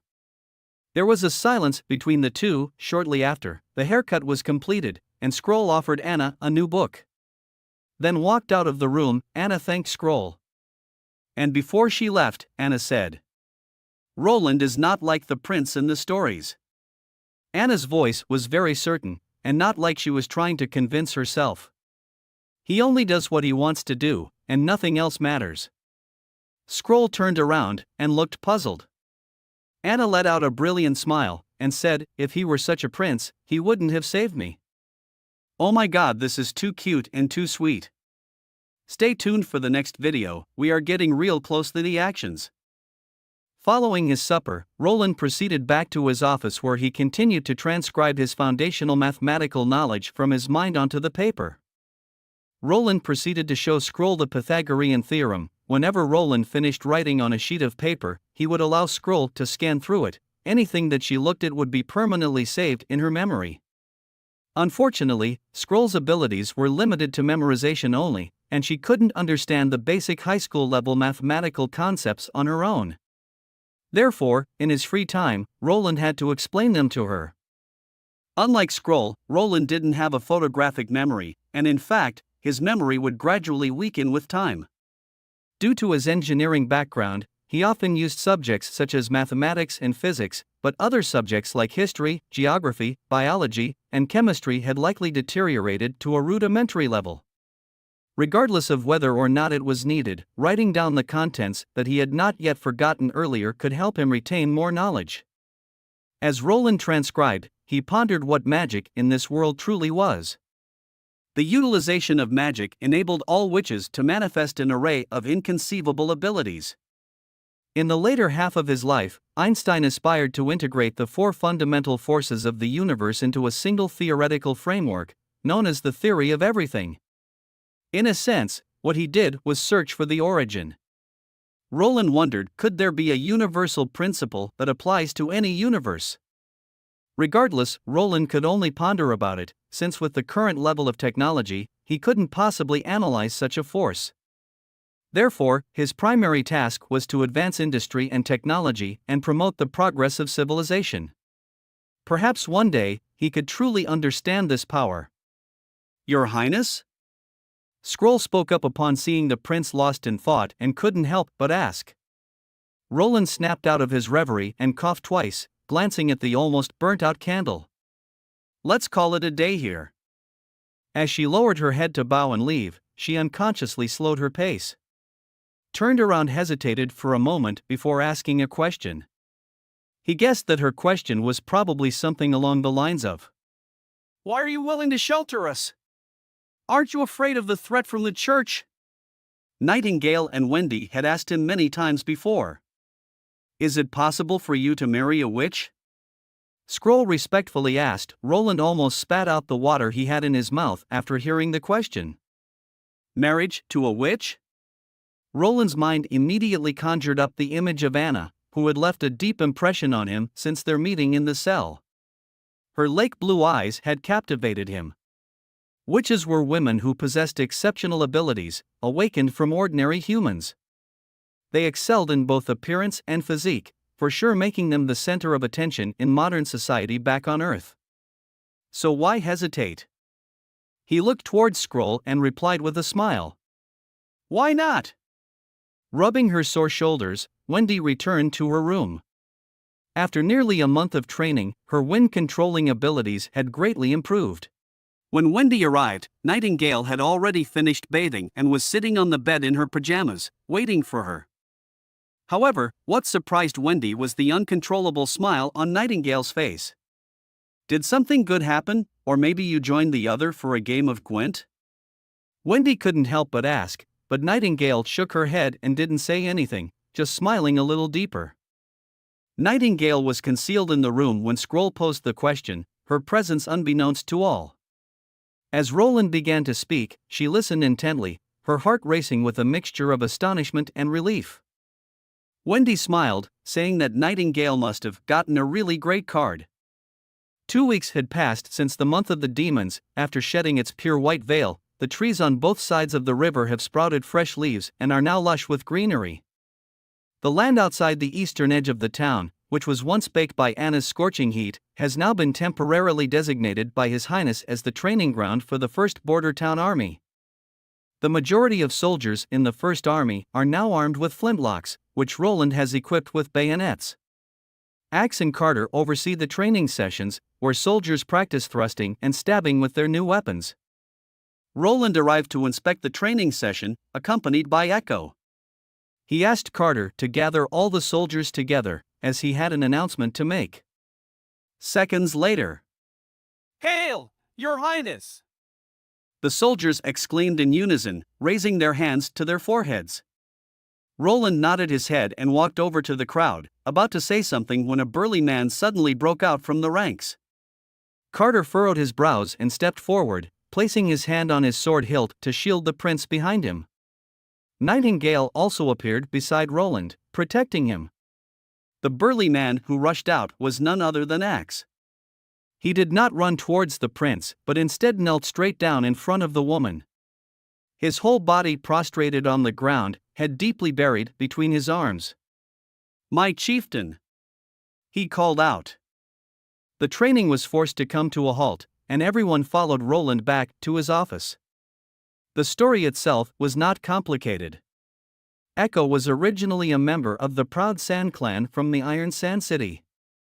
Her real name was Drow Silvermoon, and her father was the chief of the Proud Sand clan. The Sand people were not a unified group, and the population that the Iron Sand City could accommodate was limited. Therefore, every 3 years, each clan had to conduct a sacred battle in the Burning Land. Only the 6 winning clans could obtain the right to live in the city. Despite their proud and valiant efforts in battle, the Sand tribe was defeated through insidious means, leading to the tragic loss of their chieftain and Echo's brother, adding to the tribe's devastation. After the defeat, due to her outstanding appearance, Echo was captured and sold as a slave. Axe, who was of mixed blood, faced discrimination from other Sand people who did not consider him a true Magan. Despite this, he did his best to protect Echo.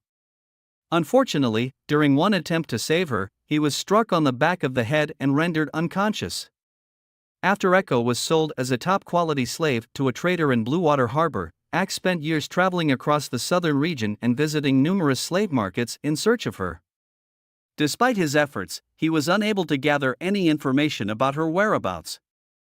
Axe knelt down, swore on his life to serve Roland, and apologized for his earlier outburst. Roland told him to stand up. Roland paused for a moment and then continued, telling Echo and Axe that helping them to get revenge is not out of the question. Axe widened his eyes in disbelief. Echo didn't react much, indicating that she didn't hold much hope for returning to Iron Sand City.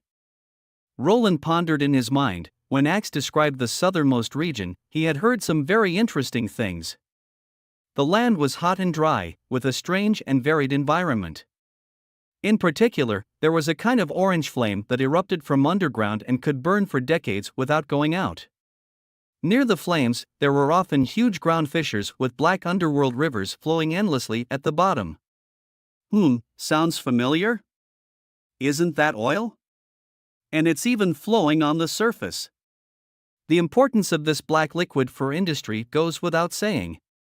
Half of the modern wars are fought over it. Fluctuations in oil prices can affect the rise and fall of countries. And it can even change the world order. But the border town is too far from the Iron Sand City.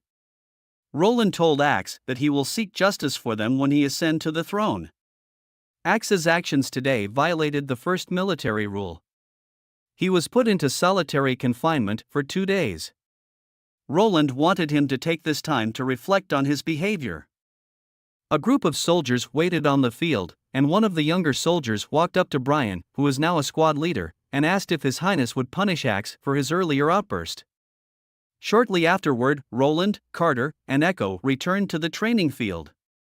Carter had already ordered everyone to form up in their assigned groups and stand in formation. Roland announced, stepping forward to address them. Roland informed that the woman standing behind him is a witch, who is a long-lost relative of Axe. Roland also notified the group that Axe was penalized with a 2-day confinement for disrupting the formation and violating military discipline. Roland emphasized again that the most important qualities of a soldier are obedience and discipline. Roland introduced Echo's abilities, informing that Echo will now be presenting a marching song, then ordered the men to march according to the beat, keep the formation on the same line. As everyone questioned what exactly is a marching song, Roland pointed toward Echo and made it very clear that Echo is the banner flag of the First Army and the soul of the Flintlock Squad. Everyone must do everything possible to protect her. As the unfamiliar melody reverberated through the chamber, all of the men instantly grasped His Highness's intention. The rhythmical beat of the drums compelled them to move their feet, and the lively tune stirred their thirst for battle. This is what's known as a marching song, also known as a war song. That motivates and inspires soldiers to keep moving forward on the battlefield. Suddenly, in the midst of the night, a group of soldiers stood guard at the castle gate when a torrent of arrows rained down upon them. Before they could even react, the arrows pierced through their bodies, leaving them looking like porcupines. Timothy, the new king, turned around and saw the flagpoles being raised, the gray flags unfolding in the wind. Timothy finally arrived at the Eagle's Nest City. His army was immensely large, consisting primarily of his personal bodyguards, the Royal Knights, and the troops of Duke Francherat from the eastern province. Altogether, the three groups totaled up to 6,000 people, with a staggering 1,000 well-trained and well-equipped knights. Timothy had launched a surprise attack on his sister's army. The people on the city wall stood scattered and loosely, indicating that they were not fully prepared for defending the city. With a relaxed tone, Timothy handed the binoculars to Duke Fran and remarked, "Looks like she wants to run." The Duke agreed with Timothy and complimented Timothy's brilliant tactic to attack during the night. Satisfied, Timothy gazed upon the easily captured Eagle's Nest city, realizing that everything had gone exactly as he had planned, if not better. Timothy ordered his army to charge. The army behind him surged forward, and several groups of soldiers emerged from the formation. Led by a handful of knights, they strode confidently toward Eagle's Nest city. Suddenly, in the distance, a banner was raised amidst the crowd. The green silk flag fluttered in the wind, bearing the emblem of a sailboat and a crown. Timothy raised his binoculars. He scanned the enemy's formation. There, he spotted a blurred figure of a woman standing on a makeshift platform held by multiple men underneath. She held her hands aloft, seemingly shouting something at the top of her lungs. Meanwhile, to Duke Fran's surprise, the people who had originally stood guard on the city walls were nowhere to be seen. The entire perimeter was now unguarded and devoid of any activity. He could sense something was wrong. As the Duke passed through the city gates, he caught a whiff of a pungent odor. Little did he know, a black liquid was underneath their feet. The Duke headed toward the main castle. After touring the main castle, Fran noticed that something was odd. The castle is too empty, he thought to himself, not just of coins, but the entire basement is devoid of any cloth or grain stores. The entire castle has been stripped bare. Suddenly, thick black smoke began to rise from the northern gate. One of the knights reported that the fire cannot be put out. It not only couldn't be extinguished by water, but it also seemed to flow along the water. A female knight ran towards them from the direction of the city center, not even waiting to stop his horse before jumping off its back, informing that the fire have now reached the inner city. The Duke then shouted loudly, telling his men to not panic, claiming that this was the power of the witches. As long as everyone wears the god punishment stone, the fire will not hurt them. He then hopped on his horse and ordered his man to charge with him. Revised, as they approached the city walls, they were met with a fierce wall of flames that blocked their path. Without hesitation, he ordered his man to jump over the flame, as the god's punishment stone will protect them. The Duke leaped over the fire and turned to see if his knights had followed, but to his dismay, none of them made it through. The Duke quickly realized that this was no witchcraft, but a deadly trap. His horse had suffered severe burns, and he struggled to pull himself out of the danger zone. As the city burned to ashes, the Duke's soldiers fell one by one, leaving no survivors. Exhausted and battered, the Duke knelt to the ground, only to be confronted by a towering figure wielding a one-handed axe. The Duke recognized him as a sand person. With one swift swish, he felt his head leaving his body. The royal knights were like a silver blade, cutting into the rear of Garcia's army. The crowd suddenly became chaotic, and many people stumbled and were trampled to death by the galloping horses while trying to flee. Occasionally, someone drew their weapon to resist, but they were skillfully pierced by the spear of the knights. Garcia sat on her chair, surveying the entire battlefield. With a pointed finger, she ordered the rest of her army to charge. As Timothy's knights were about to charge into the enemy lines, large numbers of men and horses suddenly appeared on the eastern and western horizons. They emitted strange cries and galloped madly toward the center of the battlefield. They were tall and strong figures, with basic weaponry. There was no doubt that they were the Sand People. Seeing the heavy casualties, he turned around and shouted loudly, "Blow the horn, call the knights back." But it was too late. Half an hour later, there were fewer and fewer knights still fighting. When the Sand People turned their attention to the position where Timothy was standing, he gritted his teeth and issued the order to retreat. The group began to move north, and compared to the large army that arrived earlier, only 300 people remained by the new king's side.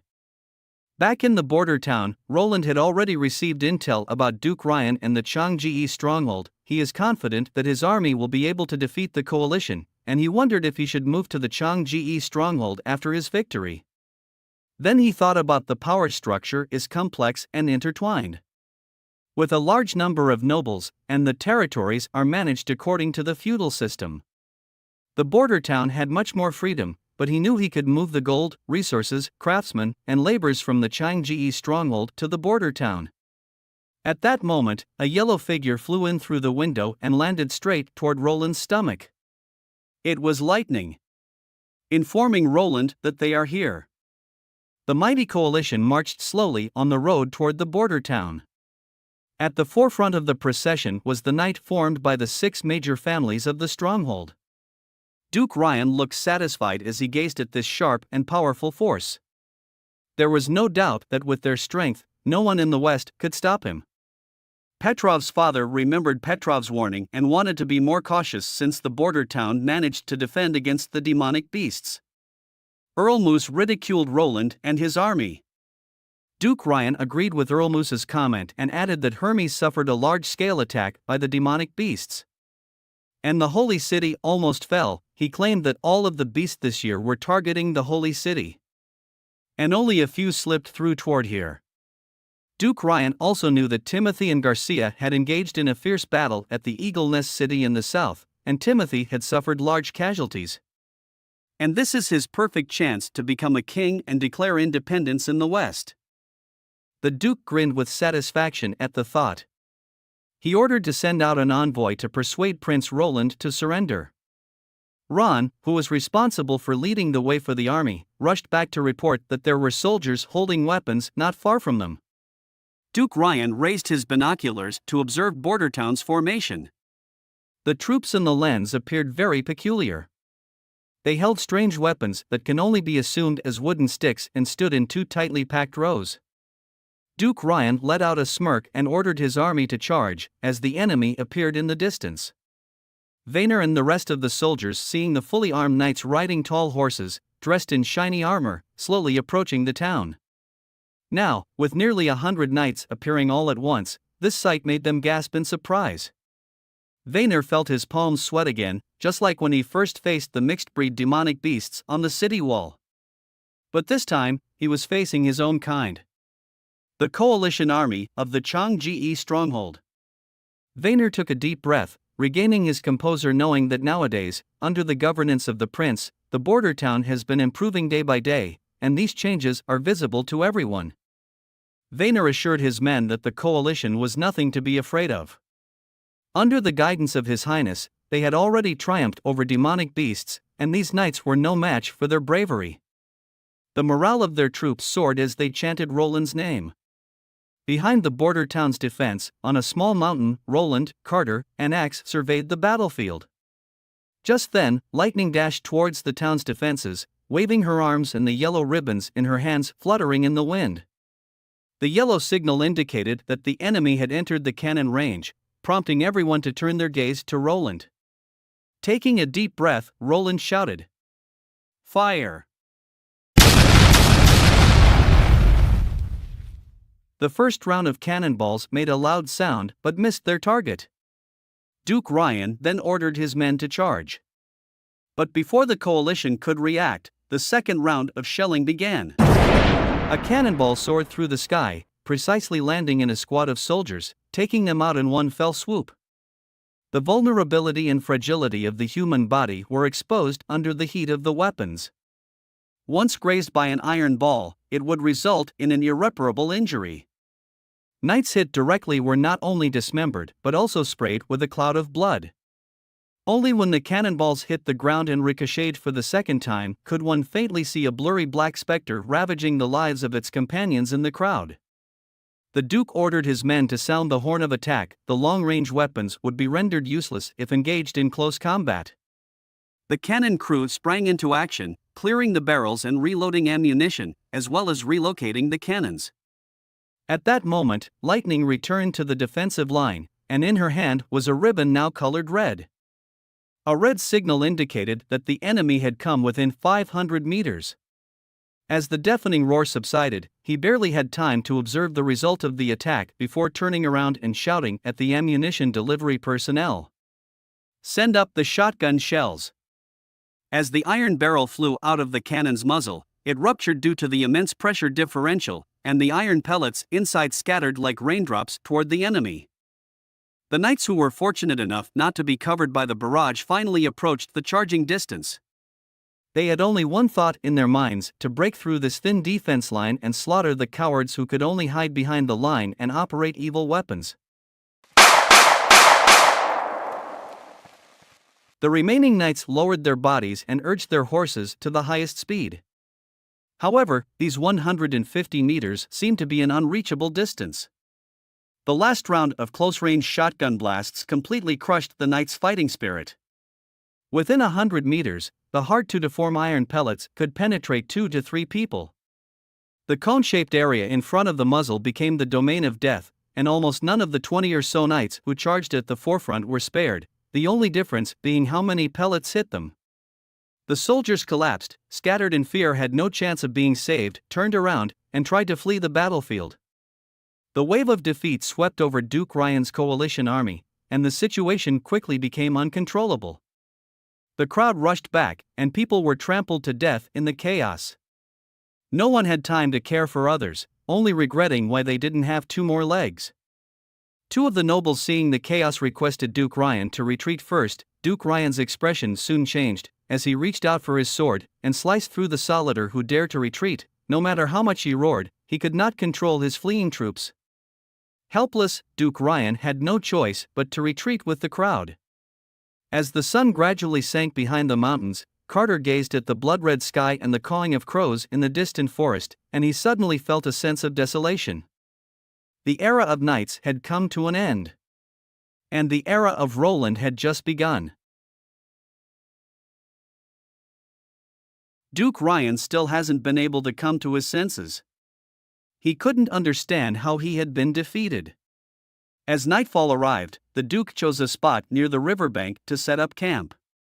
The scattered knights and mercenaries eventually gathered around the torches, but a large portion of the group remained missing. Carter and Axe lead a group of musketeers closely following Duke Ryan and his defeated army. The witches had played a vital role in this triumph, and as Roland reminisced about his witch army, he couldn't help but feel elated to the point where his mouth started to water. Anna suddenly appeared behind Roland on the ship deck, and he was caught off guard. Roland began to panic, frantically waving his hands around, and insisting that he wasn't doing anything. Anna smiled and handed over her handkerchief. As it so happened, Roland found himself spending the night in the company of witches. As darkness descended, Nightingale nestled to his right, while Anna slumbered peacefully on his left. Despite the cozy company, Roland found it challenging to drift off to sleep. It appears that Roland wasn't the only one struggling to catch some shut-eye that night. In a moment of kindness, he taught Anna a simple trick for falling asleep, counting sheep. Nightingale, on the other hand, watched on as Roland shared his knowledge and then pretended to sleep. However, the morning brought with it some unexpected consequences. Anna, Nightingale, and Roland all awoke with dark circles under their eyes, evidence of a restless night spent counting sheep. It seemed that the trick hadn't worked quite as well as Roland had hoped. Inside the largest tent at the campsite, the 5 noble families had gathered together, their faces etched with worry and fear. All eyes were fixed on Duke Ryan, who appeared equally troubled and pale-faced. The atmosphere in the tent was tense, with a sense of unease hanging heavily in the air.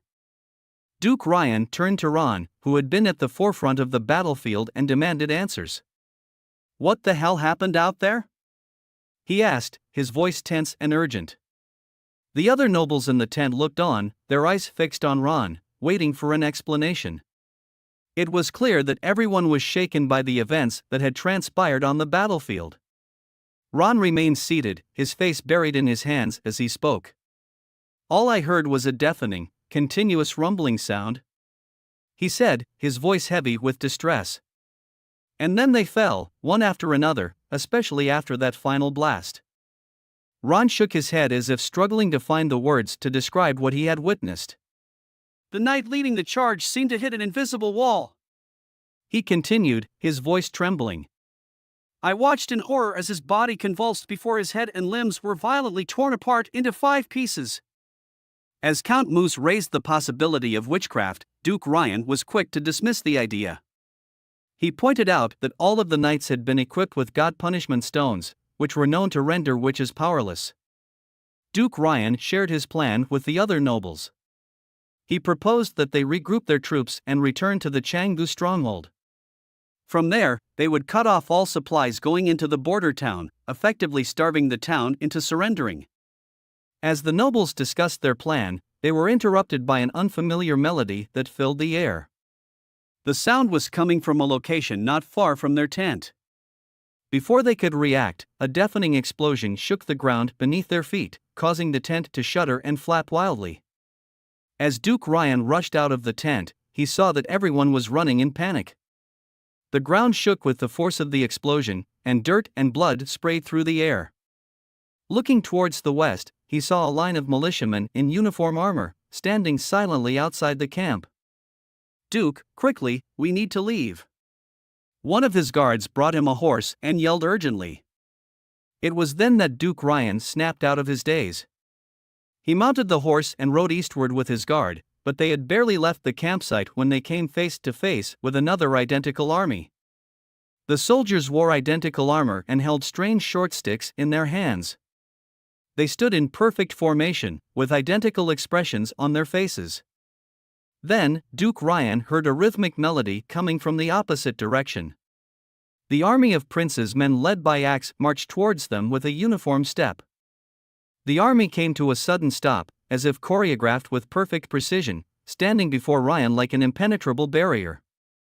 Then, to his horror, he saw them raise their weapons, short wooden sticks that looked innocent enough until he heard the deafening series of thuds that followed. As the Duke fearlessly approached the wall of soldiers, the pounding sounds reverberated through his body like a thunderous drumbeat. He staggered back, feeling the impact of each blow on his chest and stomach. Suddenly, a paralyzing weakness consumed him, causing his body to convulse and collapse off his horse. Despite his valiant efforts to speak, no words escaped his lips. His throat burned with a thick, sweet, and bloody fluid, leaving him gasping for air. In the end, darkness took him, enveloping him in an eerie silence. After the successful assassination of Duke Ryan, Roland and his men made their way towards the Canggu stronghold. To their surprise, they encountered little resistance and were able to easily take control of the fortress. Now came the most exciting part, the looting process. The group meticulously searched through every nook and cranny of the castle, pillaging everything in their path. As they approached the treasure room, their hearts raced with anticipation. Inside, they found stacks upon stacks of gleaming gold, a treasure trove beyond their wildest dreams. Shortly after, Carter informed Roland that Petrov is requesting to meet him. As Petrov made his way to the castle district in the east, he realized that half an hour had already elapsed. It was then that he came across a group of unfamiliar militia standing in front of the Lord's castle. These soldiers were unlike any he had ever seen before. They were not adorned in polished armor or embellished with cloaks and ribbons. Instead, they held peculiar-looking short sticks with pointed spears affixed to the top. Despite their unorthodox weaponry, their disciplined formation in two neat rows exuded an air of menace and intimidation. Petrov already had planned for the worst. As Petrov entered the hall, he saw the fourth prince seated at the head of the table, scribbling something down. When the prince looked up and saw Petrov, he paused for a moment before breaking into a smile. Roland motioned for Petrov to take a seat, and Petrov breathed a sigh of relief knowing that his father was unharmed, having been one of the first to surrender. Grateful for Roland's mercy, Petrov offered to pay any amount of ransom to secure his father's release. However, Roland shook his head, indicating that he had no interest in gold. "I want livestock and people," he said. Petrov was taken aback by the request. "It's simple," Roland explained, handing Petrov a scroll. "I want masons, carpenters, farmers, and serfs. You can use the values on the scroll to calculate, but the total must be at least 3,000. He smiled slyly. "Oh, and by the way, since your father is the highest-ranking captive we have, his value is also the highest." Petrov couldn't believe what he was hearing. He had expected Roland to demand a hefty ransom, but instead, he was asking for laborers and peasants. Petrov's eyes widened at the sheer amount of livestock and people Roland demanded as ransom. He quickly calculated in his head that the requested value of 3,000 meant he would need to provide either 1,000 cattle or 300 skilled masons to secure his father's release. Petrov, a shrewd noble who was no stranger to the world of trade, was presented with an intriguing problem. He was given a limited number of cows and stonemasons, and tasked with finding the optimal solution to meet a target of 3,000 points while keeping costs to a minimum. The challenge was not an easy one. The various combinations of cows and stonemasons available presented countless possibilities, and finding the best one would require careful analysis and calculation. Roland held up one finger, indicating that he is only willing to give Petrov 1 day to make the calculation, and a week to arrange, since Roland will only be staying here for less than a week. Petrov pondered about the time frame, but suddenly the prince's words shocked him. Did the prince say he is leaving? Petrov's mind started racing. He knew for a fact that Duke Ryan have fallen in battle, and the stronghold now belonged to the prince. Why would he want to leave? Was this magnificent fortress not good enough for him? But no, that wasn't the point. The real issue was, if the prince left, who would manage this grand city? Petrov's mind raced with questions and concerns. He couldn't believe the prince would just abandon his newfound stronghold and all the opportunities it presented. Surely there was more to the story than what was on the surface. And yet, the reality remained: if the prince left, there would be chaos in the stronghold. Petrov couldn't let that happen. He had to find a way to convince the prince to stay, or at the very least, to appoint someone who could manage the city in his absence. Suddenly, a thought sprang to Petrov's mind, one that he knew he couldn't suppress any longer. "Your Highness." Petrov swallowed hard and whispered, "May I ask, does redeeming the Changji stronghold also have a numerical value?" Roland gazed at Petrov with a keen interest and suddenly burst into laughter. "You're the first person to ask me that question in such a way," he said, taking a sip of his drink and speaking in a relaxed tone. Roland is not asking for a ransom, but rather, what he called agency fees. Every month, Roland will be demanding 30% of taxable income from the Changji stronghold, and 1,000 value of resources, and the rest will belong to the agent. This was a once-in-a-lifetime opportunity for Petrov, and he was determined not to let it slip away. Before Roland allowed Petrov to respond, he asked what Petrov would do to those who opposed him, what his estimate was for monthly tax income, what his plans and measures were for developing trade and commerce, and how he could guarantee a value of 1,000 resources. Petrov racked his brain to answer each question in this series, while the expression on His Highness' face grew increasingly satisfied. Finally, he clapped his hands and said, "Well done, that will be all for today. Once you have determined the ransom amount of 3,000, you may come and redeem the count. Rest assured, I will take good care of him during these days." After the questions, Petrov's brain was fried, and Carter helped him leave the room. Roland looked at Nightingale, who had just appeared beside him. "Well, he's telling the truth for the most part," she shrugged. Roland was surprised to find such talent. He thought all of the nobles only knew how to fight on horses. He found the name of Petrov Helmon on the list and lightly circled it with a quill pen. He leaned back in his chair, and Nightingale came up behind him and voluntarily began to massage his shoulders with her hands. "Your Highness, are you really only staying here for a week?" Nightingale asked. "What's the matter?" Roland closed his eyes and enjoyed the tingling sensation in his shoulders. "Isn't this the largest city in the western region?" She whispered. "Don't you want to stay in this more prosperous place compared to the border town?" Roland's smile widened as he considered the question. He knew the power dynamics at play within the Changgu stronghold were complex, making it difficult for him to effect any major changes. However, that wasn't the real reason he had chosen to focus his efforts elsewhere. As Roland thoughtfully gazed off into the distance, he reflected on the fact that the church had deeply influenced the people of the stronghold, making it difficult for them to accept witches. His vision was to create a haven where witches could freely walk on the streets and live like normal people, and he knew that only the border town could achieve that. With a nod of agreement, Nightingale chimed in. "You've kept your promise, Your Highness." Nightingale suddenly turned her back and patted her chest, as if she is preparing for something. She could feel her heart pounding, and Roland was taken aback by Nightingale's sudden action. He had been so focused on his paperwork that he had not noticed her approach. Before he could react, she had pulled him closer and given him a quick kiss on the lips. Roland felt his face grow warm as Nightingale disappeared into thin air, leaving him alone and stunned in his seat. Roland was about to take a nap when the castle welcomed a special guest, the High Priest Taylor of the Changgu Stronghold Church. Roland instantly lost his drowsiness but still had a light blush on his cheeks from the earlier incident. The high priest Taylor is a middle-aged man who wears a white and blue ceremonial robe typical of the church. He is around 40 years old, and both his attire and appearance are immaculate. His manner of speaking and behavior resemble those of a courteous and refined nobleman. After Taylor bowed in greeting, Roland invited him to take a seat and instructed his attendant to serve tea. With a smile on his face, Taylor congratulated Roland on becoming the ruler of the western border and appeared unfazed by Duke Ryan's demise, showing little interest in who holds power. In his defense, the church seldom interferes in secular affairs. Roland then got straight to the point and asked about the purpose of Taylor's visit. Taylor had come to both congratulate Roland and offer his cooperation. He had offered to lend a hand in expanding Roland's territory and influence. Roland's expression turned into a frown.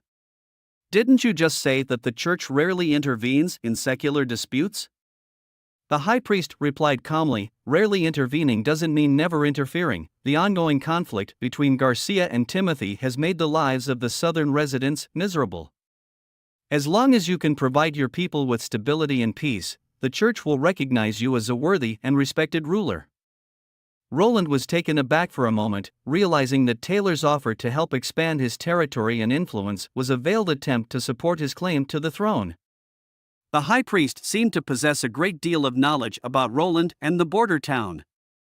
He commended Roland's bravery in defending the town and protecting his people. Roland didn't believe the high priest's reasons for offering his help, but at least his words confirmed that the church was keeping a watchful eye on this remote corner of the world, even during the long, isolated winter months when the border town was cut off from the outside world by heavy snow. The high priest took out a box with 2 pills from his pocket, one red and one black. He went on to explain that these were crafted by the church's alchemy workshop. The red pill could temporarily enhance the strength of Roland's subordinates, while the black pill could increase their endurance to pain, cold, and heat several times over. Before the priest left, he said that this was just the tip of the iceberg. The pills are just the beginning, and the church can offer much more help. Nightingale wasn't able to use her ability to spot whether the priest was lying since the priest was wearing a god punishment stone, but when Nightingale took a closer look at the 2 pills are sort of like a god punishment stone. The cavity wasn't circular, but rather like a series of black threads flowing through it, but it doesn't resemble the effect of a god punishment stone. Roland carefully wrapped the pills in a piece of paper and tucked them into his pocket. Roland had a strong hunch that the church had ulterior motives. On the surface, it appeared that they sought to expand their reach by garnering more followers and creating a stable country. However, something felt off. Instead of throwing their weight behind Timothy or Garcia, who was actively striving to unify the country, the church chose to support Roland, particularly after Garcia's decisive victory. The church's motives seemed self-serving, and while accepting their support may appear tempting, it could potentially worsen the already tumultuous conflict between the 2 kings of Grey Castle. The aftermath of such a scenario would be catastrophic: a rapid decline in population, the loss of wealth, and the flames of war engulfing the entire nation. The dream of unification would be delayed, perhaps indefinitely. It begs the question, what could the church possibly gain from such a destructive outcome? Rather than expanding their influence, they would likely face the destruction of their precious churches and a decline in their followers. It seemed a short-sighted and reckless decision. Roland had finally emptied the castle and fortress library, and he set out on his journey home aboard the little town. Roland had assigned Petrov's family to be in charge of the Changji stronghold. As Roland approached the border town along the Redwater River, the scenery on both sides of the river had changed. On the opposite side of the town, many people were busy working. Judging by their attire, they were likely the serfs who had been sent ahead to the border town. On the side closer to the endless mountains, many makeshift wooden sheds had been built. Roland guessed that these were the homes of the serfs' families. These people had been bound to the land for generations, and even their children were born into serfdom. With little hope, most lived numbly, driven not by a genuine desire to work but by the whip and chains of their masters. Undoubtedly, slavery was an enemy of industrialized production and a system that had to be abolished. However, Roland had no intention of waving his hand and making all of them free citizens. Instead, he aimed to provide a pathway that would offer them a glimmer of hope for upward mobility and the chance to become free citizens. Closing into the shore of the border town, enjoying the last bit of salty ocean breeze, Roland took a deep breath. A very unpleasant odor mixed in the air. Wait for a second, holy shit, it's actually shit. Roland vomited into the ocean and planned the most important changes to the border town. Returning to his office, Roland barked an order while holding a blueprint in his hand. He wanted to construct toilets and bathrooms. Toilet? Carter pondered for a moment. He said that the villagers don't need such facilities, they can just relieve themselves outside. The same goes for the serfs, they usually dispose of their waste into the river, allowing the water to carry it away. Roland realized it would be difficult to explain to them, as this was the norm for the people in this world. Carl took a closer look at the blueprint and asked the purpose of the pool in the back. Roland didn't hesitate and said he need to collect excrement. Both Barav and Carter were shocked to hear that His Highness wants to collect stools for farming. Imagine this, collecting the filthy dumps into buckets, spraying them onto the crops, then having them delivered onto the table where you put them into your mouth. Just thinking about it made the two vomit. The people in this different world have very little knowledge about fertilizers, and the vast majority of them believe that feces are a filthy substance that is only used to disgust others. They have never thought about its potential usefulness. Roland was well aware of the difficulties in using human and animal waste as fertilizer, which is far less convenient than chemical fertilizers. However, he had no clue about chemical industrialization, so he had to resort to using this purely natural organic fertilizer. As Roland drifted off into slumber, Nightingale materialized from the mist and gently tended to his bed, tucking in the sheets and covering his bare arm. She stood by his bedside, silently observing him for a fleeting moment, before tiptoeing across the creaky floorboards and disappearing into the shadows of her own room. "You're still awake?" Nightingale was taken aback to find Wendy seated by the bedside, engrossed in a book. "I'm afraid you'll do something wrong." Wendy glared at her, shooting her a sharp look. "His Highness is not a child, is it necessary to watch over him until he falls asleep?" Roland had already sent people to spread rumors of a witch organization in the border town. Nightingale wanted to make sure that no one is there to harm Roland. Nightingale picked up a damp towel and casually wiped her face. She then proceeded to untie the red belt, wrist armor, and clasp of her outfit, before finally taking off the white clothes. This outfit was the prince's latest design. The combination of a white hooded overcoat and a white suit seemed incredibly conspicuous, but he thought it was perfect for an assassin. After carefully hanging up her clothes and smoothing out every crease, Nightingale's alluring curves were enveloped in a light veil, with not a trace of excess flesh visible on her toned abdomen and thighs. "Did you even listen to what I said to you last time?" Wendy sighed. "Veronica, we are witches." "I know, Wendy." Nightingale nodded. "We are witches." Nightingale scooped up some water in her hands, in the reflection. She sees herself, in her heart. She knew that His Highness the Prince will marry a witch, he said it himself, and he didn't lie. She jumped onto the bed, and lifted her slender legs together, flipping her body over to Wendy's side.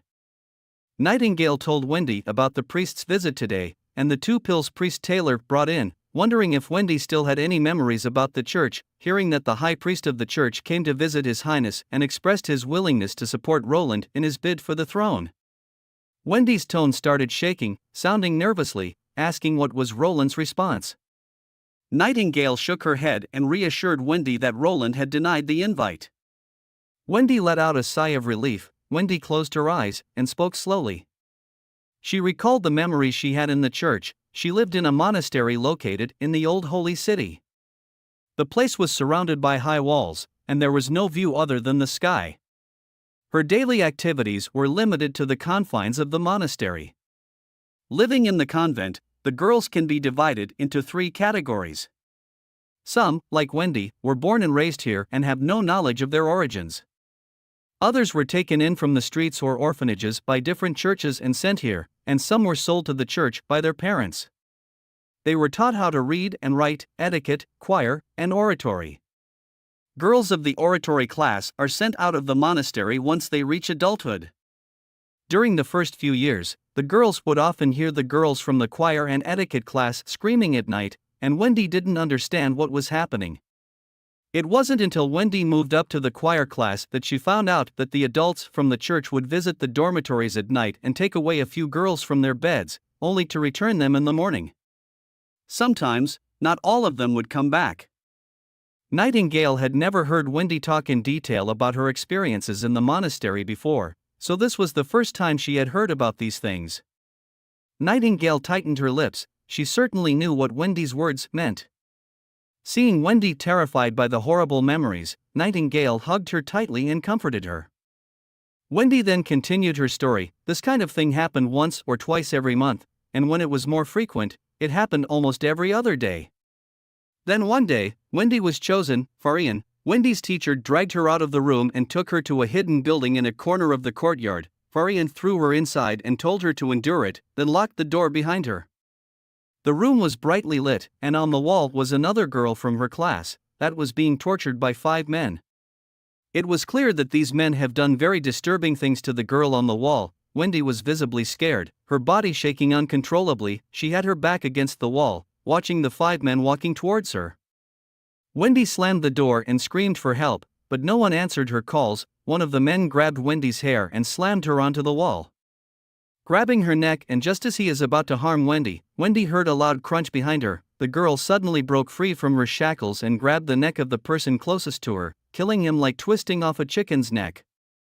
The other man quickly surrounded her, but it was no use. Even with God punishment stones, she killed them one by one. One of them had his limbs torn apart by her. Before he died, his last words were "super awakening." The guards were drawn by the noise and scream, and rushed into the room. Alongside was Farian. One of the guards drew his sword and swung at the girl. The church's standard armor was like paper in front of her, as she had already pierced through the chest with her bare hands.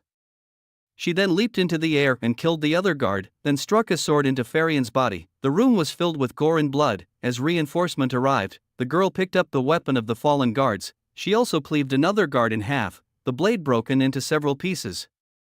All of the guards were chasing after the girl, and Wendy managed to escape during the chaotic scenes. Wendy then spent the next 2 years homeless, but during a winter, she awakened and became a witch. She heard that the church was burnt down to cover up the incident, and the girl that saved her was not sure of her whereabouts. Nightingale sighed deeply and embraced Wendy. "Now you have us. Sleep, Wendy." Wiping off the tear on Wendy, and hugged her tightly onto her chest.